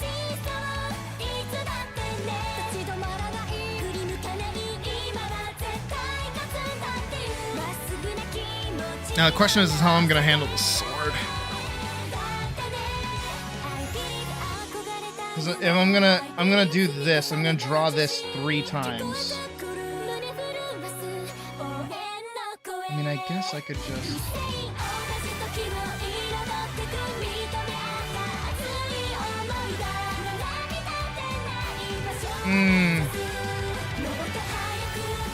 True, giving her an overhead wouldn't be too bad either. I'll throw that up here.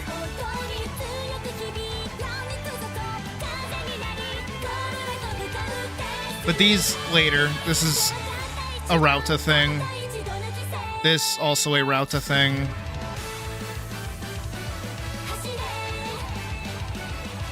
This can be an Ophelia thing. And the base.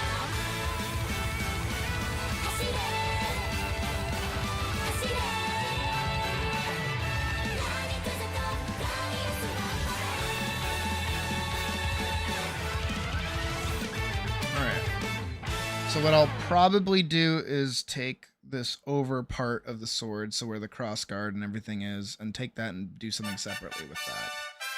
The hilt, on the other hand, not including the cross guard, will be animated with the rest of this body. So I will do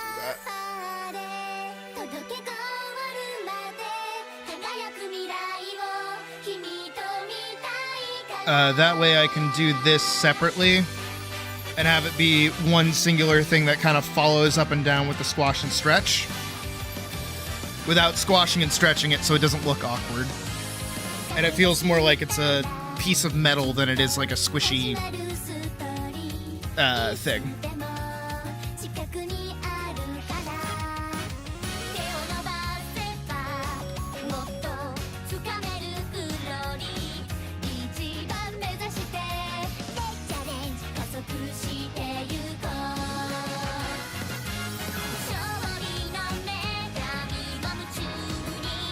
And then on the run, I'll basically modify this to give her like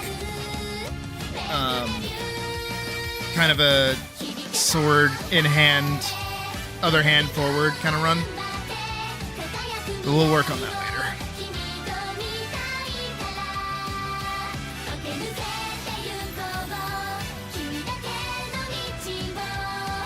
What do I do for these? Like 4?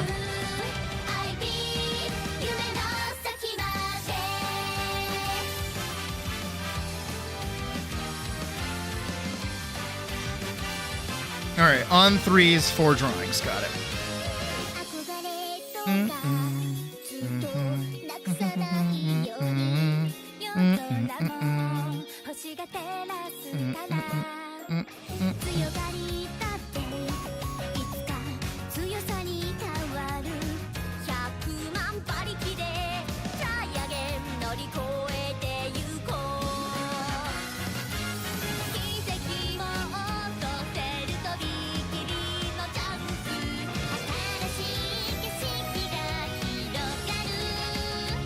Oh, she technically resigns from the mailman position.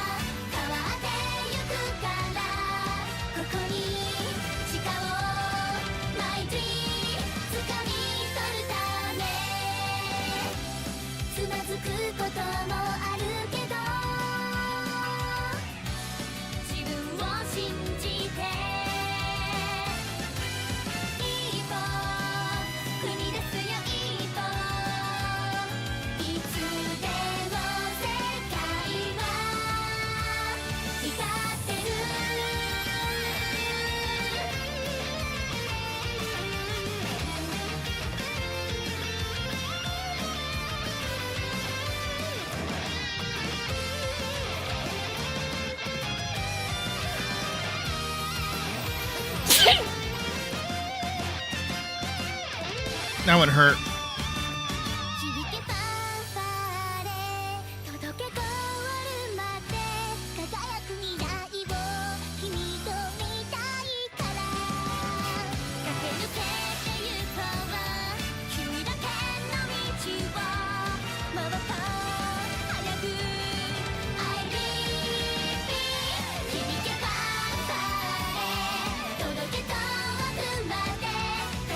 Keep on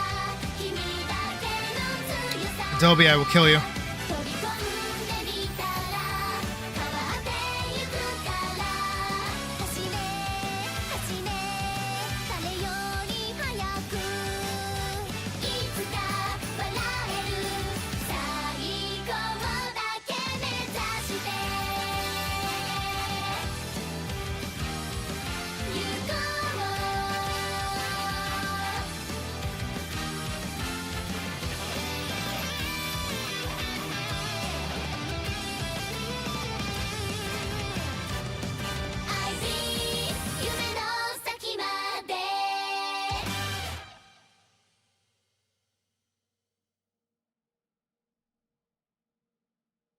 Doesn't need to be perfect, just needs to be as close as possible.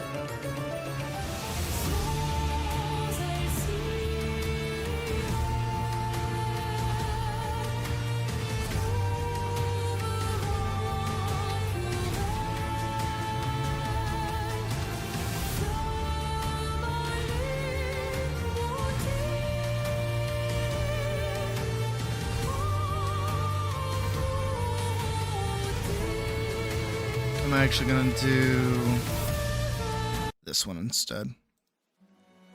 I feel like it works better for swords.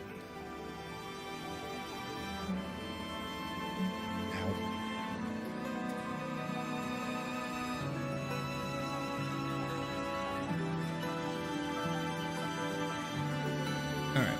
That's like the top of her done. I'm gonna do her eye as well. I wanna make sure that her nose and everything is like pretty accurate.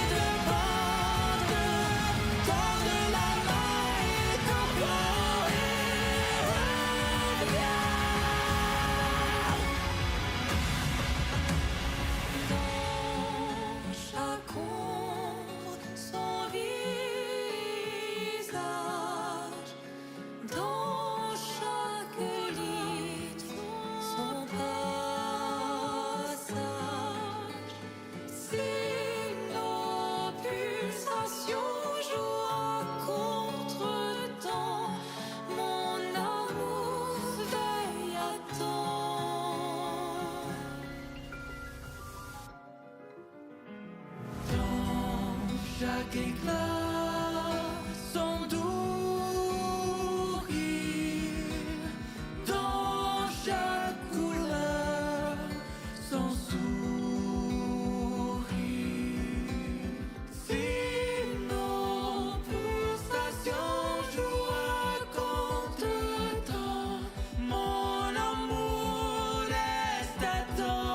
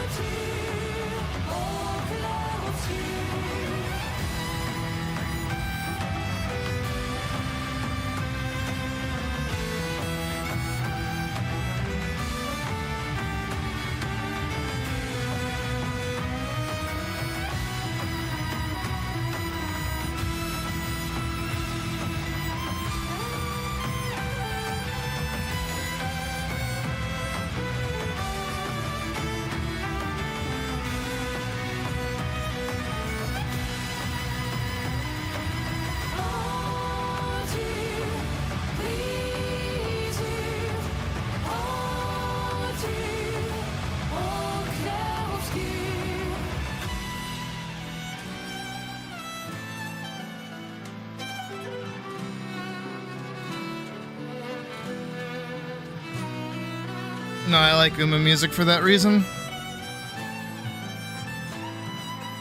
It really encapsulates like being fast, almost. It's really cool.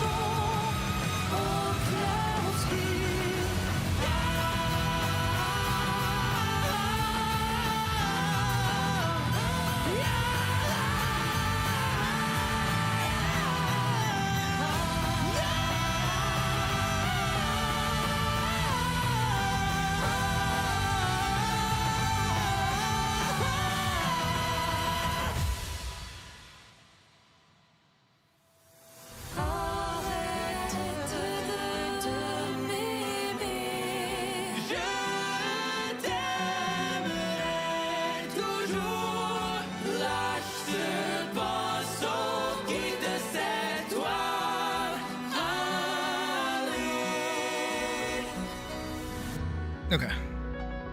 One down, one to go. I mean, 3 to go.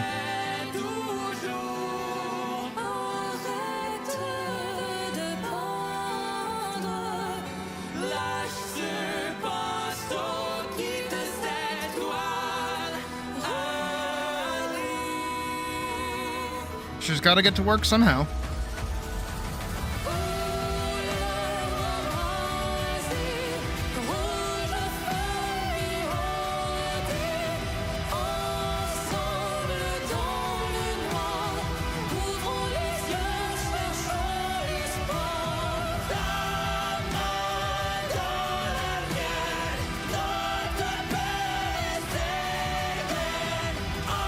Ensemble au futur, nous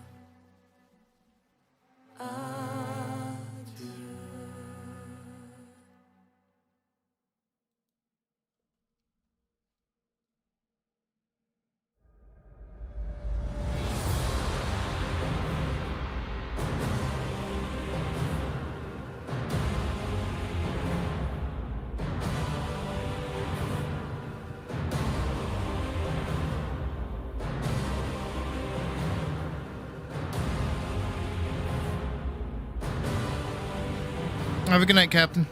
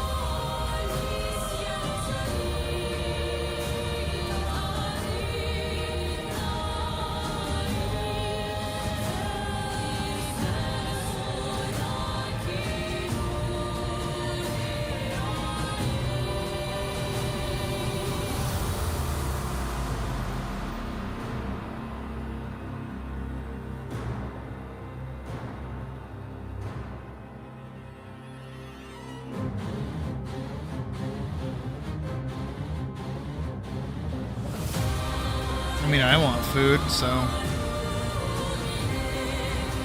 I get it. I understand your cat.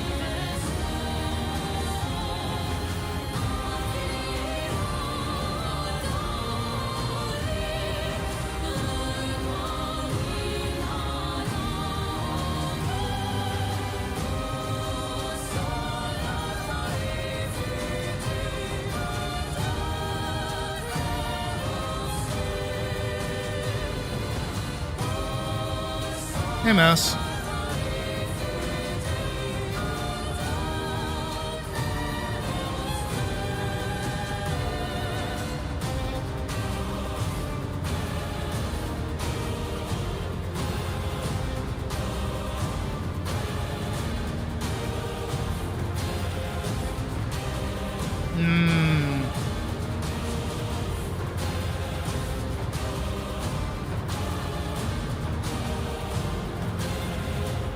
On a similar note, that's kind of nice, is that I have conditioned Noki to cuddle me at night.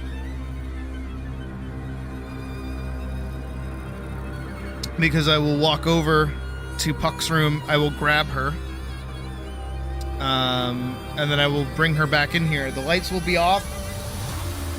I will put her on the bed, and she's like, ah, yes. This means I shall receive cuddles. Good. And then she'll like snuggle up next to me, literally like sit in my arm. It's great.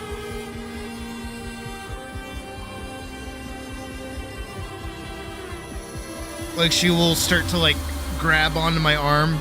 She'll sit with her back to like my ribs and then like wrap her little paws like around my arm as I give her like little tummy pets.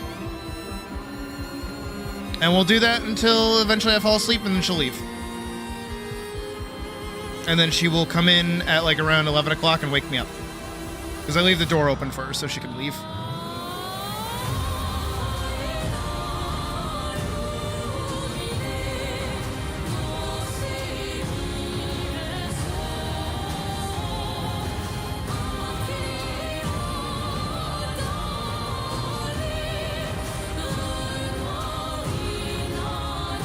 I'm just glad that she likes being close to me, you know? She used to not be so cuddly.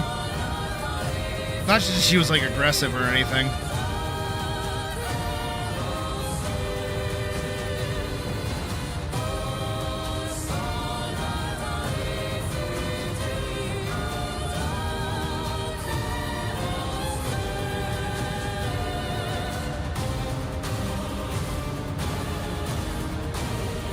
No.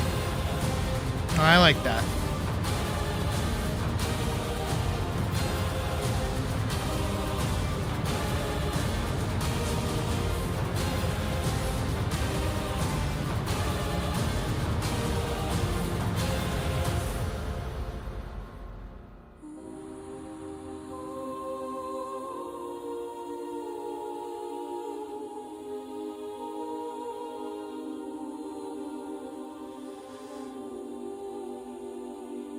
Yeah, I fixed it at the start of stream.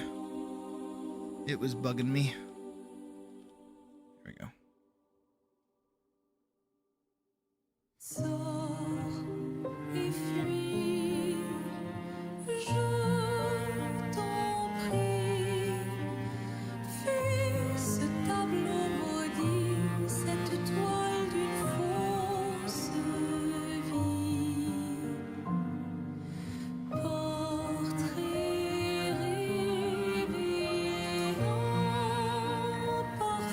Yeah, go give your cat some food.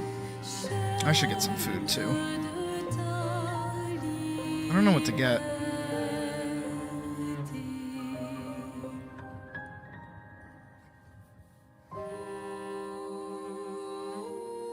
Oh.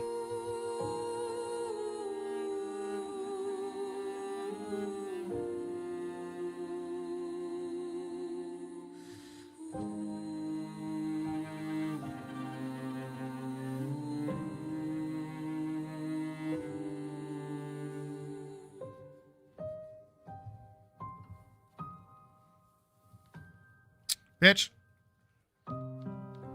Alors tranchons la trame, découle la sinistre. Quesadilla wouldn't be bad, but I had one last night, technically.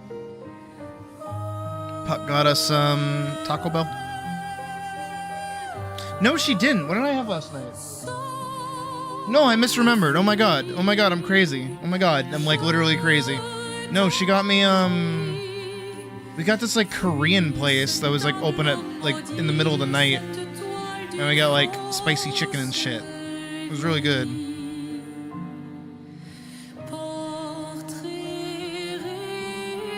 Because it's trying to autosave and it won't autosave because it doesn't know where to autosave. Because my hard drive is full because it keeps trying to autosave.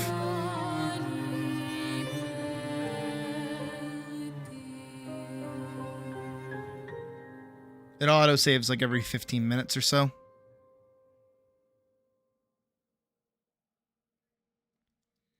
Oof.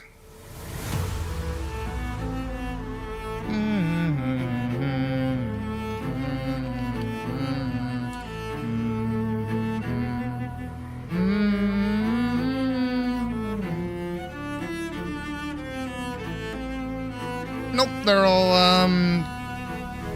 animate files.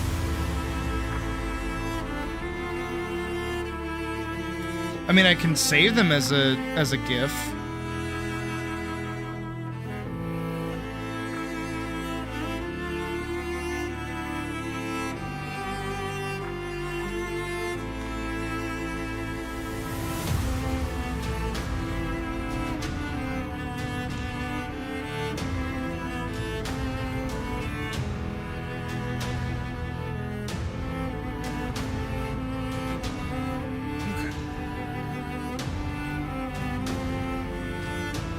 Thought I heard someone knock at my door.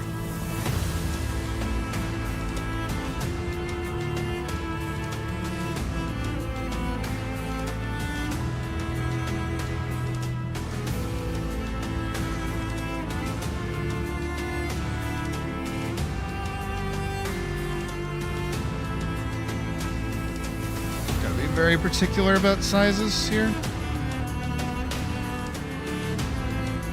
Otherwise things get like a little too far away from each other. And then the boil looks a little too over the top. So there's glaring issues in the actual boil itself.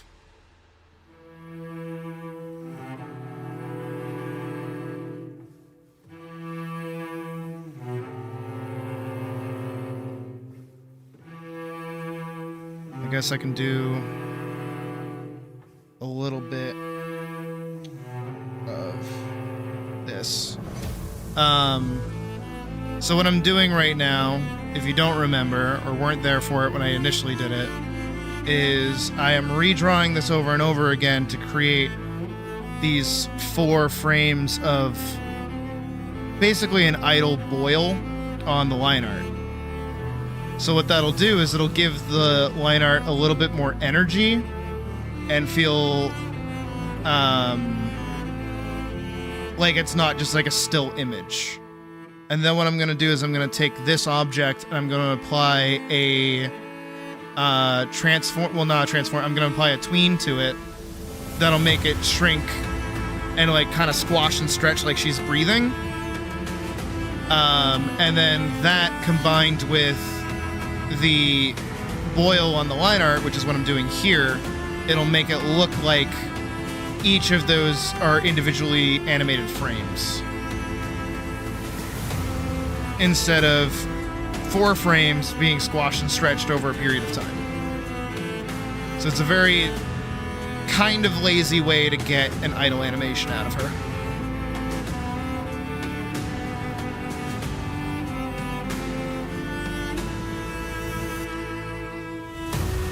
And then what I'll do as well is I will not animate this, the sword, but I will have the sword rise and fall with her pretty much the exact same way.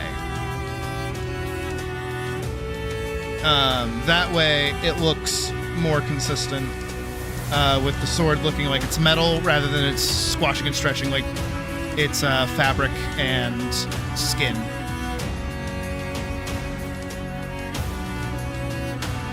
If that makes sense.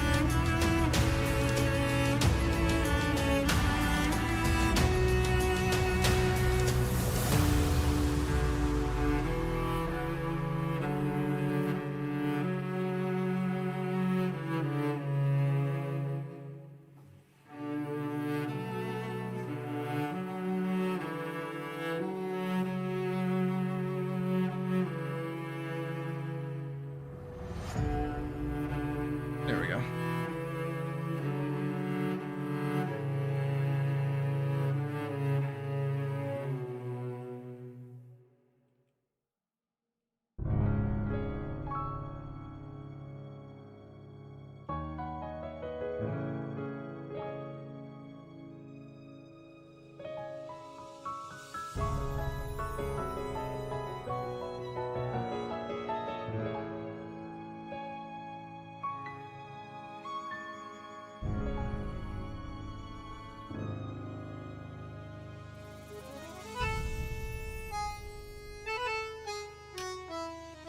Also, Lies of P. I do want to continue playing it at some point. What do I want? Because this made me think of something.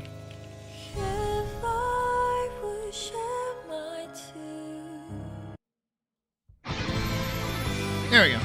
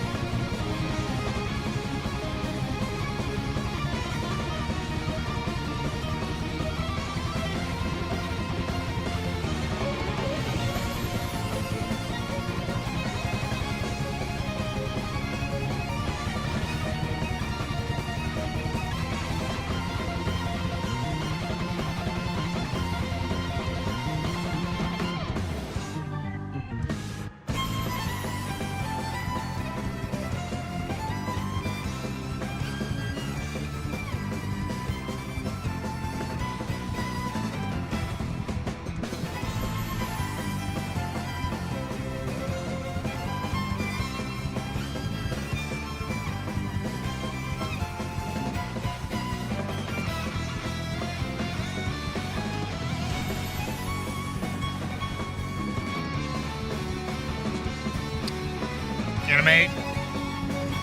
Killing me.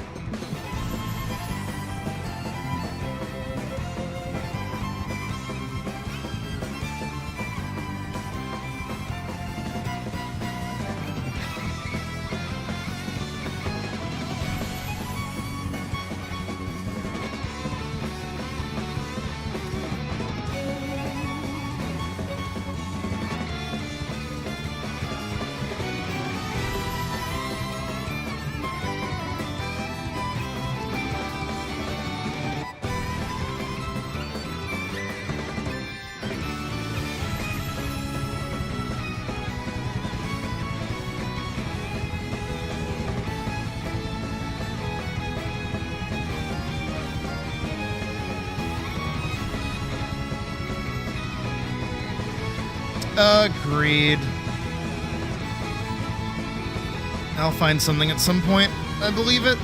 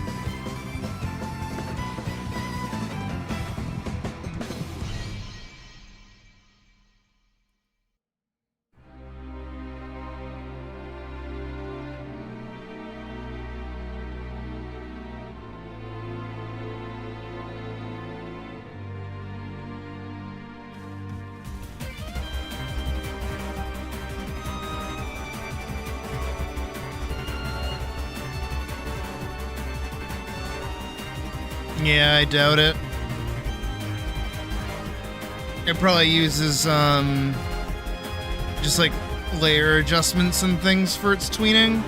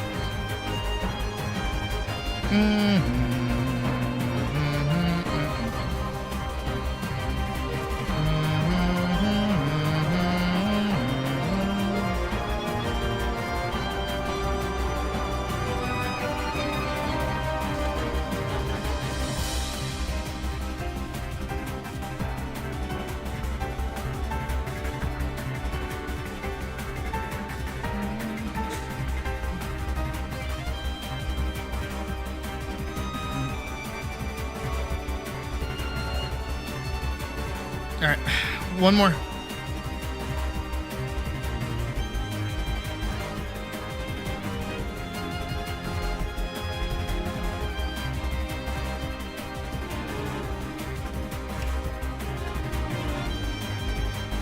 And then the boring part is done. Technically, I still have to color it.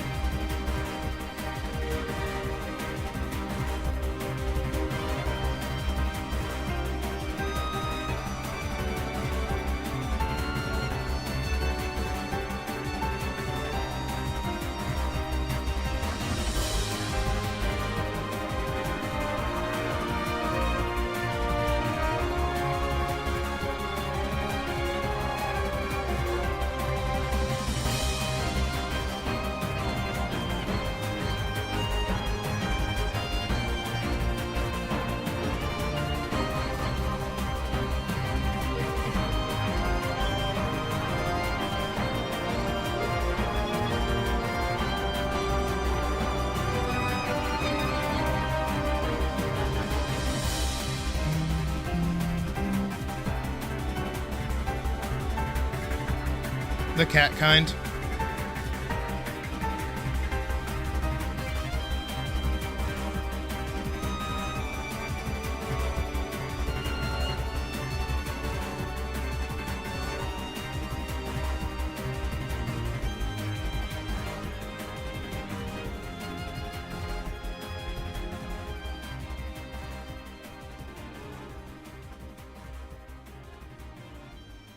Still debating what I want to get for food. I want something. No. I wish Five Guys was open. Their burgers suck, but their fries are good. No, that was Kingdom Hearts.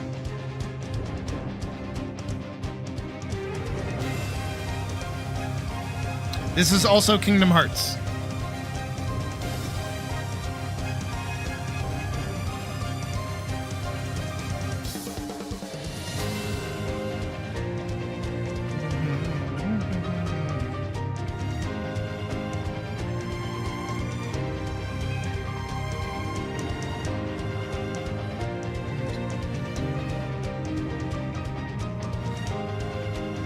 Though I would not mind some FF16, if I'm being honest.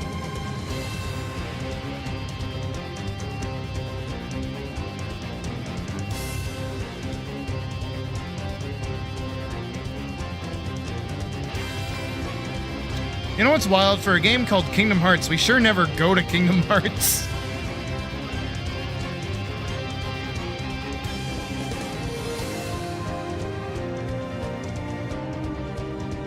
I see now that Kingdom Hearts is light. Whoa!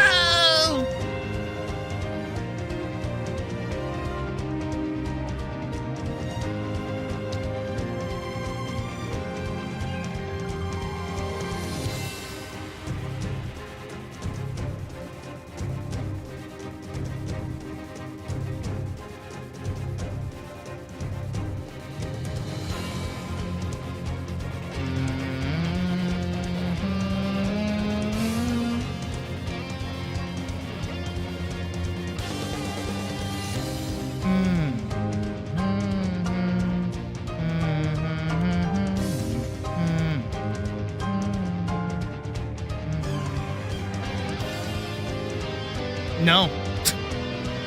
They live at like a different spot. They like, I think they live at like, I don't know actually. Kingdom Hearts is like the realm of where all the hearts go when they're not in people. I think. It's like a door. I think. I don't actually know.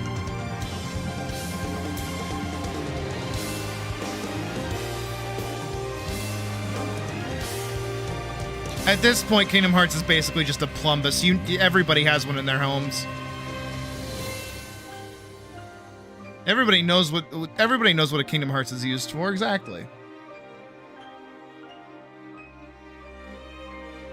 Like, what kind of idiot doesn't know what a Kingdom Hearts is? Like, what the fuck? Of course you know what it is. So many people know exactly what Kingdom Hearts is that we don't need to explain it.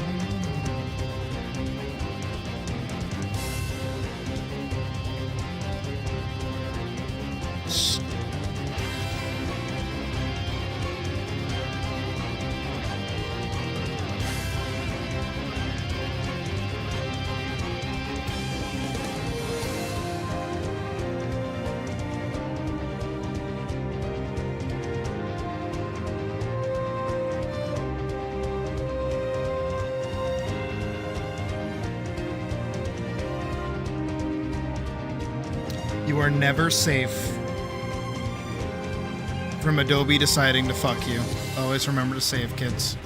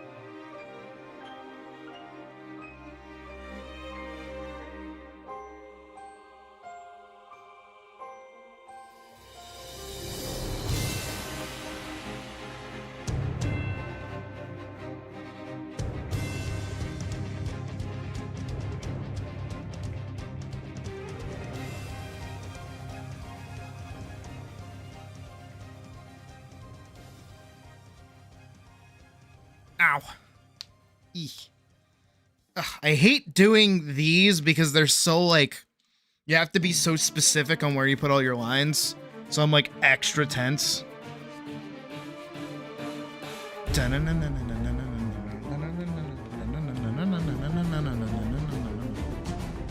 Also, don't worry, guys. We will be returning to Final Fantasy VII at some point. I do want to continue playing it.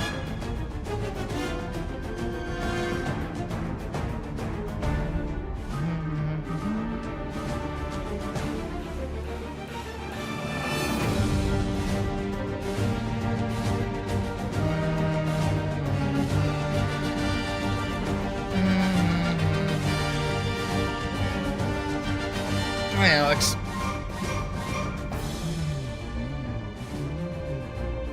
Alright, she looks good. See what that looks like on a loop. Make sure everything's okay.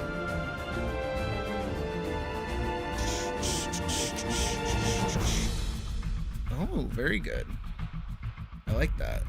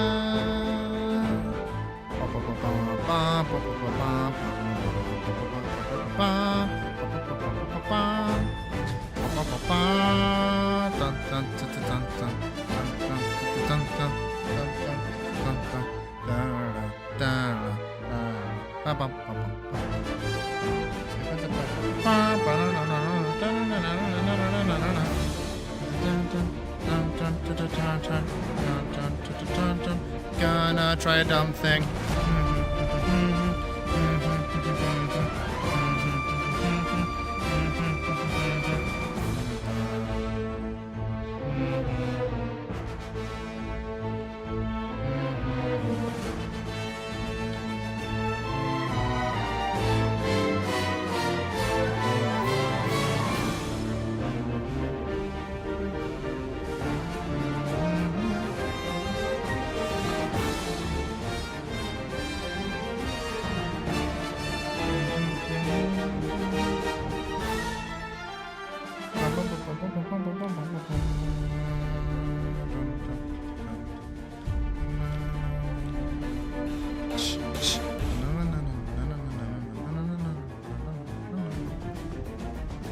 working.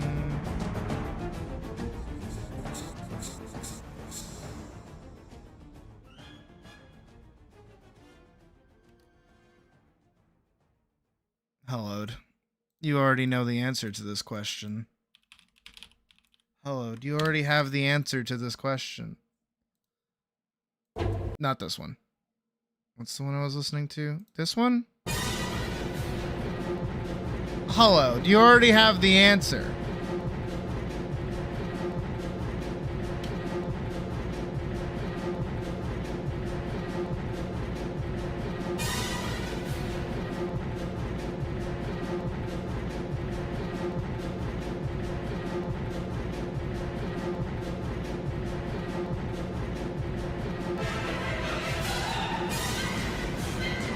Not that I mind showing you more Drakengard music, don't get me wrong.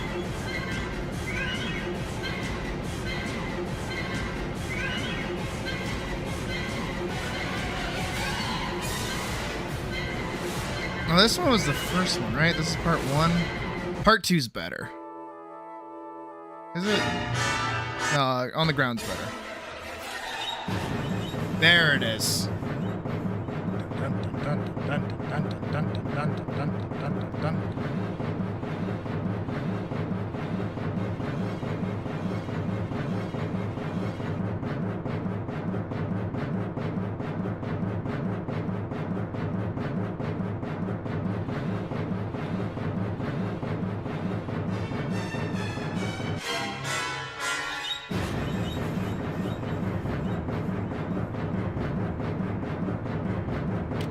Like, you don't hear why it's odd right now? Let me get like a... Let's do this one. There you go.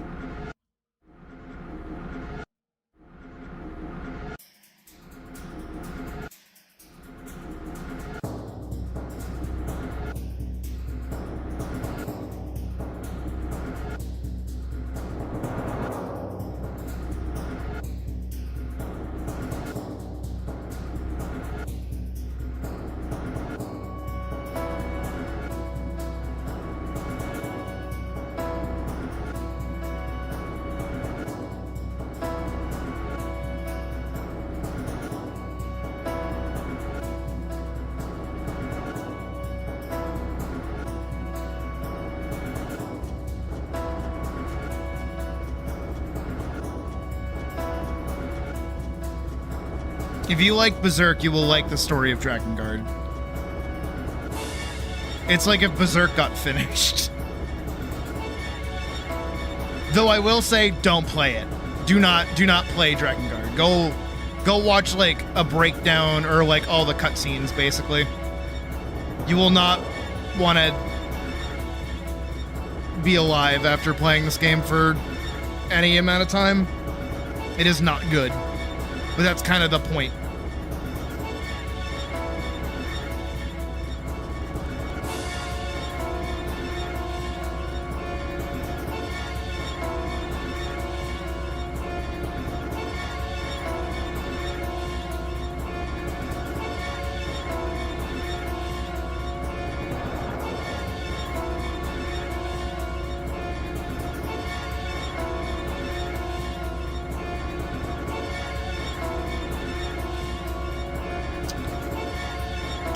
So, it is an old beat-em-up game that is made explicitly because Yoko Taro looked at modern games and saw that all of them made killing the goal. Killing is awesome. Killing is like how you win the game. By killing everyone, you have won the game. And Yoko Taro saw that and he said, what if we make killing the main part of our game and make it miserable so it really makes you sit with the fact that you're killing people? What if we make the music as ear-piercingly wild and sporadic as possible with no amount of heroism or feel-good leitmotifs, that it's just sporadic music, because we want you to feel how hectic and violent this actually is. And then on top of that, we are going to give you as much fucking reason to hate the main character as possible. No one in this game is a good guy. You should not like anybody. That it is. And it's pretty bad. Like I think it's okay, but like I understand the artistic vision of it. Let me show you.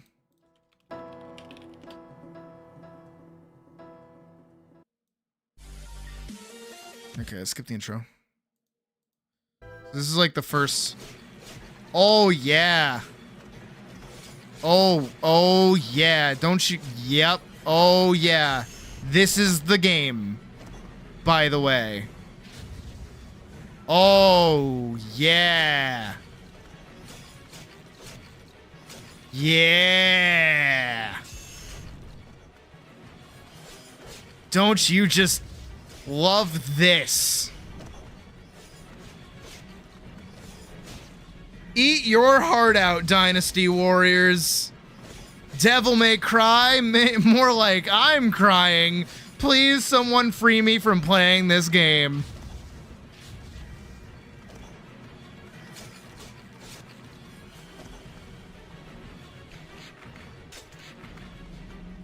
Oh, there's more.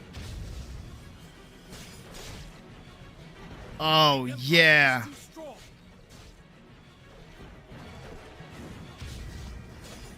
This is the whole game. Well, until you get on top of Angel, and then it's Dragon. Oh yeah, Kym's. But I shall not die. Yeah, Kym. And then he doesn't get to talk anymore for like the rest of the game, so it's like great. We don't have to deal with him. Oh yeah, and then in the air.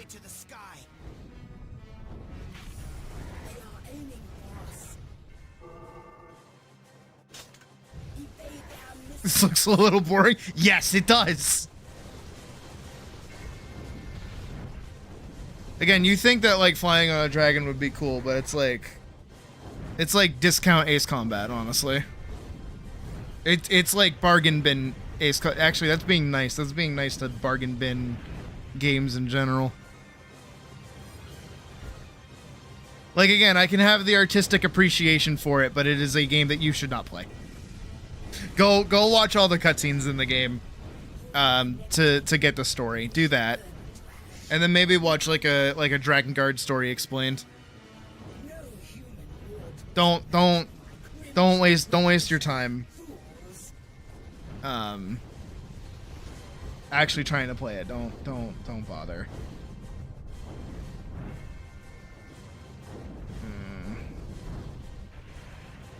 Yeah. And then again, you have the music, which is on its own in like short supply pretty great.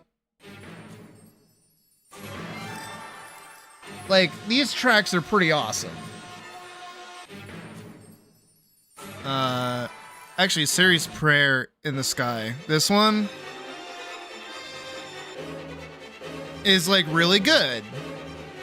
I actually really like this one a lot. This one's really good. But again, you have to imagine that you're listening to this for like 10 to 15 minutes on a loop while playing a really, really, really, really boring game. It's gonna drive you a little mad. So, avoid. Listen to the soundtrack, watch a breakdown of all the fucking story shit. That's what you want. And just know that you can thank that Drakengard for Nier Automata for being a thing.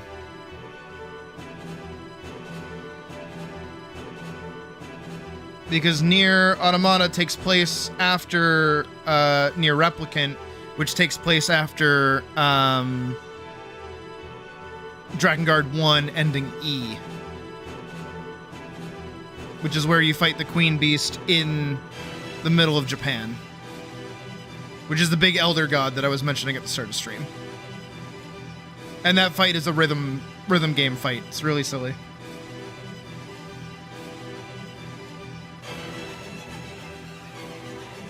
Because originally, apparently, Yoko Taro wanted you to fight an idol at the end of the game. And the producer was like, no. And he said, okay. And then he did that instead. And then in Drakengard 3, all of the enemies are called intoners because they're all songstresses. And then they're all idols, basically. So, who won in the end? I'll leave that up to your interpretation, I guess. Yoko Taro's crazy, and I love him for it.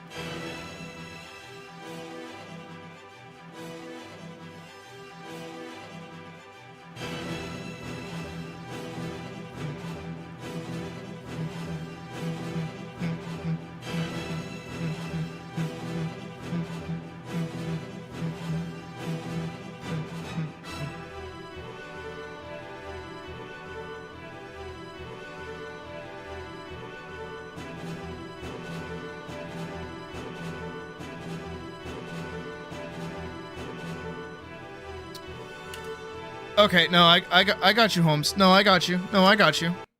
Drakengard, ending E. No, I got you. Don't worry, I got you. Don't worry. None of your questions will be answered.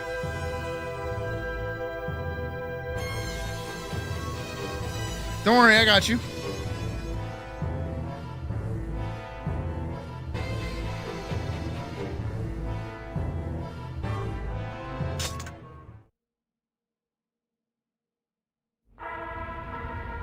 It's the end! The end! And yet you do not pray. To whom? What god can help us now? No gods have ever heard your prayers. To catch the lion's cub, you must enter the lion's den. No, Kaim! Don't go! Please don't leave me alone! We will meet again, if we live. But at least...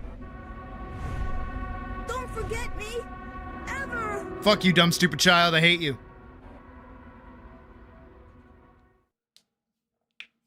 Time lives hand in hand with good and evil. We too must adapt to this world of chaos. So, cutscene. So, Japan.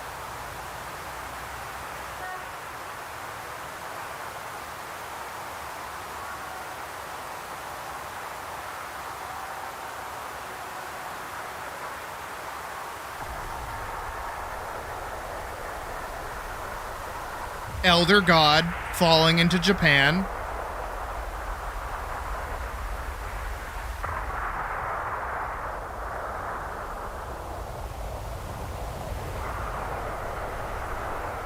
A few meteorites, all fun and games. Dragon. Is this the land of the gods? Tokyo. Oh, it fell on Tokyo. Oh, I kept saying Shibuya. Shinjuku. Neither of those were right. What is this? This thing? What can we do? There's Japan. And then hit me with it.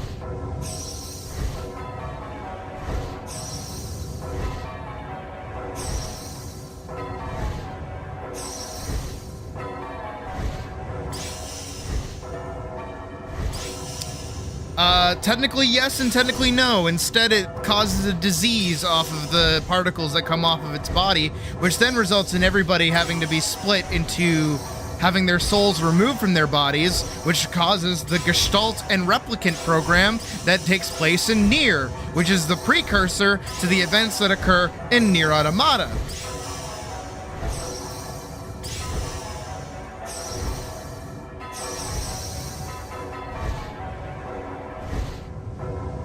So, yeah. I love Yoko Taro.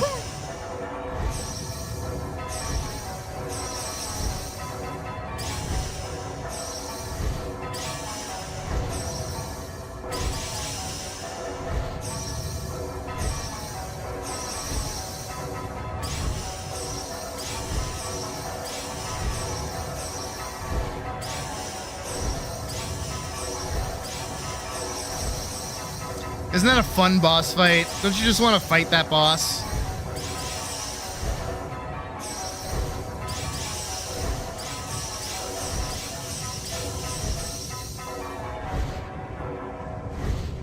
Isn't that just great?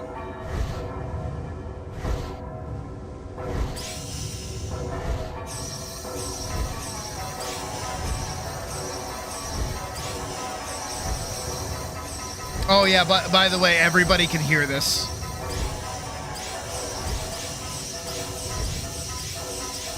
Isn't this a fun boss fight? Don't you just want to fight this boss?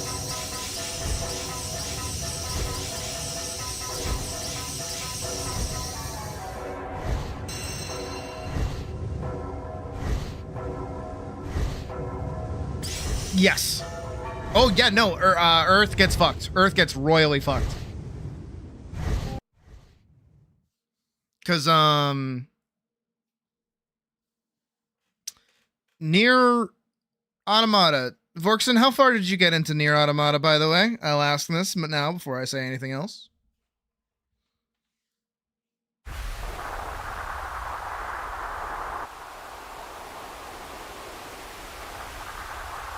I was being like half facetious, is that it? No, that boss fight's actually really cool. It's probably one of the more fun fights in the game. So this.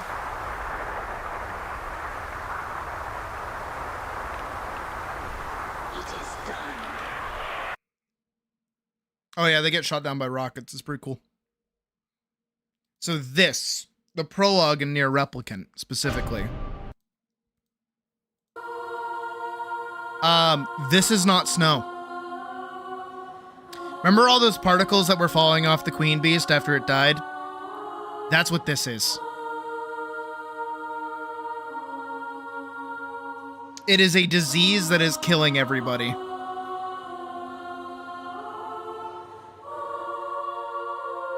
It's not white phosphorus, but it's like something else kind of similar.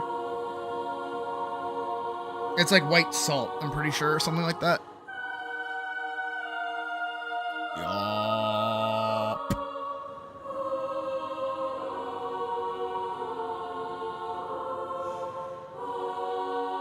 Let's go back a little bit.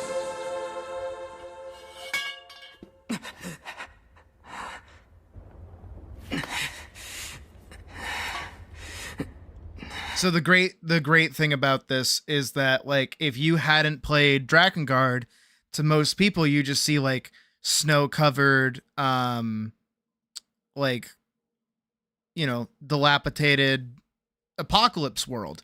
If you played Drakengard, you knew what this was. Kind of. Took a little bit of time for people to kind of put everything together because you had to play through the game pretty far to really hear about what happened. Damn. Look.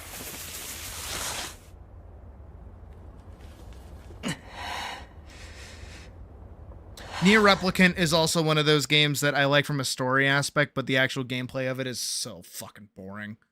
Nier Automata really stepped everything up, though, which is good. Kind of similar to Drakengard 3. Drakengard 3 was also pretty good, but not as good. Also, I realized I closed that. That was my music tab. Oopsie doopsies.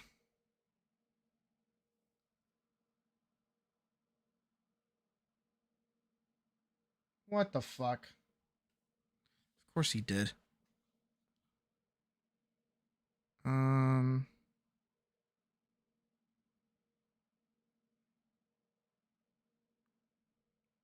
want something. Oh, right.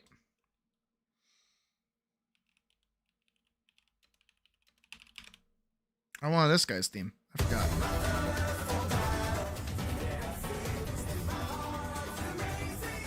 But no, Drakengard's cool. I do recommend watching like a breakdown of the story of it.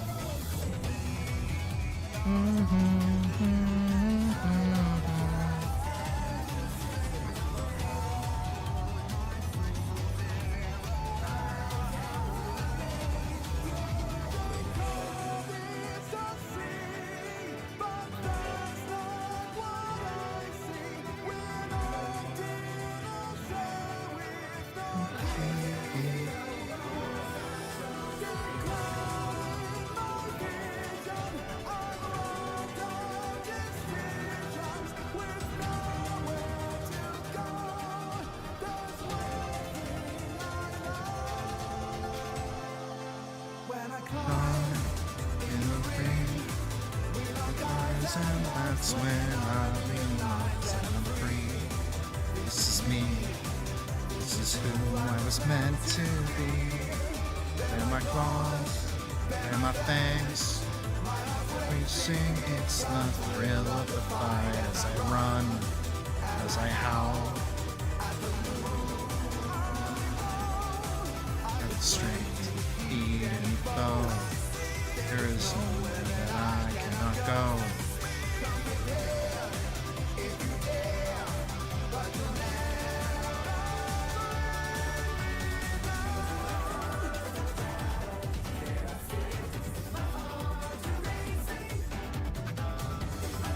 Fun bit. Technically.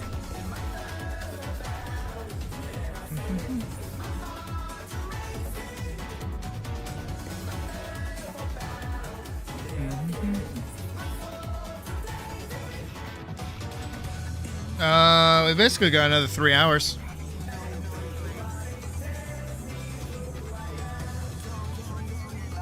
Yes.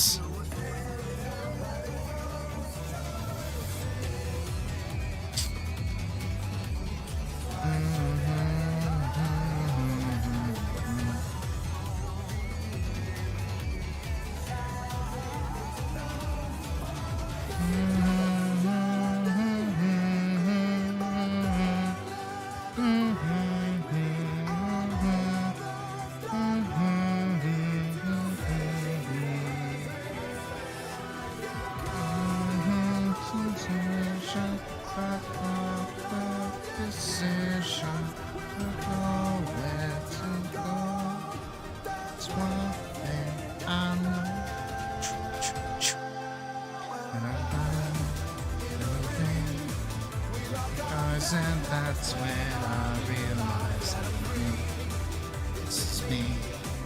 This is who I was meant to be. They're my claws, they're my fangs. Piercing, it's the thrill of the fight. I run as I howl.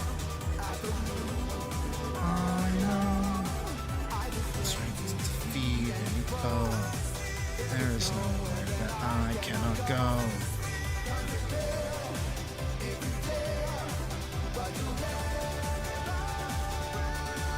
Calling it a bite.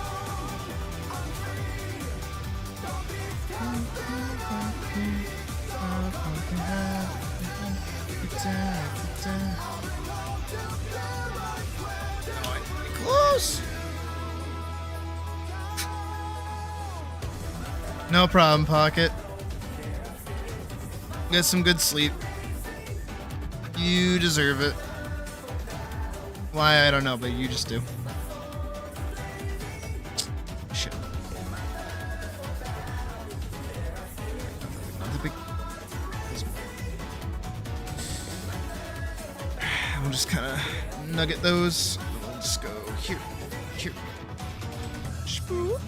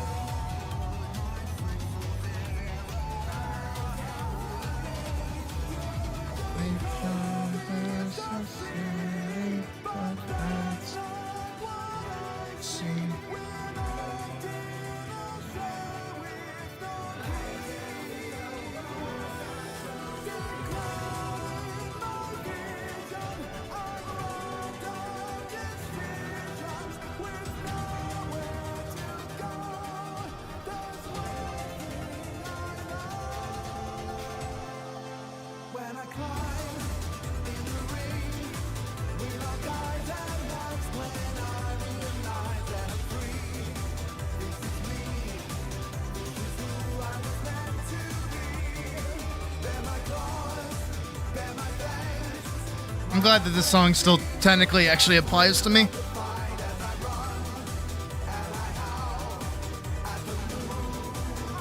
Even more so now, actually.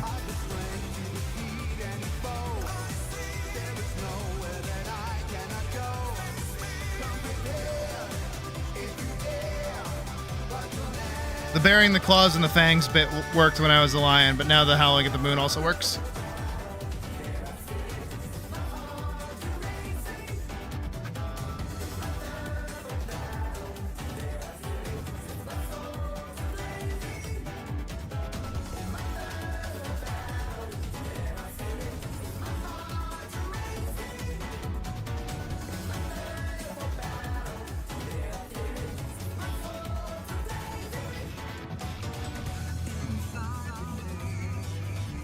Have a good night, Hollow.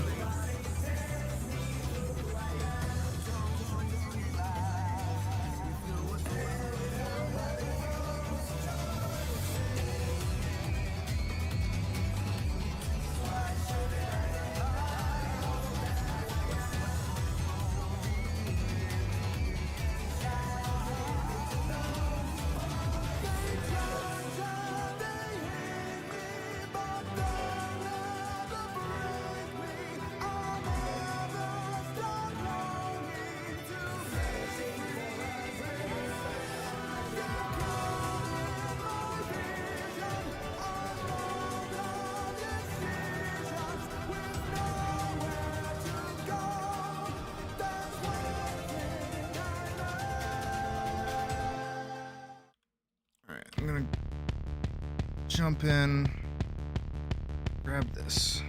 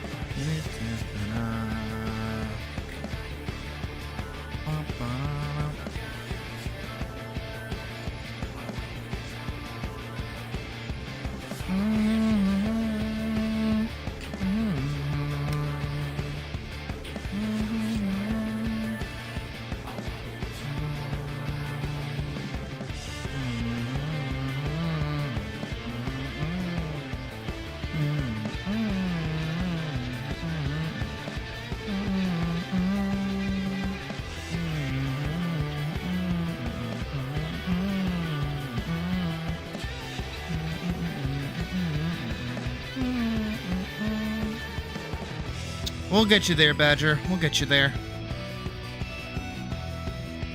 Actually, you're gonna love it when you meet Sid. I just realized.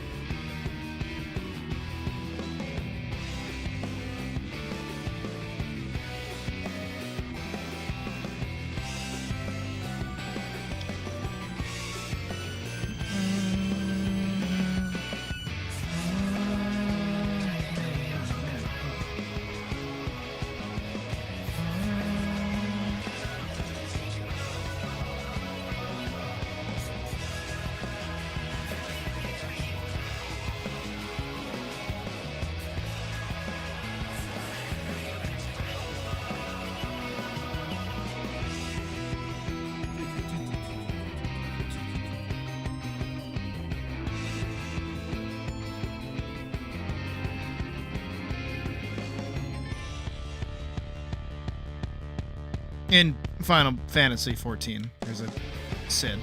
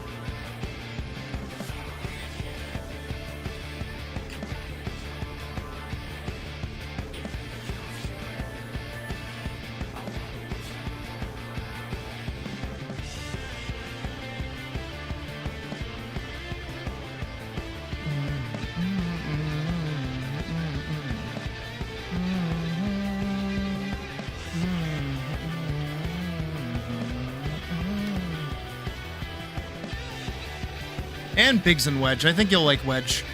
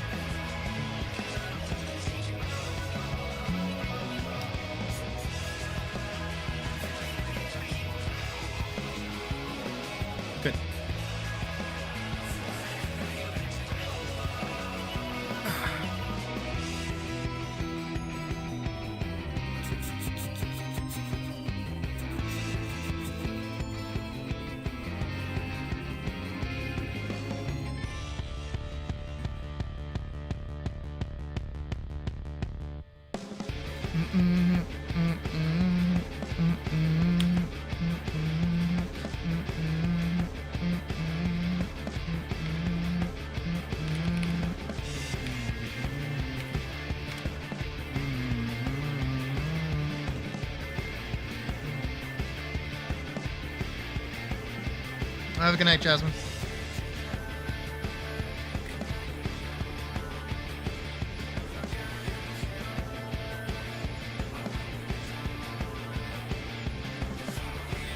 Yeah, but you've been enjoying it, which is the important thing, Forks. You're good.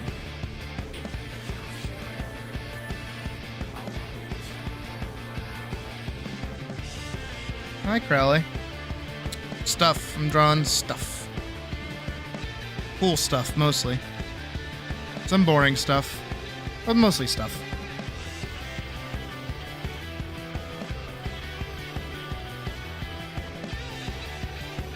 These two things on their own.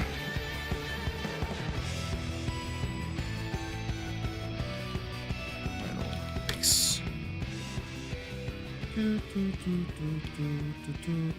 There we go. All right, so we got this. We're gonna do Elise, sword, idol. Because now it has those. So we're gonna throw this in there. I'm gonna call it sword idol. Or idol sword. I'll call it that. Idol sword. And then I'm gonna go down. I'm gonna go find her.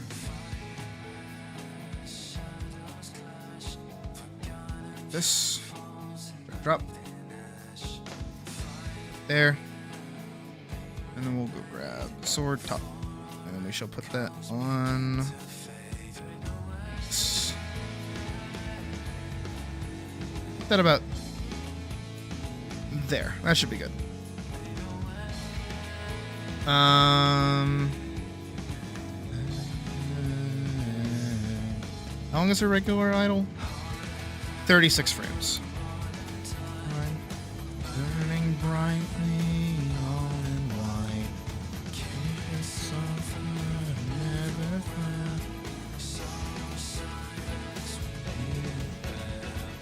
So we'll go 36. It's 37. 36. Okay. So now, yep.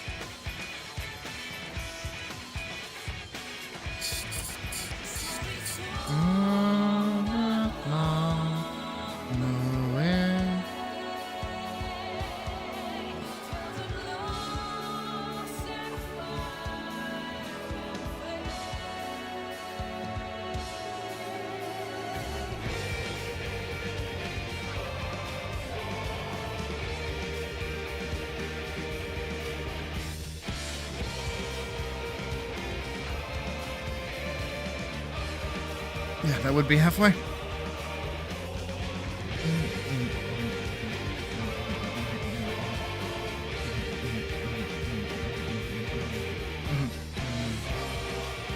So this would be...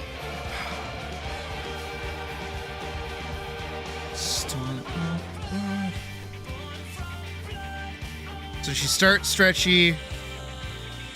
Okay.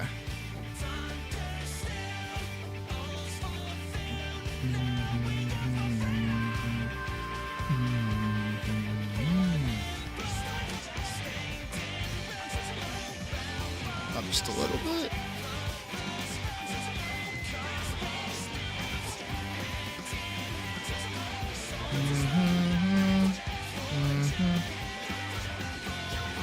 Just a little bit. Just a little bit. Down here. Nope.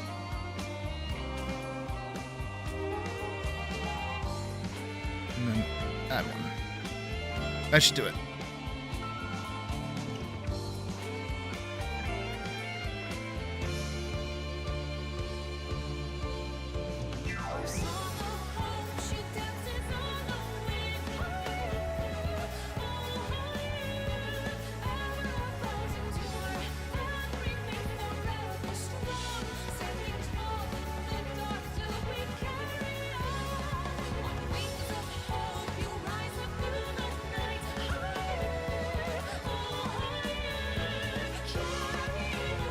Not as wide.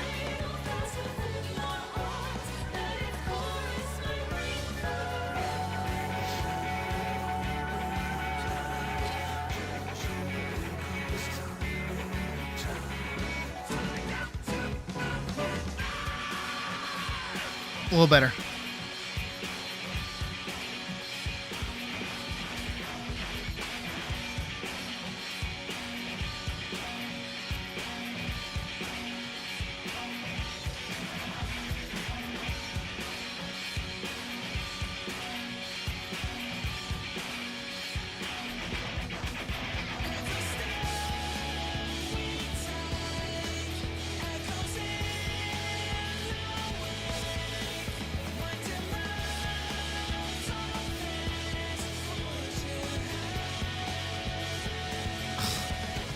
It's such a minute detail, I don't really care, actually.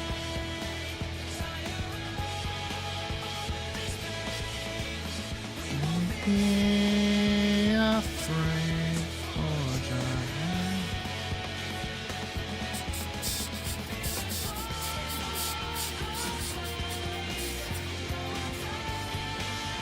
This will cause a problem if I don't get rid of it.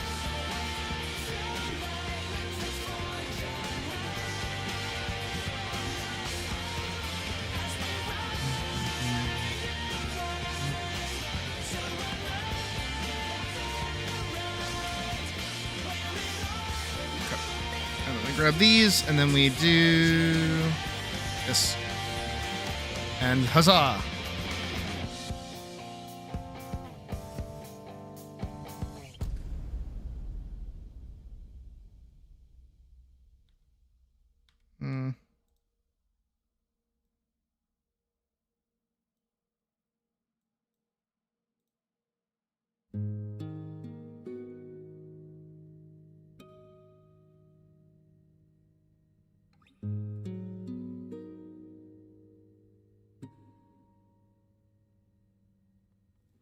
That's okay.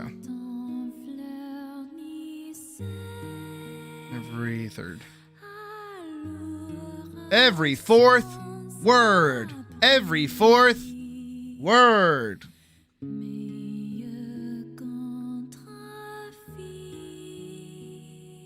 Every fourth word.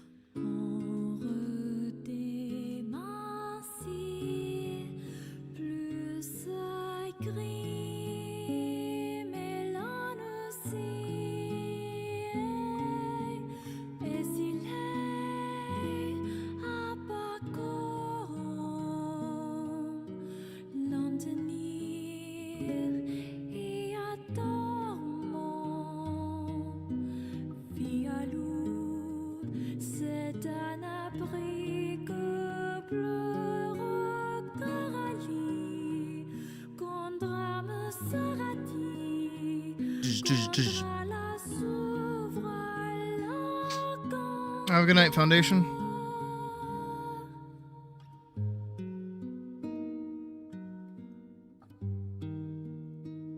Let's hit another one.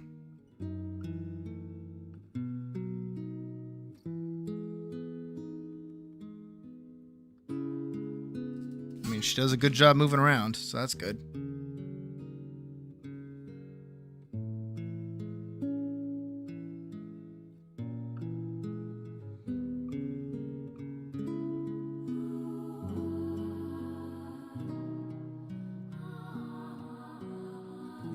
Kind of want to give her like a little bit of a thing to run through.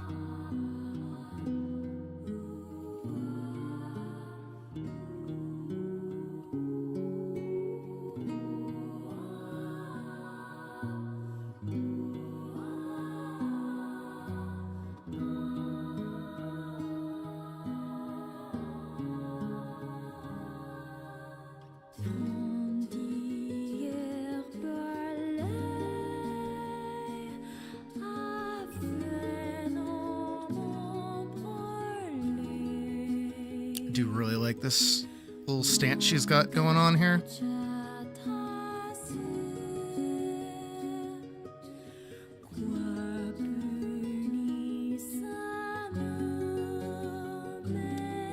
I will say her dress moves like the most out of this, but I think that's okay. I think a little bit of movement's fine. It just needs the cleanup that we'll be getting for it later on, and it'll be fine.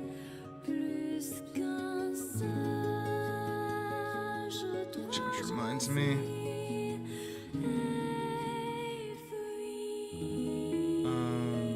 Least sword, idle base. I'm gonna go on top of everything again. Zoom way the fuck in.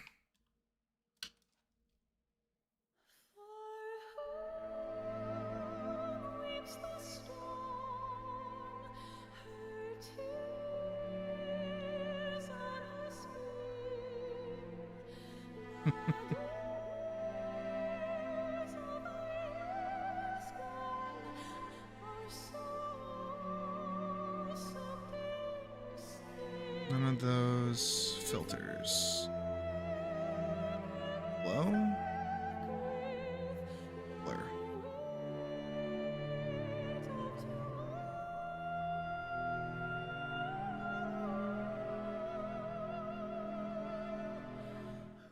Well?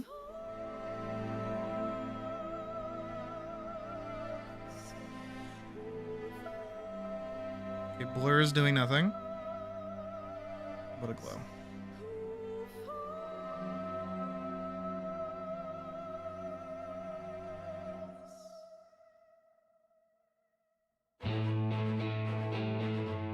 Hello?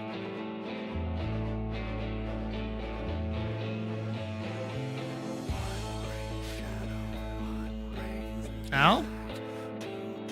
Bro? Do you want your eye to do anything? What's going on?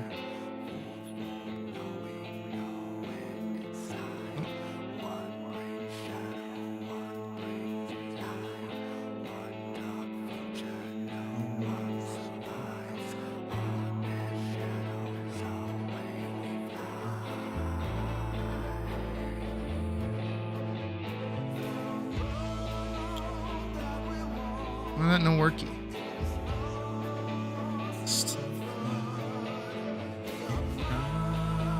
Angels bathing,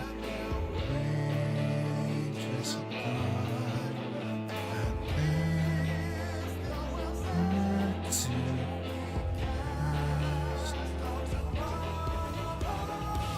why no worky? Why no worky? Why no worky? Why no worky? Why no work?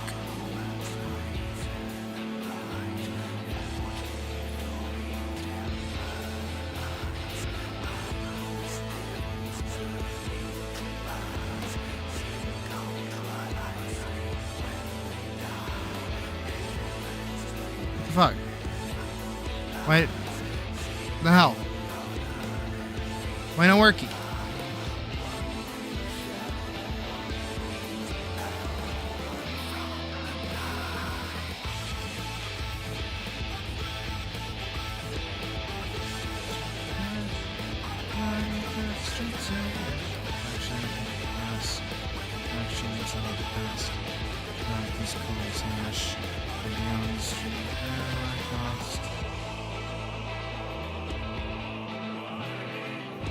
Add, okay. Filter. Glow?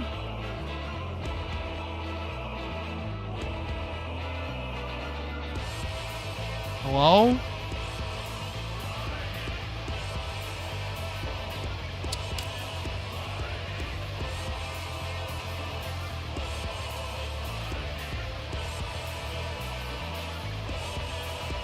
Hang on.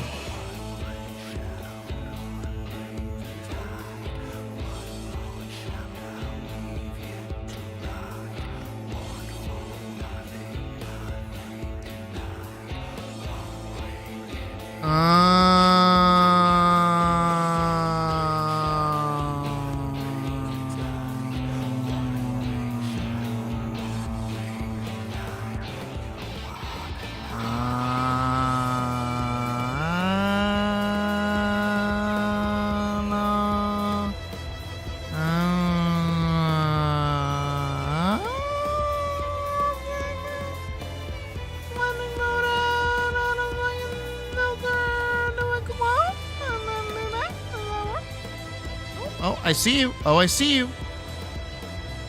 I saw that.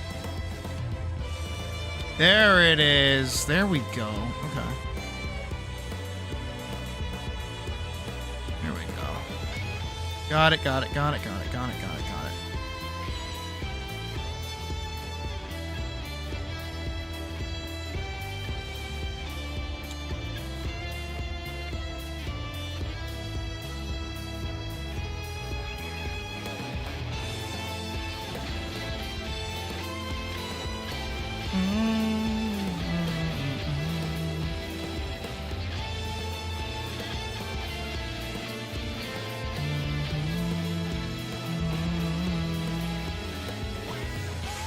And then I can set an alpha and I can lower the opacity of it. There we go. 80 should be good.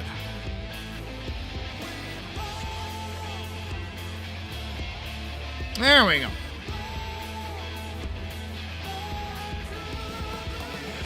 Now she's just freaking out.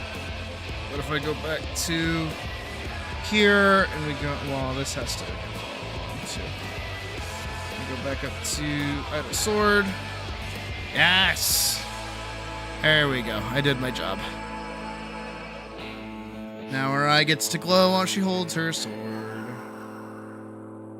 feel like the sword should glow too, now that I figured out that I can do that. I don't see why not.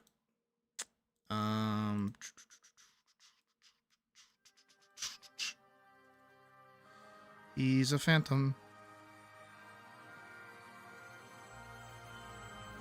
Just gonna... Shisha. Shish. Shishi.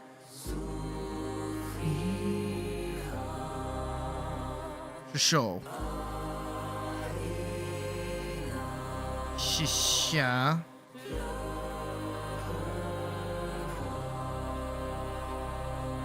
Yeah. Let's kind of lower this one down a little bit. Where am I going? Here, object. Oh. Where's it?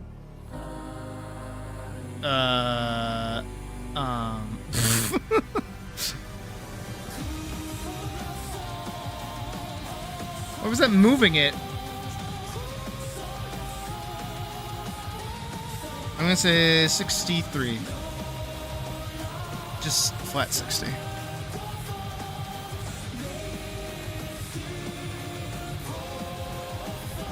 Nah, it's okay. Nah, it's alright. There we go. It'll get to glow when it actually, like, gets swung. It's fine.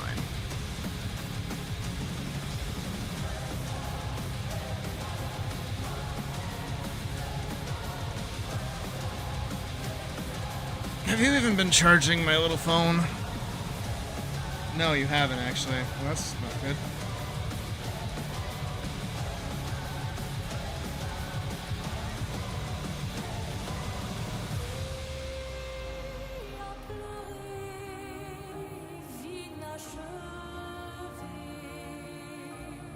Alright, let's see what's open. At 11:54 at night. When my phone's at 4%. Dragon Chef's open! I could get Dragon Chef.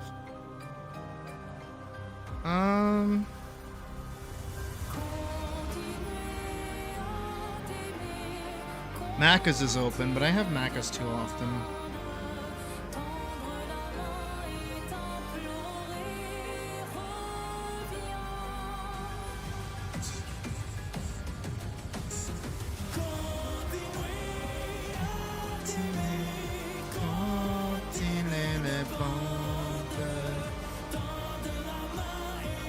Subway is open. What the fuck?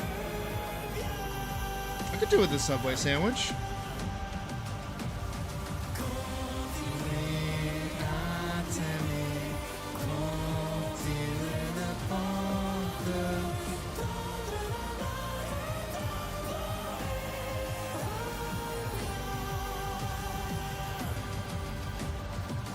And then there's like nothing else open.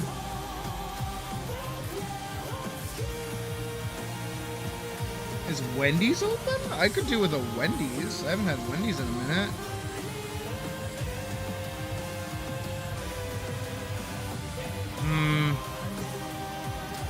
they're far.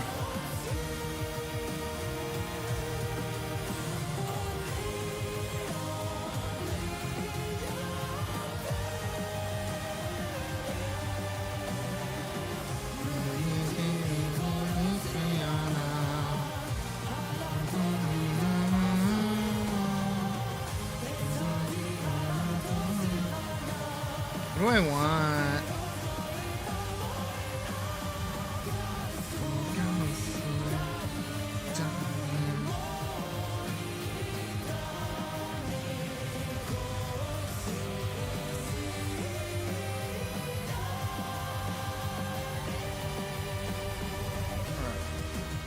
So I'm gonna get food, and then I'm gonna get started working on the attack animations. And then we will do. Oh Jesus! Right now? Hell yeah! Well, thank you for the 5, Anya, and for filling the Yuri jar. Genuinely scared the shit out of me.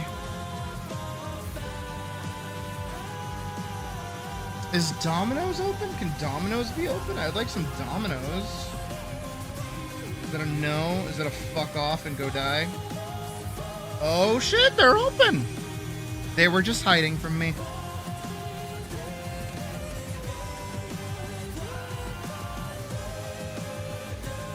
I haven't had Domino's in like a while now.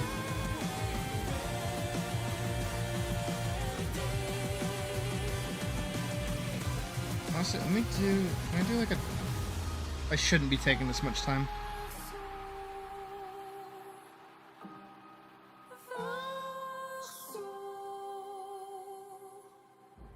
Delivery, allow, street address.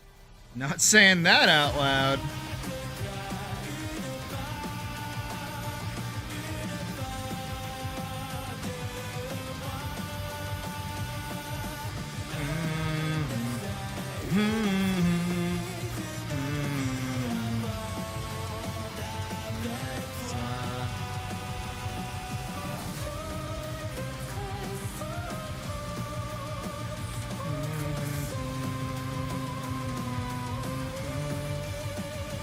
I'm gonna get bacon tots.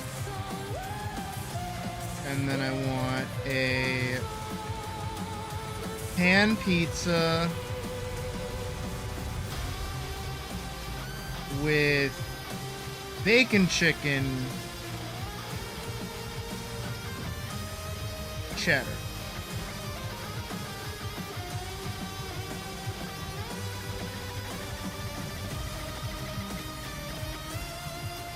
With a hot buffalo sauce cup. No, thank you.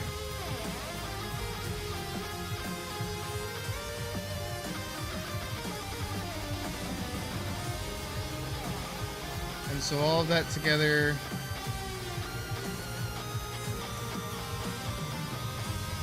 That's not bad, actually.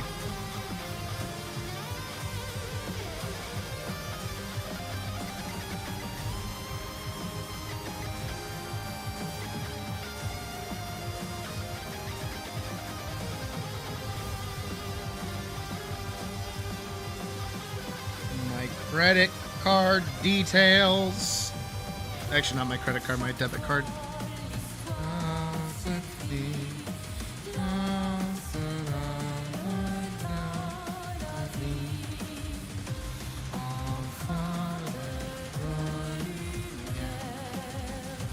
Alright, and we're good. Sweet. Okie dokie. So that'll be here in about, oh my god, like an hour? What the fuck? Should not take them an hour.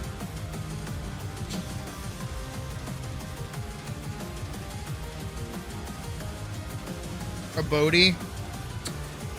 I have, but honestly, everything just gets turned upside down. Must be like an Australian company or something.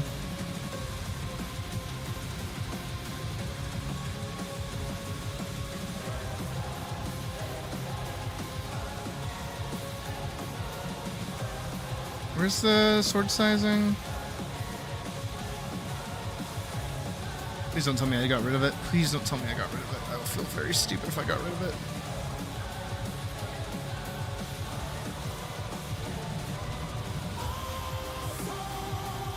There it is.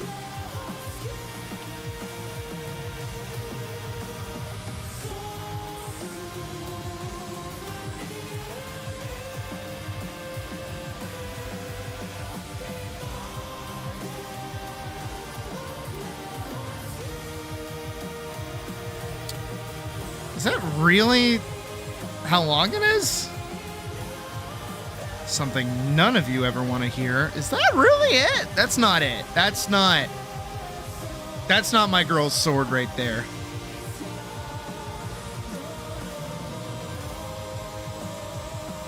Oh my god, that is.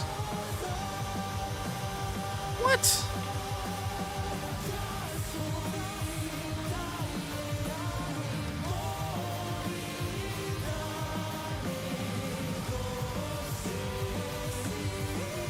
Oh my god, at this rate.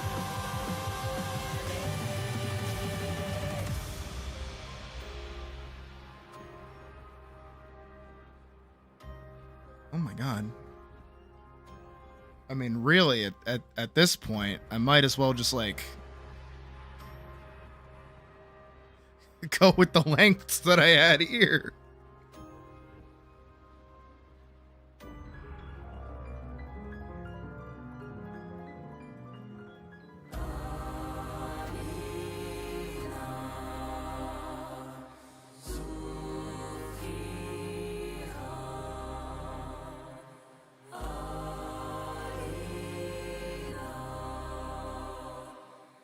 I mean, as long as I make that consistent, I don't think there should be too much of an issue. I mean, she goes from here to here, so I don't know. I feel like everything here is pretty good. Yeah, we can get rid of the crosses. We don't need those anymore. Schwa, schwa, schwa, schwa, schwa, schwa, schwa, schwa, schwa.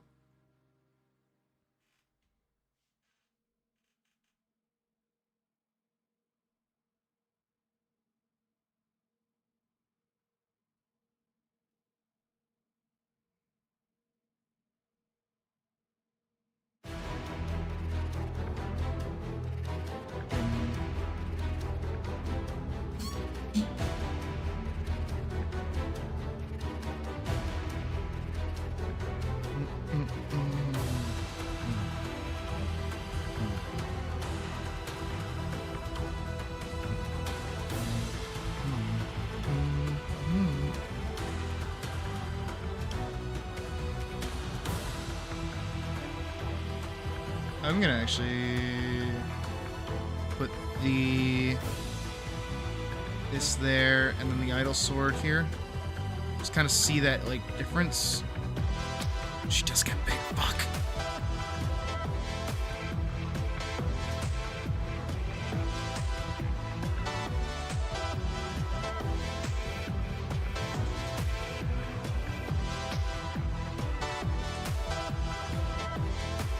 Jesus, guys.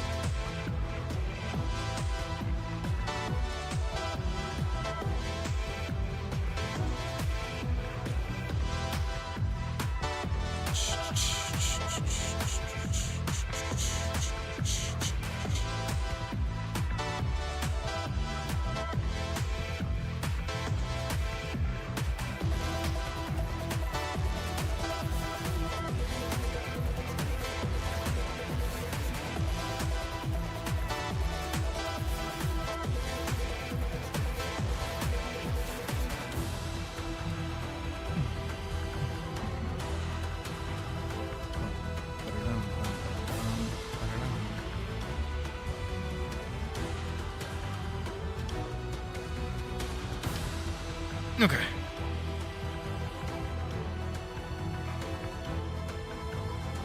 We have a lot more to go over than we usually do, but that's okay. We're gonna get close. We're gonna make our pen kind of small. We're gonna go forward.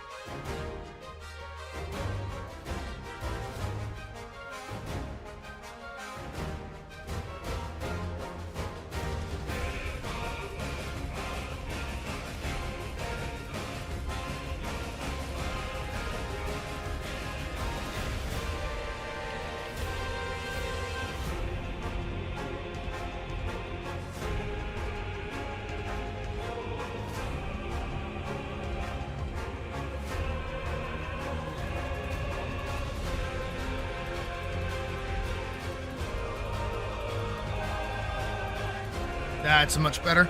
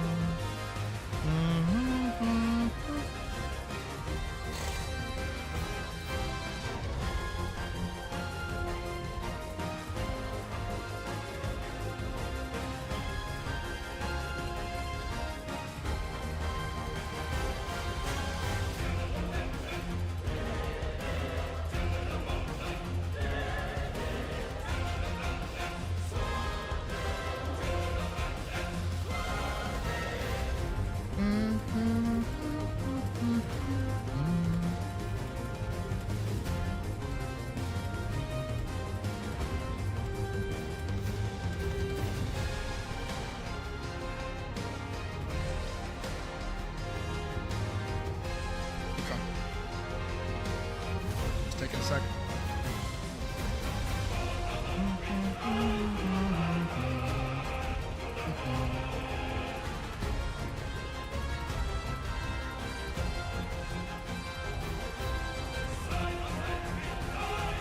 I think I'm not gonna worry too much about the sword. I'm gonna worry more about Elise's posing. And then I'll add the sword over top of everything else after.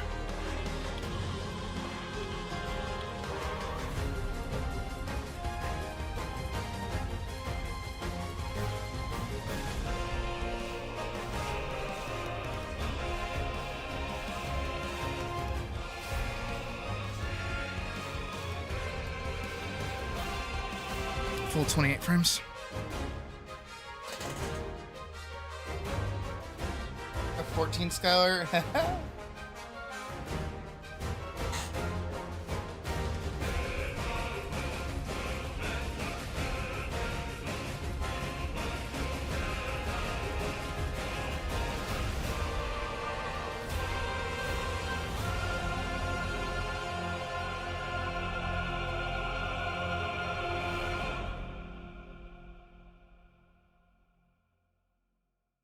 Oh shit. Mustafa is already on his way with my order, which is good.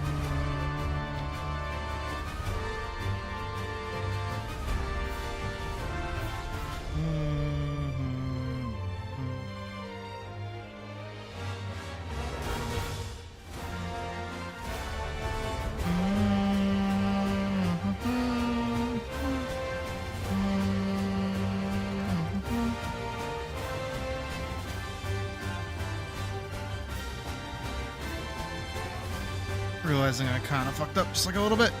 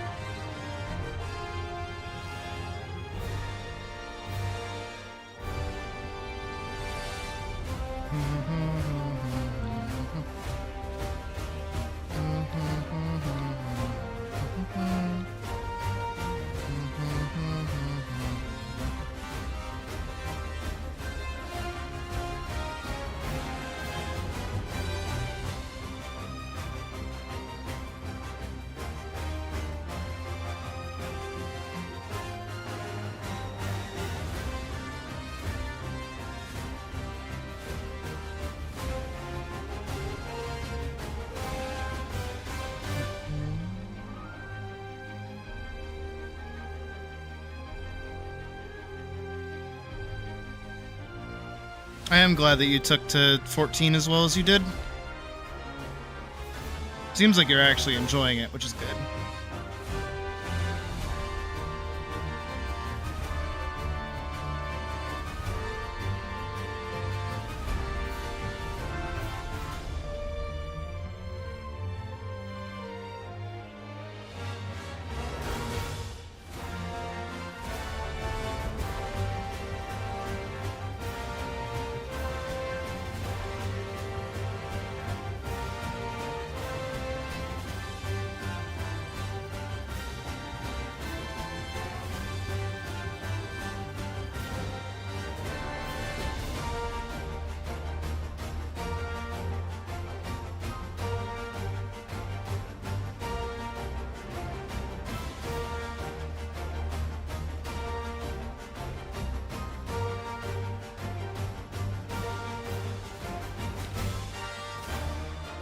Meh.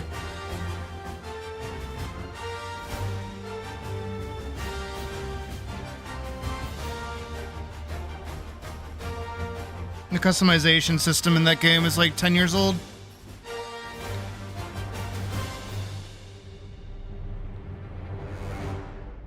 But people make it work.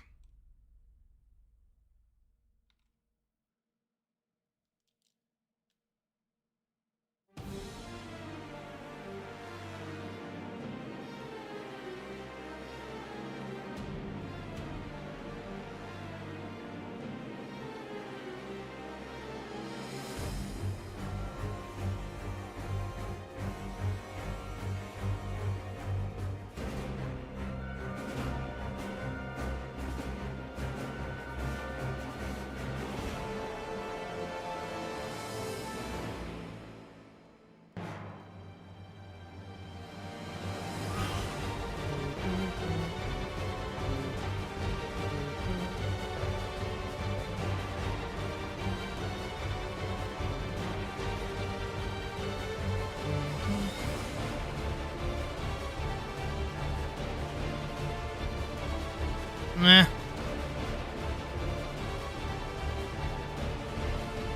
I have my issues with it. I recommend it, but I don't recommend it at the same time.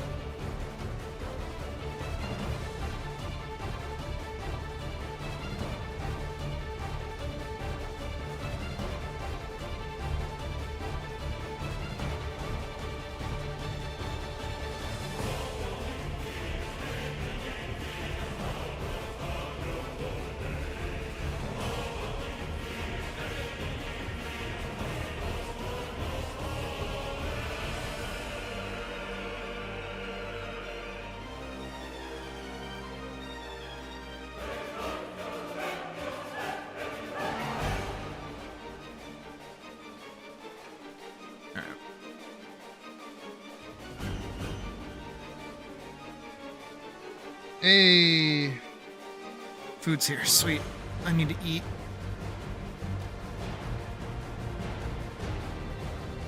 All right, we'll save what we got and put on a video. Sound good? Sounds good to me. Let me get naked first, and then I can do the burger.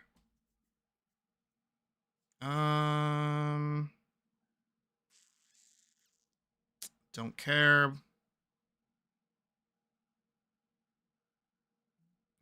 I'll grab it in a second. I assume they just dropped it, so it'll take me a sec.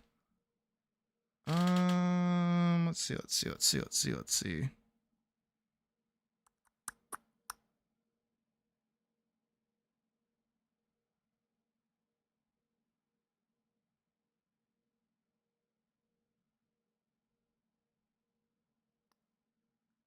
Oh, you know what? Actually, I know what I want. He did this very recently. Hell yeah! Alright, I'm gonna grab my food and I'll be right back. Eater of foods, hungry man, Hungry man! is flying home and working up an appetite for his next big meal.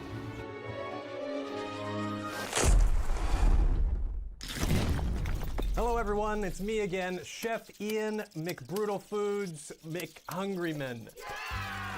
Today we are going to be preparing and enjoying 3 of Hungry Man's new combos meals. Everybody knows that things are better when combined with other things, such as Legos, ice cream brownies, peach and scissors. Things go better when there's other things involved. And that's why I think Hungry Man has done this for us. I'll be trying the fried chicken and Salisbury steak, the meatloaf and barbacoa sauced chicken, and the orange chicken and teriyaki chicken. That sounds like a lot of chicken, which I think historically has been my least favorite frozen food offering, so that's just gonna be good. And my original strategy for these 3 meals was to go from least to most scary, but they all have something that seems kind of good, but also kind of bad. I feel like the meatloaf's gonna be good, not quite sure about the sauce chicken. I feel like the teriyaki chicken is gonna be pretty good, not quite sure about the orange chicken. And I know the Salisbury steak is gonna be good, and I'm pretty convinced that the fried chicken is gonna be terrible. So the scary scale is out the window for this one. Let's just go with the order they're in now. We're gonna do fried chicken, Salisbury steak first, followed by orange chicken and teriyaki chicken, and finish it off with the meatloaf, barbacoa sauce chicken, all right? I've missed you guys. Have you missed me? All right, let's not waste any more time because as my namesake implies, I am hungry and I am also a man, as far as we know. This is the new Hungry Man Combos fried chicken and Salisbury steak meal, which boasts a whopping 25 g of protein.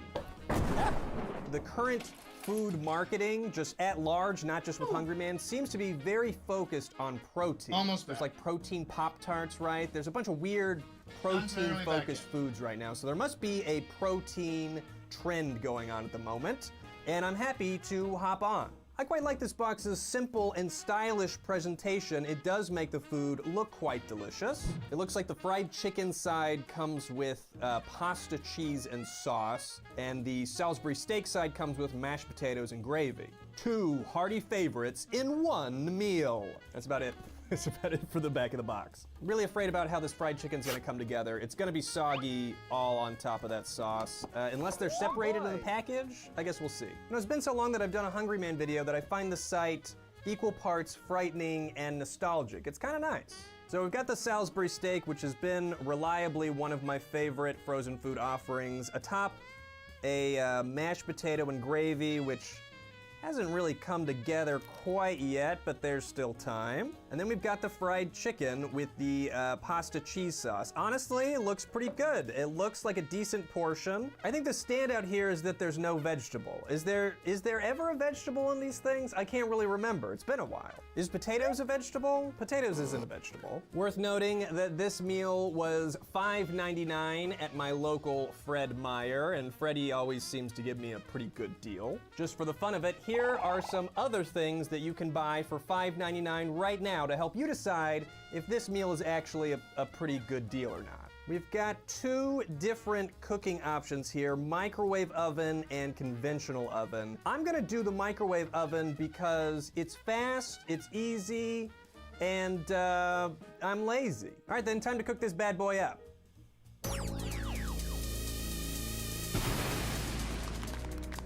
Was my microwave vision. It's actually Hungry Man's only superpower, but it is convenient in this specific situation. All right, well, here she is, looking pretty wet. Looking like a wet microwave meal to me. Smelling pretty meaty?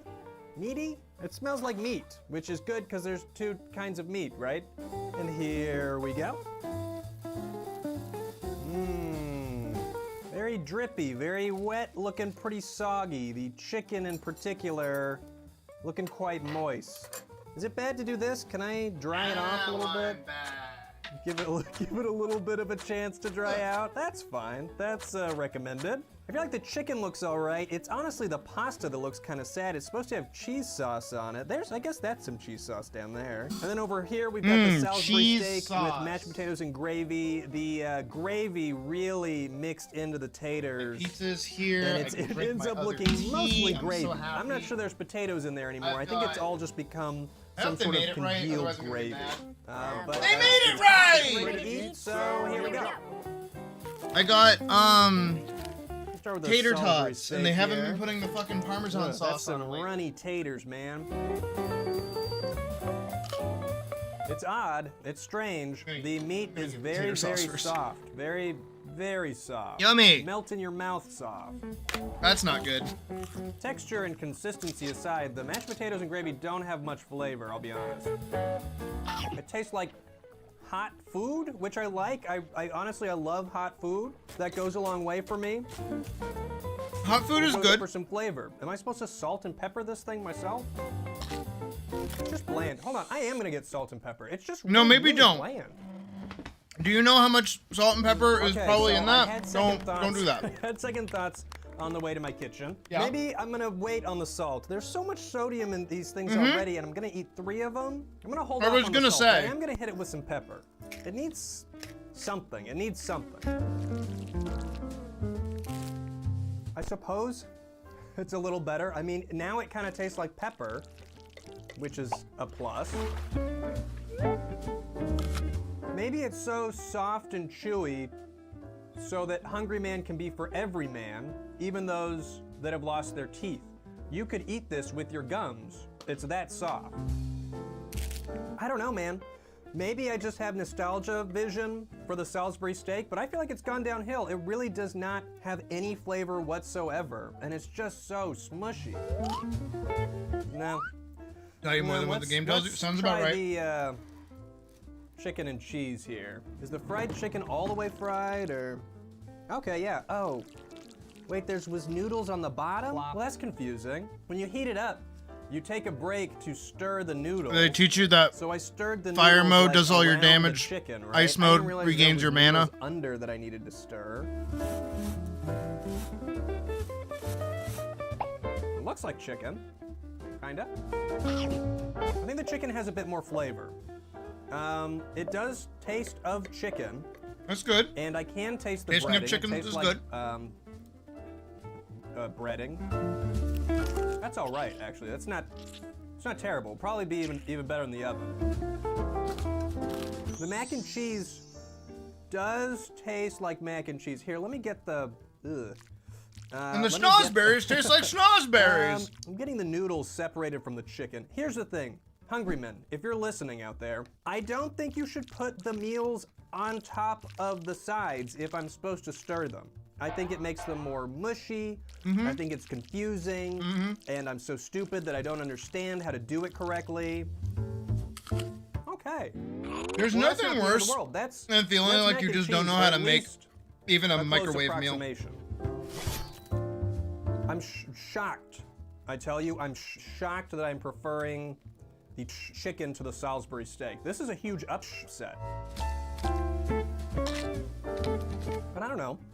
With some pepper on it, you go back to the Salisbury steak and the gravy, you kind of get to change up what you're eating, and now it tastes a little bit better. Yeah, back and forth, back to the cheese, forth to the steak. I think the thing that the whole meal has in common with itself is lack of flavor. It really does not taste like much. And I don't know if that's because you like freeze the flavor out of things when you make these things. I have no clue. The chicken does have chicken flavor though. Man, I don't know if it was because I was super hungry or not, but that's not half bad.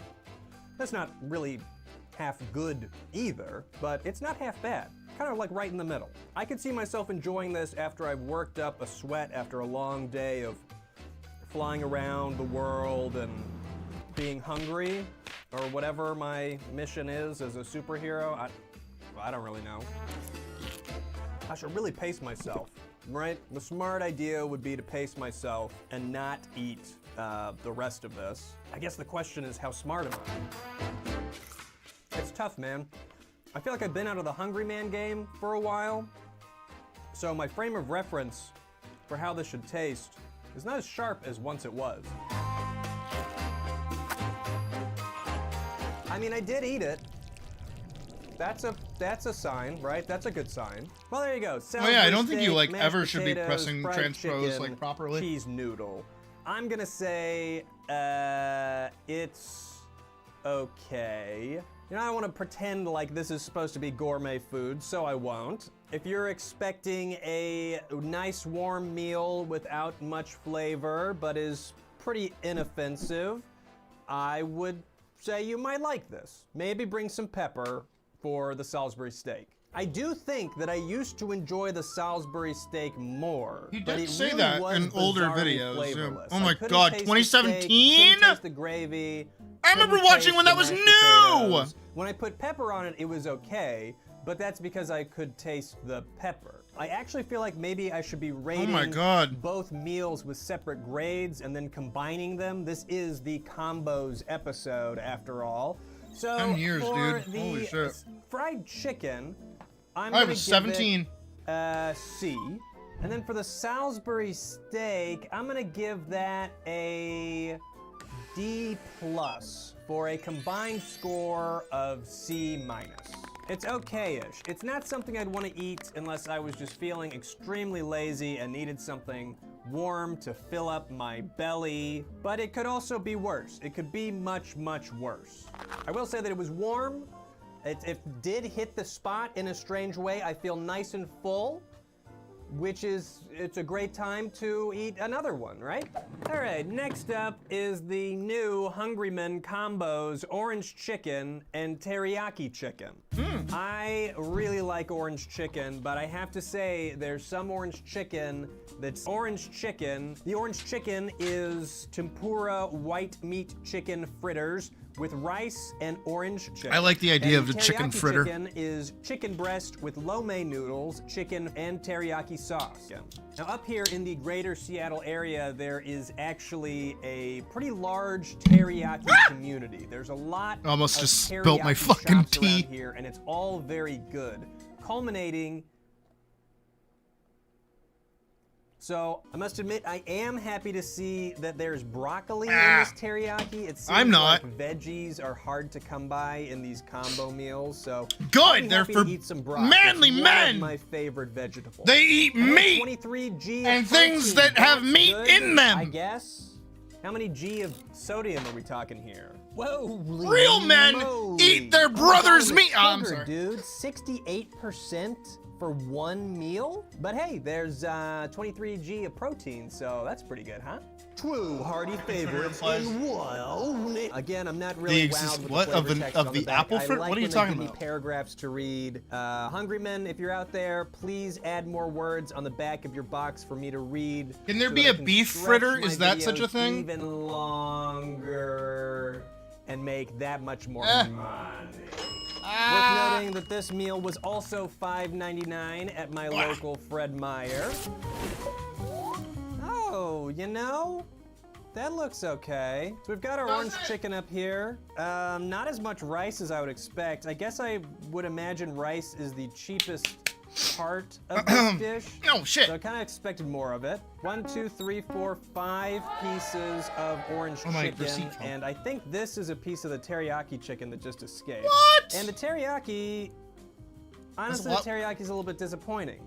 There's like 4 pieces of broccoli in there. They're really skimping on the veggies, man. The good news is I think that microwaving this one won't be as big of a deal as with the other ones, at least with the teriyaki. The orange chicken's gonna be smushy like the fried chicken was. But overall, I think it was okay with the last one, so we should be fine. Do you think they called And them by fritters we, so that I like mean men me, wouldn't be so because scared of I'm them? the only one ingesting this. You're just kind of sitting there watching. Well, Not I'm that I eating too, buddy. blame you for it, but I do judge you for it. All right. What? Hungry man away. Nah, I got it. Oh boy. Well, it smells odd. It smells like That's a not good. blend of very sweet Asian sauces. Mm-hmm.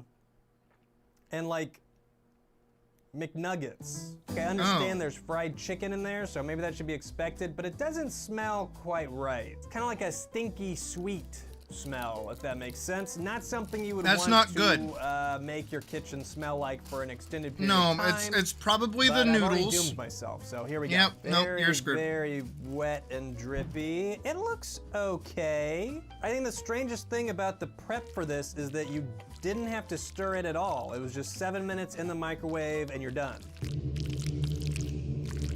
I'm worried Let's stir about it that, up, but get okay. the sauce everywhere. Some of these nuggets are just nuggets, no sauce. Initial first visual impression is that it looks as it smells, and that's would like be $10 sad. right there.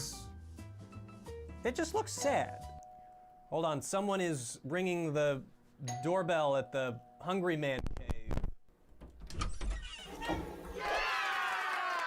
Okay, I'm most afraid of the orange chicken, so that's what I'm gonna start with. Ugh. Mmm. That looked. Nope. Oh. No. That's not orange chicken. I don't know what No. that is. It's not orange chicken. It's a very, very It's like orange chicken. It tastes like a stinky chicken. it's like if Oh. it's like if an American actually tried to make It does not taste like orange chicken at all. Let me just get some of the rice and sauce to Try see if to I can make tell what orange that chicken. taste is. It's sweet. I'm not a huge expert on sweet and sour sauce, but I think it tastes more like a sweet and sour sauce. And there's not enough sauce in here to cover the chicken. You're gonna get 1 or 2 pieces covered in the sauce and then a couple naked ones. The rice is okay. Like when it's just the rice, it's okay. Last night, before I filmed this video, I foolishly had orange chicken for dinner. So my standards a bit higher. That looks than it fucking would be phenomenal. I otherwise. want Hi, that baby. as I eat pizza. I had the Costco orange chicken. Aw. This is not. I will not be finishing this. I do not like it. I do like my cat though. If I could fry her up and put her in some orange chicken sauce, I bet she'd be pretty tasty. Okay, What let's the try the fuck? chicken teriyaki. I have more faith in the chicken teriyaki, so let's give that a go. It's got broccoli, again, one of my favorite vegetables. Mmm. Now that's closer to what I would expect, honestly. That tastes all right. It still has like that stinky chicken kind of a taste, but it is real chicken. And the sauce is a teriyaki sauce. Is it the best teriyaki A chicken sauce died I've for had? this, Not even by close. the way. But it reminds me of Like a teriyaki chicken sauce. died That's a for plus. that. Like The orange a chicken actually only died reminded for me of that, and I sadness. flipped. So here. that's a step up right there. The noodles are fine. They're all Like a fucking chopped chicken up died in short to make segments to of make that noodles, food. which is a little odd. That's the biggest And you crime can't, like, right there. Really twirl them. They're not really long enough for that.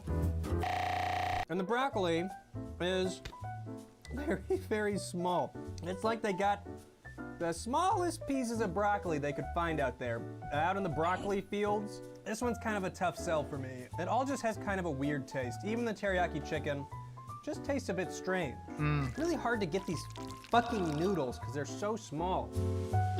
Dude, at that point, just make ramen. At that point, just make ramen, dude. Just fucking do that. Playing with a cat. That's for Game no sure. hard. Make fucking regular ass ramen. Ramen. Ah. This one's all around just not very good. Even if the chicken teriyaki was sold separately, I really have a hard time seeing myself go for this one. It's pretty bad.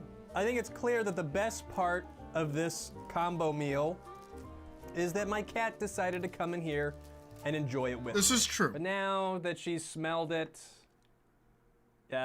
she really, really wants to leave. And so do I.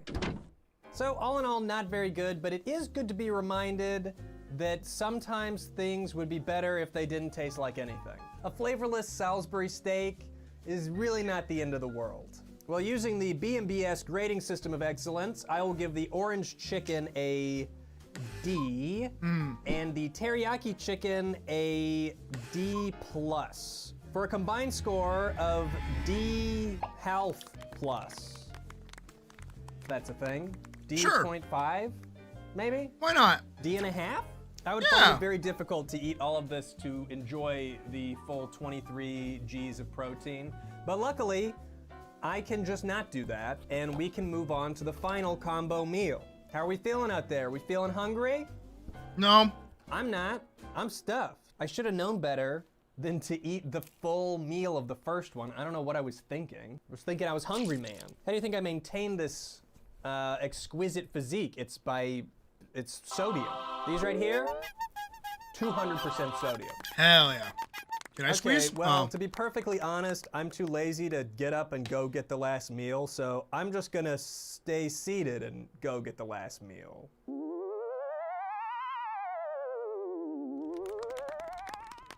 I love his dumbass editing. Okay, last up, we've got the new Hungry Man combos meatloaf barbecue sauced chicken variety.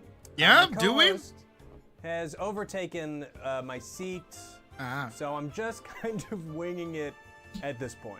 I think this is the meal with the most protein so far. It boasts 31 g of protein, which is pretty exciting. And although I can't say I'm too excited for the barbecue sauced chicken, I feel like the meatloaf is probably gonna be pretty good. I'm curious if it's better than the Salisbury steak, because they're kind of the same idea. They're like a smushed meat patty thing. Something worth noting is that I wonder both what makes it sides Salisbury for this meal are potatoes. The steak meatloaf is for a on Salisbury mashed steak to be a potato, Salisbury whereas steak. You the know what I mean? barbecue sauce chicken is on a potatoes potato. I feel like they make this one look pretty enticing. I mean, the mashed potatoes still have their skin on.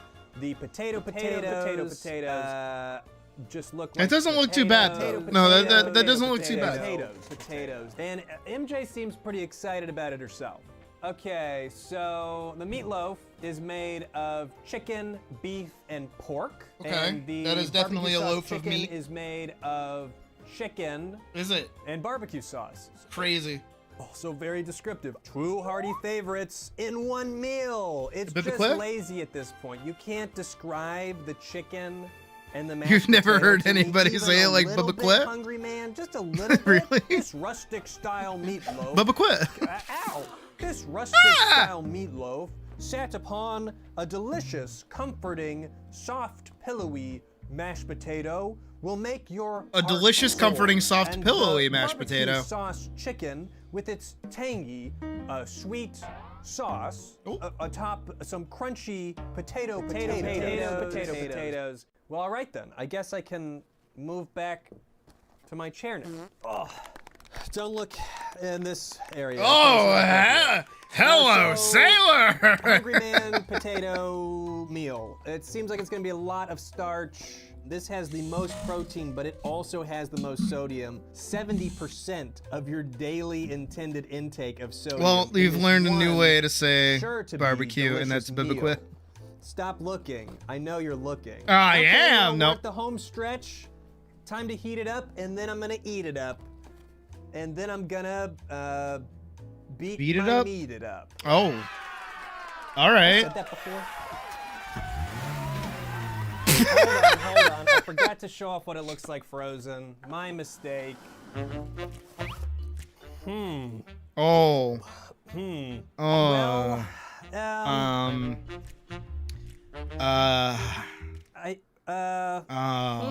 this compartment, the barbecue chicken compartment, actually doesn't look too bad. Are you It's a piece of sure? chicken with. That's- Hold on. I don't think these are real grill marks. I think these grill marks are painted on. The Ye- potatoes look pretty good though. The yeah. sauce, I can't say that I'm so excited about the barbecue sauce. The meatloaf looks sad. The whole thing looks pretty. Oh, hey, MJ. Jump. So MJ, what do you think about the meatloaf? We're talking about the meatloaf right now. How do you feel about it? I think she's starting to realize how difficult it is to come up with food words on the fly. I'm not even very good at it. And I've been doing it for years. Don't show that. Don't show that. I do think it looks pretty good on the box. I mean, it doesn't look terrible, that's for sure. All right, now that I've shown off the frozen kind, here I go, or whatever. No, that's mine. Hey, that's my chair. Yeah, but I need to sit there to eat food. I need to sit there to eat this food. It's a fucking, that's gnocchi right there. That's what fucking gnocchi does all the time. It's just so drippy when you do it in the microwave, man. It gets so moist. I'm just gonna pluck a potato right off the top.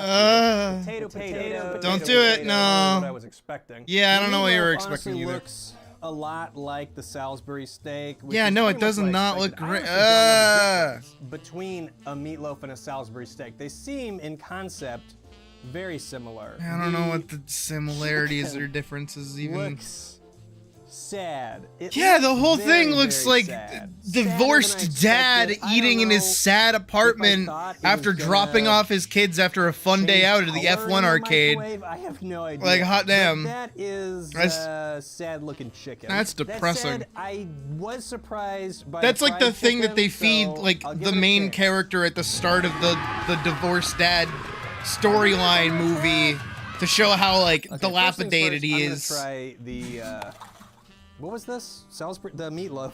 The meatloaf. It's quite a bit thicker than the Salisbury steak, so that's a plus. Let's see it if it like has any chunked more- off there. If it's Oh my solid at god, all. why are you doing that to your body? That's okay. That's all right. Is It it? almost tastes like a really mellow, like breakfast sausage patty. Oh. It has a flavor. It's not the flavor that I would expect from a meatloaf, but it does taste like something, which is a This is step a up meat from the dish Salisbury originated in the steak, I United would States say. and made Let's from the get some blend of of the mashed ground beef and potatoes other in there, ingredients too. such as Let's- chicken and pork. they're So it is so just wet. the same thing as a fucking meatloaf I then. don't hate it. Because it's the same thing. The frozen mashed potatoes are just not good. I mean, you'd be better off with some just instant mashed potatoes. What the fuck? Also, I swear we have this conversation every time that we watch one of these. Of the mashed potato is 2 potatoes. It doesn't have like meaty Potato? chunks in it. It's like Chunkless. a slab of meatloaf. Does that make sense? Yes. I don't know how to describe it, dude. It does. Too solid and soft at the same time. That's It still weird. just kinda It is tastes to me really. like a Whoa, sausage- whoa, hey! breakfast sausage patty. Oh, too much hungry man, dude. Oh. All right, let's take a look at the barbecue chicken. That's so sad. This doesn't look good. No, it don't. It doesn't look good. It doesn't look like anything a From this human in being here, should where be there's eating, less or sauce, even an just so I can animal. get like a base taste on the chicken. That's like here. a kid's playset. Oh god. Yeah.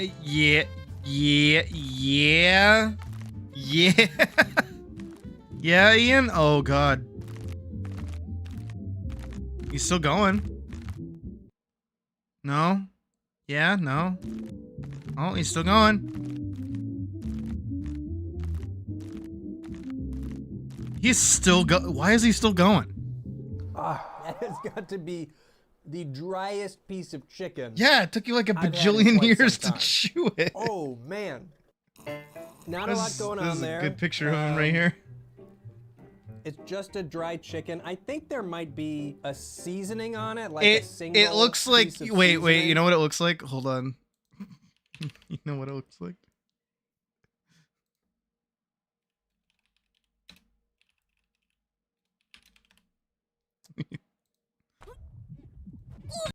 Delicious.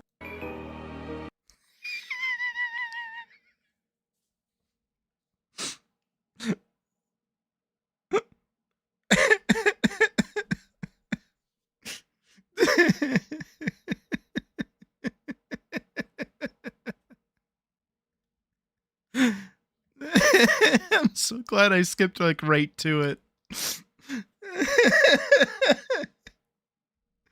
Oh my god. It's the same fucking thing.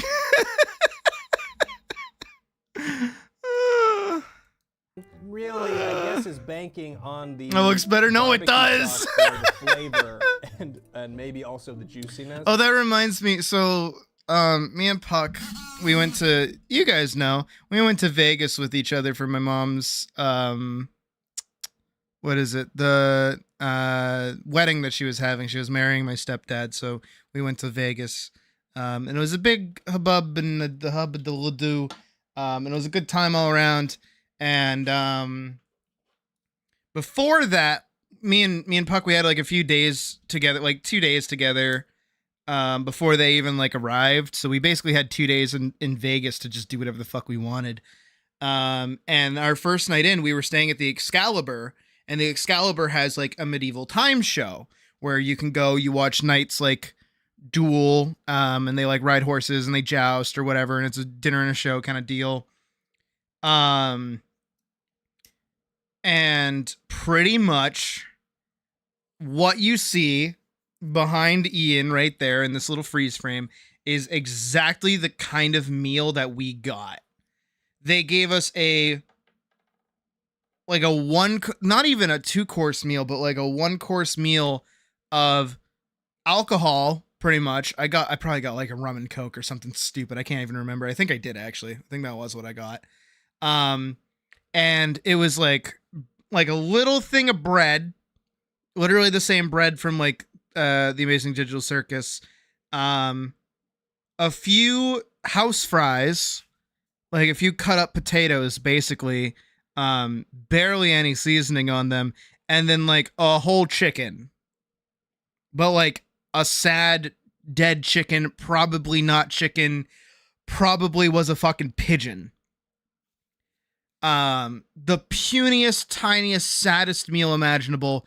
And no, they do not give you a fork and knife. You have to eat it with your fucking hands. Losers. Get on with it. And we liked the show. We didn't like the food. I think we went to go get burgers after that, if I'm remembering right. I think we went over to Johnny Rockets and spent like $70 on 2 burgers. Vegas never changed. What do you think about the chicken, MJ? Oh. Really? Now that I look at it, there's really not as much sauce as I thought there would be. I thought, the picture shows it like slathered in sauce. Yeah, that looks kind of good. That looks like something I would want to eat. Oh my God. Cat's going crazy, dude. I'm gonna get a bite that has sauce on it, but also eat it with the potato. Potato. It's tough to. Oh my God. What's supposed to be barbecue sauce?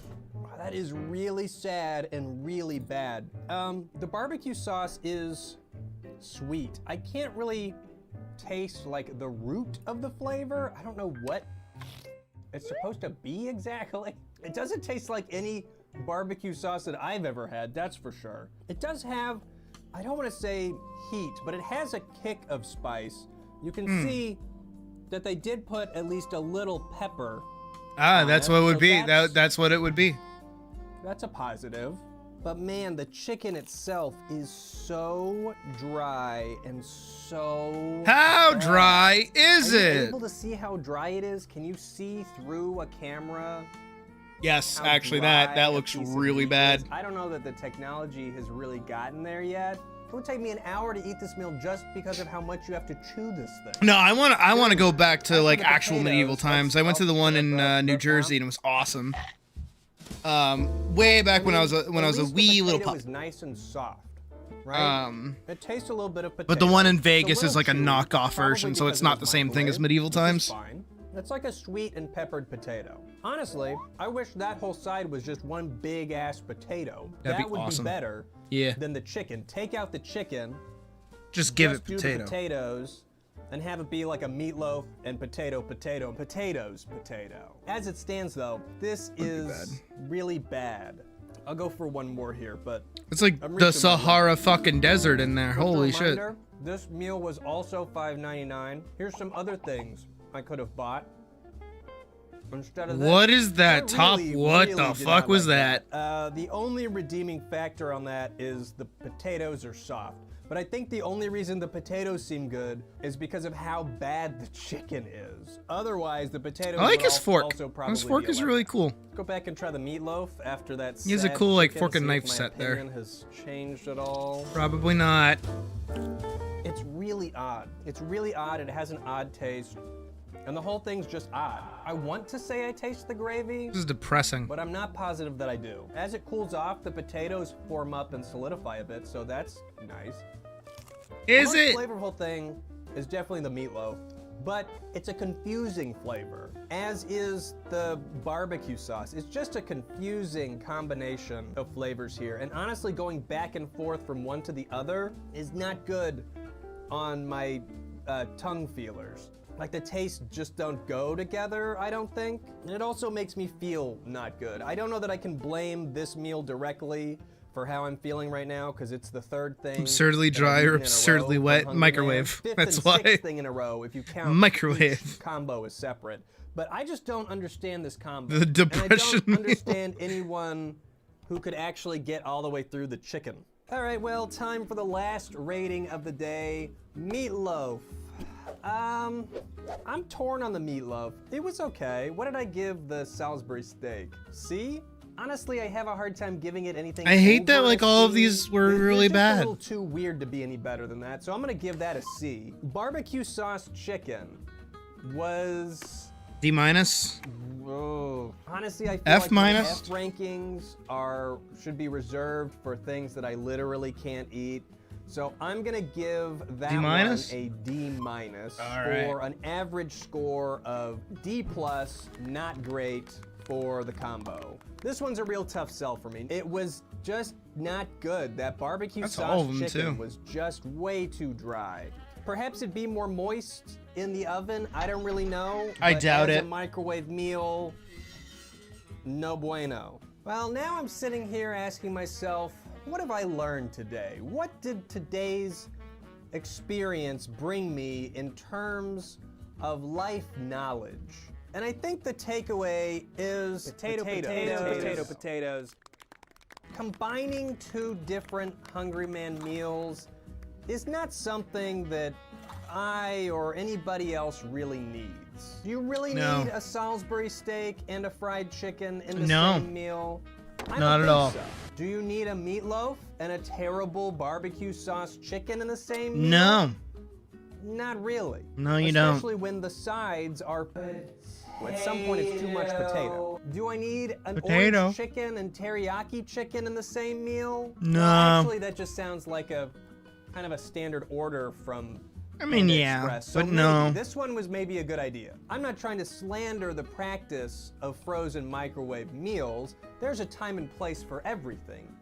I just don't think there's a time and place for No, I this like specific. microwave meals. No matter how you feel about the Hungry Man combo meals, though, I think there's one thing that we can all agree on. Hungry and Man that's Hearty that eating Hero. 3 of them in Is that a row meatball sub? Do you see is that? really, from top to bottom, just a terrible idea. That might be It really good. shouldn't be done unless you're trying to garner online views, and even then, it leaves you with a sickening feeling in your gut. And not just from the food itself, and but grumpy. from That's the fair, guilt and Pocket. Welcome shame back. of having consumed so much at one time. Mm-hmm. The life of a hungry man is not easy. It's not easy being hungry. I like the And it's Boston not Market. easy trying to satiate that hunger. No, not Boston Market. Stouffer's. Stouffer's meatloaf is really good. That's I like the that one a role lot. I've landed in life, and that's the pledge I've made to my people. And like Elios, they're not really So I microwave, guess I'll are they? just They're keep more doing toaster oven. For now, though, let's brighten our spirits just a tad, shall With? we? This video is sponsored by HelloFresh, and to help convey to you how great their service is, I'd like to present a segment I call 1 Minute of Hot Dad. What? That's right, you get 1 minute Hot Dad? this time, just the one, so let's keep it snappy. No, he's not that hot. Cool hunger strikes in a crazy way. HelloFresh, quick meals for awesome days. More time for slumber and more time for sleep. With promo code, some dinners can be free. If you want so much food, HelloFresh is for you. I want my cena, the hours are short. HelloFresh, ball in my kitchen court. And just my meal, I'm doing it right. Hey pretty baby, let's HelloFresh. Oh hell yeah! That's a hell yeah! HelloFresh can truly move your feet, shaking and dancing, such a wonderful time. Feed HelloFresh to my amazing wife. You want magic food? HelloFresh is the truth. Trimming the chicken in an awesome way. HelloFresh, safe to eat every day. 1,000 bites of endless delights. Put uncooked HelloFresh items in oven tonight. Chew up the food and swallow it too. The HelloFresh can be inside of you. Hello, Can it? hello, hello, hello, hello, hello, hello, hello, hello, Fresh.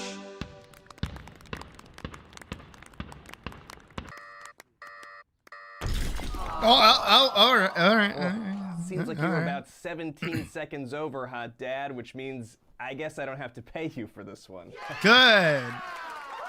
Also, you've been crushed by Boulder. Yeah. As for you, if you'd like to enjoy fresh ingredients delivered right to your door, you can use my code BrutalMooseFM at HelloFresh.com for 10 free meals plus free shipping. good video. Meals applied as discount on first box. Newer returning subscribers only, varies by plan. Sign up today. Click the link below or use my code BrutalMooseFM. What has he at been up to HelloFresh. lately? This came out 3 weeks ago. What is on the dead grandma tapes? What the fuck? Halloween junk food. My response. Oh, because I think he made something. Oh, God, the 1970s stretching food. Not the ham mousse again. Please, anything but the ham mousse again. Please, I beg. Oh, my God. Oh, when did we watch that? I remember that. I was a cat then. Holy shit. Master of Discourse. Not the fucking ham mousse. Hey, Spiral. Goodwill, spooky, scary, thrifting, treasure hunt. Seems like that's all he does nowadays.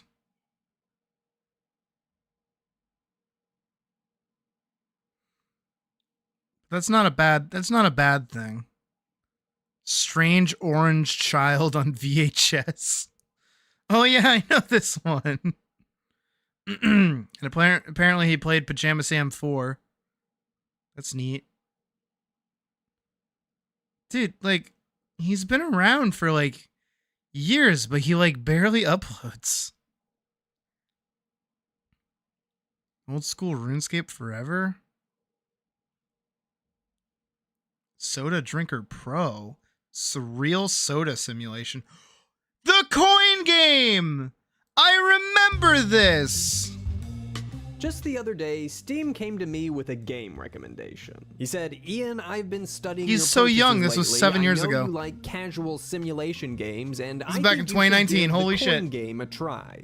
I said, this feels like a violation of my privacy for the sole purpose of increasing your profits, but I'll give you more of my money anyway. Now, at first glance, you might think I'm about to give this game a good old-fashioned Brutal Moose roast. Back when gaming videos dominated my YouTube channel, I'll admit I used to browse around for low-hanging fruit. Goofy or quirky games usually developed by Facade. small I remember that teams game. I could make some easy jokes at and call it a day. Melons! I don't really like doing that so much anymore. Melons! I'm realizing that a lot of the traits I might have criticized a lower budget game for back in the day are actually the qualities I've grown to appreciate in games that I'm playing now. So instead of talking about some piece of crap game that I hated, I'm gonna take some time to talk about a small indie title that pleasantly surprised me.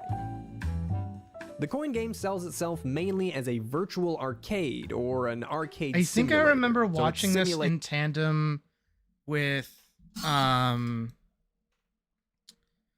was his name?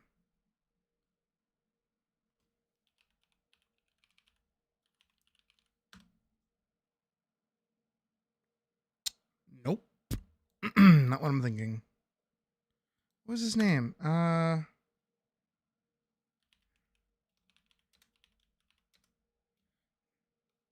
Yume Nikki.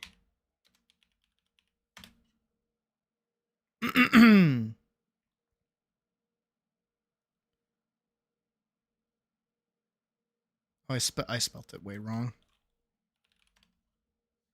What was his name?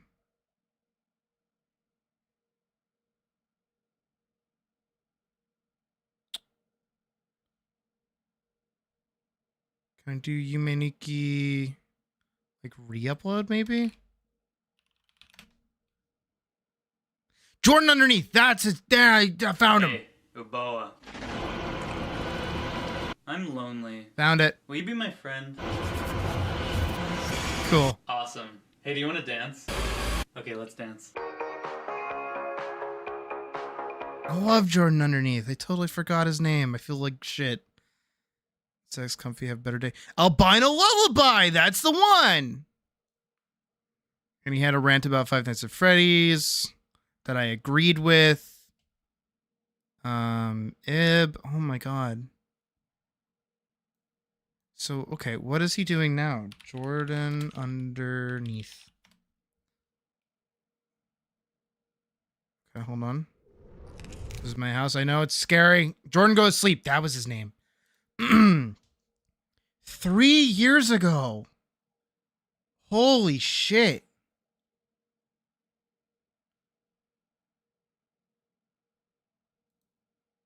Oh my god.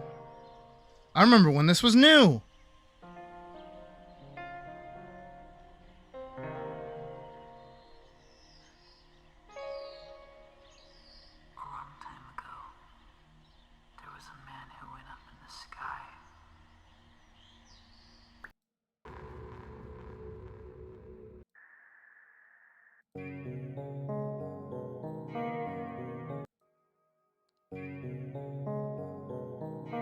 Man.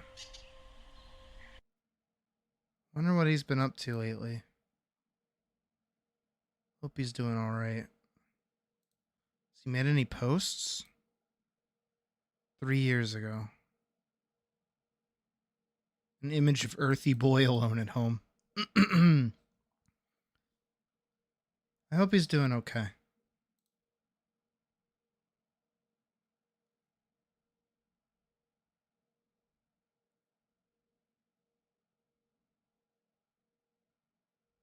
I do.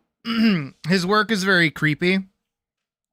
It's very esoteric. And very artistic. And very weird. Kind of difficult to follow as well sometimes. But I do absolutely recommend Jordan Go to Sleep. And all his old reviews as Jordan Underneath. Okay, yeah, alright, hi.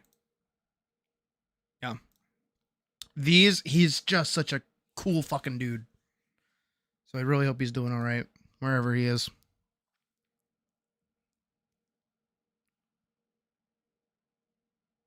Oh, shit. Alright, we have work to get done.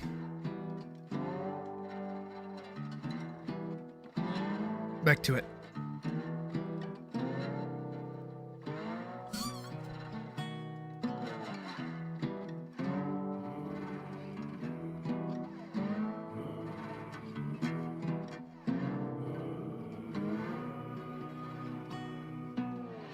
Two roads with no beginning, cross where the water's low. The ground isn't dry, but it holds up just fine. Oh, I did say I wanted to move that shoulder more forward. That's right. Don't mind me, I'm leaving soon. Wish I could say the same for you. Isn't it nice here by the lagoon? It's never too late to take in the view.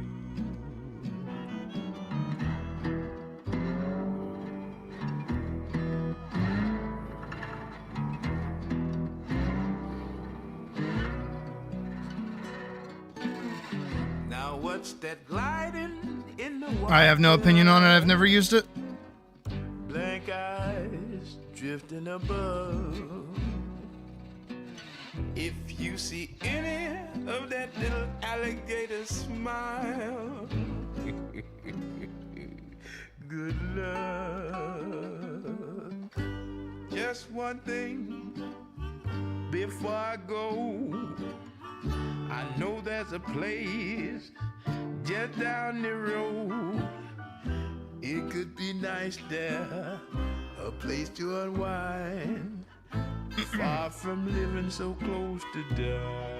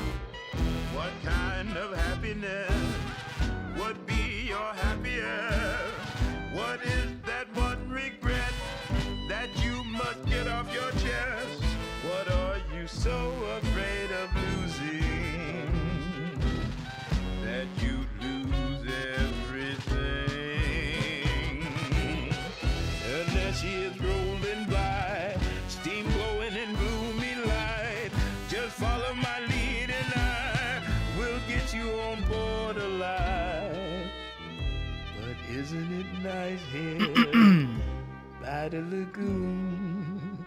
If you'd rather stay and take in the view.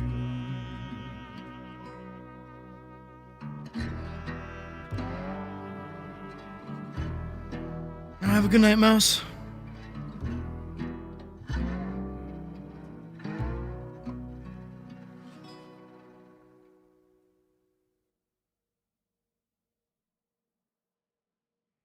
This sinking ship, all rusted brown, it leans for land, desperate not to drown. All our machines will come and go, they'll go with age, even as they grow. And oh my son, when you get old, your heart is lining for you to blow.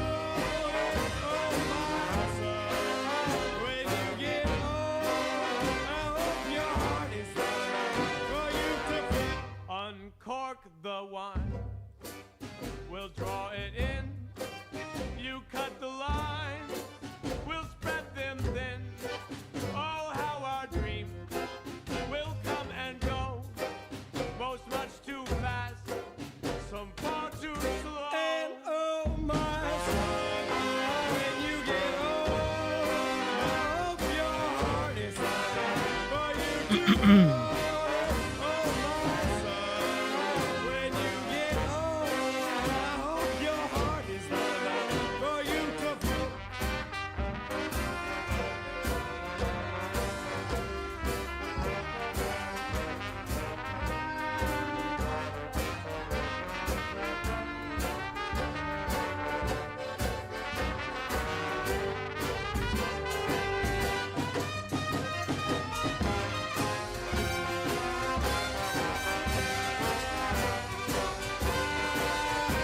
So write your book, though it gets wet.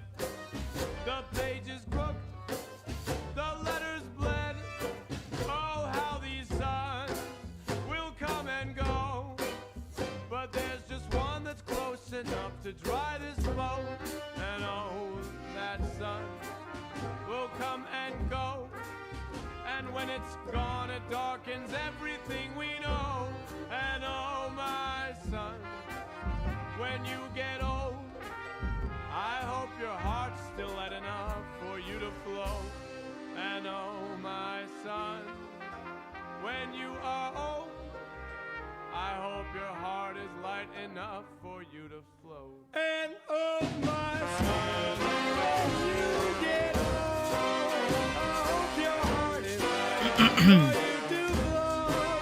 Oh, my son, when you get old, I hope your wind is dry enough for you to slow.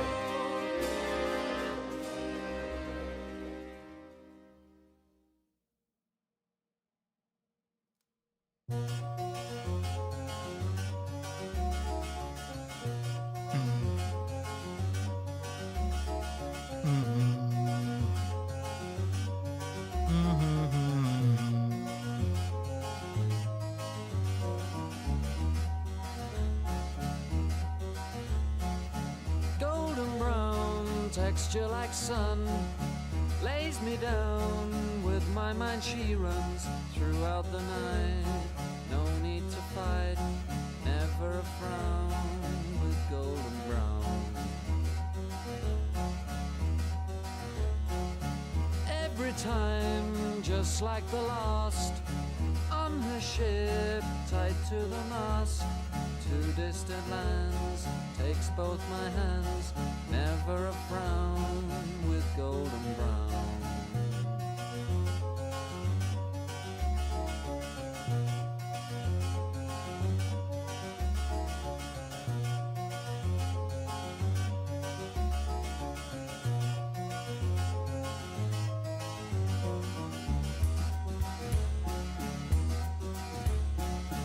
Golden brown, fine temptress, through the ages she's heading west. From far away, stays for a day, never a frown with golden brown.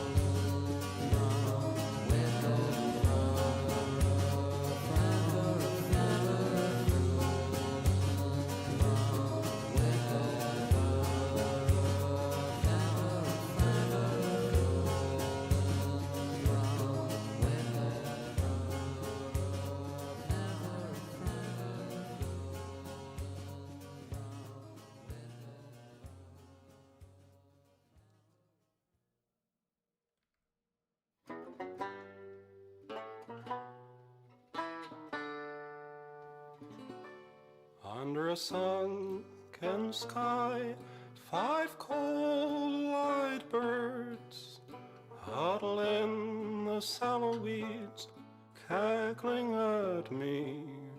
And it's times like these. The one before this, I assume. I got you.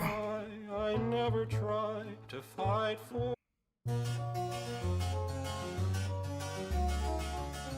Here. There you go. Do you want to do a different song? God damn, whoever is behind this at YouTube needs to fucking knock it off. Look at how huge these fucking things are. Like, for what? For what? What do they think I am? Like, blind? Jesus Christ. This is some Joji music. I like Joji. Hopefully he's not one to claim. I fell for your magic. I tasted your skin. And though this is tragic, at least I found the end. I witnessed your madness. You shed light on my sins. And if we share in this sadness, then where have you been? I know you're not in love like you used to be, 'cause I'm not the one like you used to think. So you just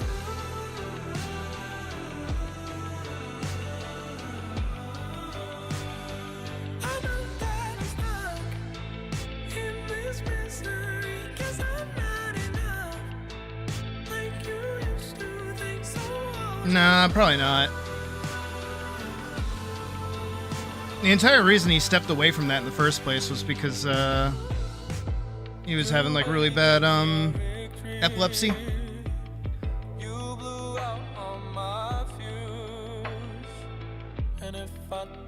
So I think he's quite happy stepping away from it. your love was a mystery. Yeah, my love is a fool. And I travel the country just to get to you. I know you're not in love like you used to be, 'cause I'm not the one like you used to think. So you just Have a good night, Pocket.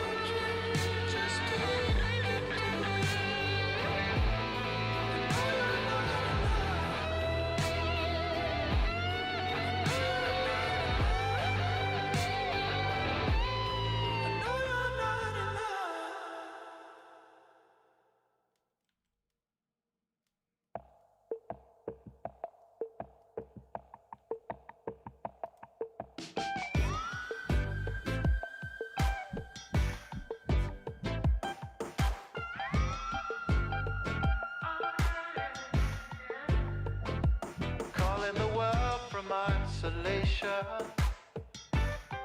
'Cause right now that's the ball where we be trained. And if you're coming back to find me, you better have good aim.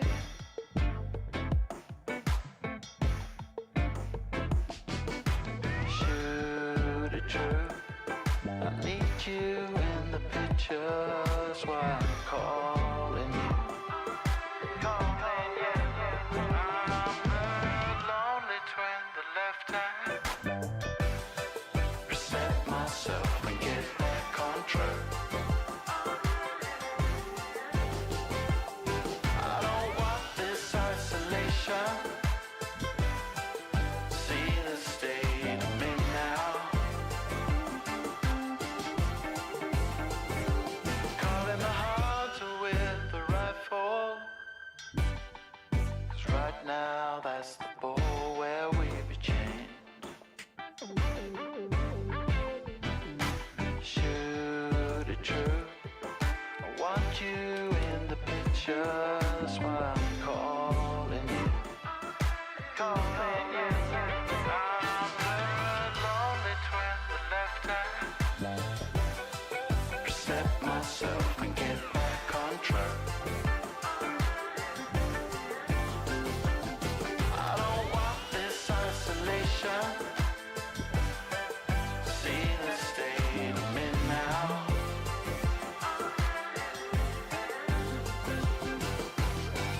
If I pick it up when I know that it's broken, do I put it back? Or do I head out onto the lonesome trail and let you go?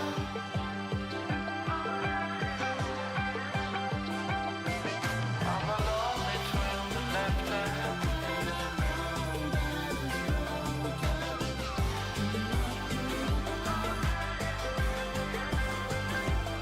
I don't want this isolation.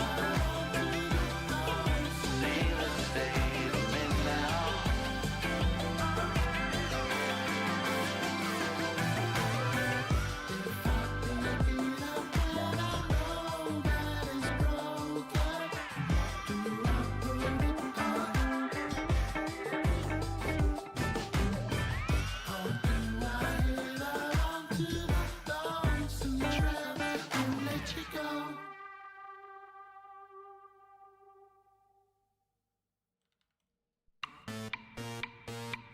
On Cracker Island it was born.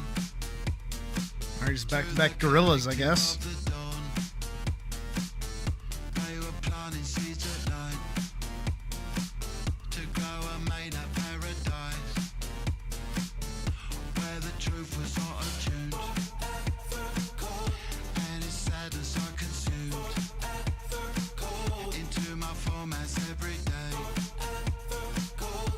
In the end I had to pay. In the end I had to pay. In the end I had to pay.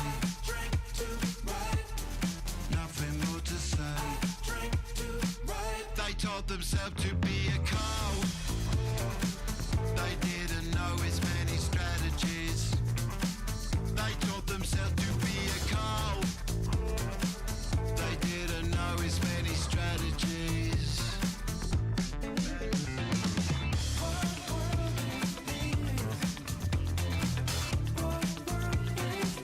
On Cracker Island it was raised by the collective from the grave.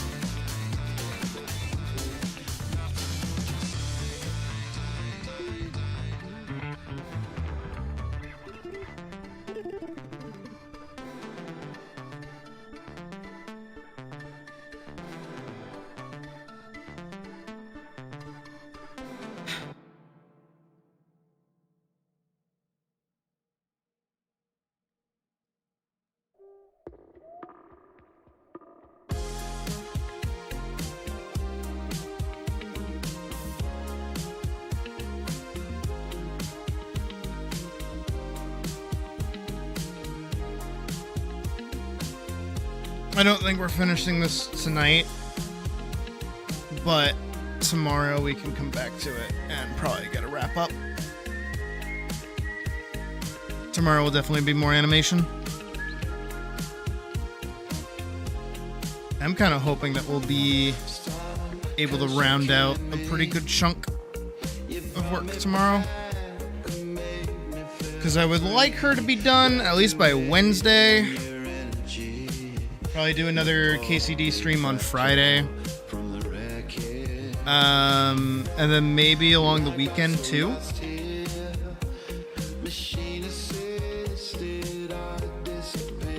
Have a good night, Badger.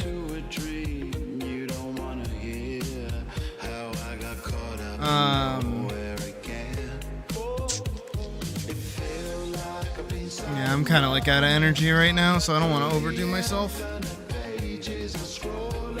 Plus, 7.5 hours, not bad. Alright. Let's hop over here. This is probably a good spot. We did... What did we do? We got our slide done. We got our vault done. We got the sort out whatever it is called done. It's also good. No, we did good work today. We did pretty good work today. Yeah, I'm just a little toasted on energy at the moment, so I don't want to, like I just said, overdo myself. So that's probably it for today. By probably, I mean it is. Good having you, Spiral, and thank you everybody else for watching. Man. Yeah, but we did good. We'll finish the attacking animation tomorrow, and probably some kind of like movement with sword out animation as well tomorrow, just to get that kind of done with. Because if we can do that, then she's pretty much ready to go for like an actual film. So that'll be cool. Yeah. It's 1:30 in the morning too, so it's considering our earlier issue with stream, I guess it technically makes sense that we've gone over technically, right? Didn't we stream for an hour beforehand before like the minimize window popped up and like made me want to jump off? Yeah, okay, we did. So yeah, we've gone over an extra hour, which is fine. We've been live for like 9 hours. That's fine. We'll be back at the usual time tomorrow if all goes well, and I'll see you guys then. I don't have much else to say, so have a good rest of your night. Titty bounce. Woo! Bye.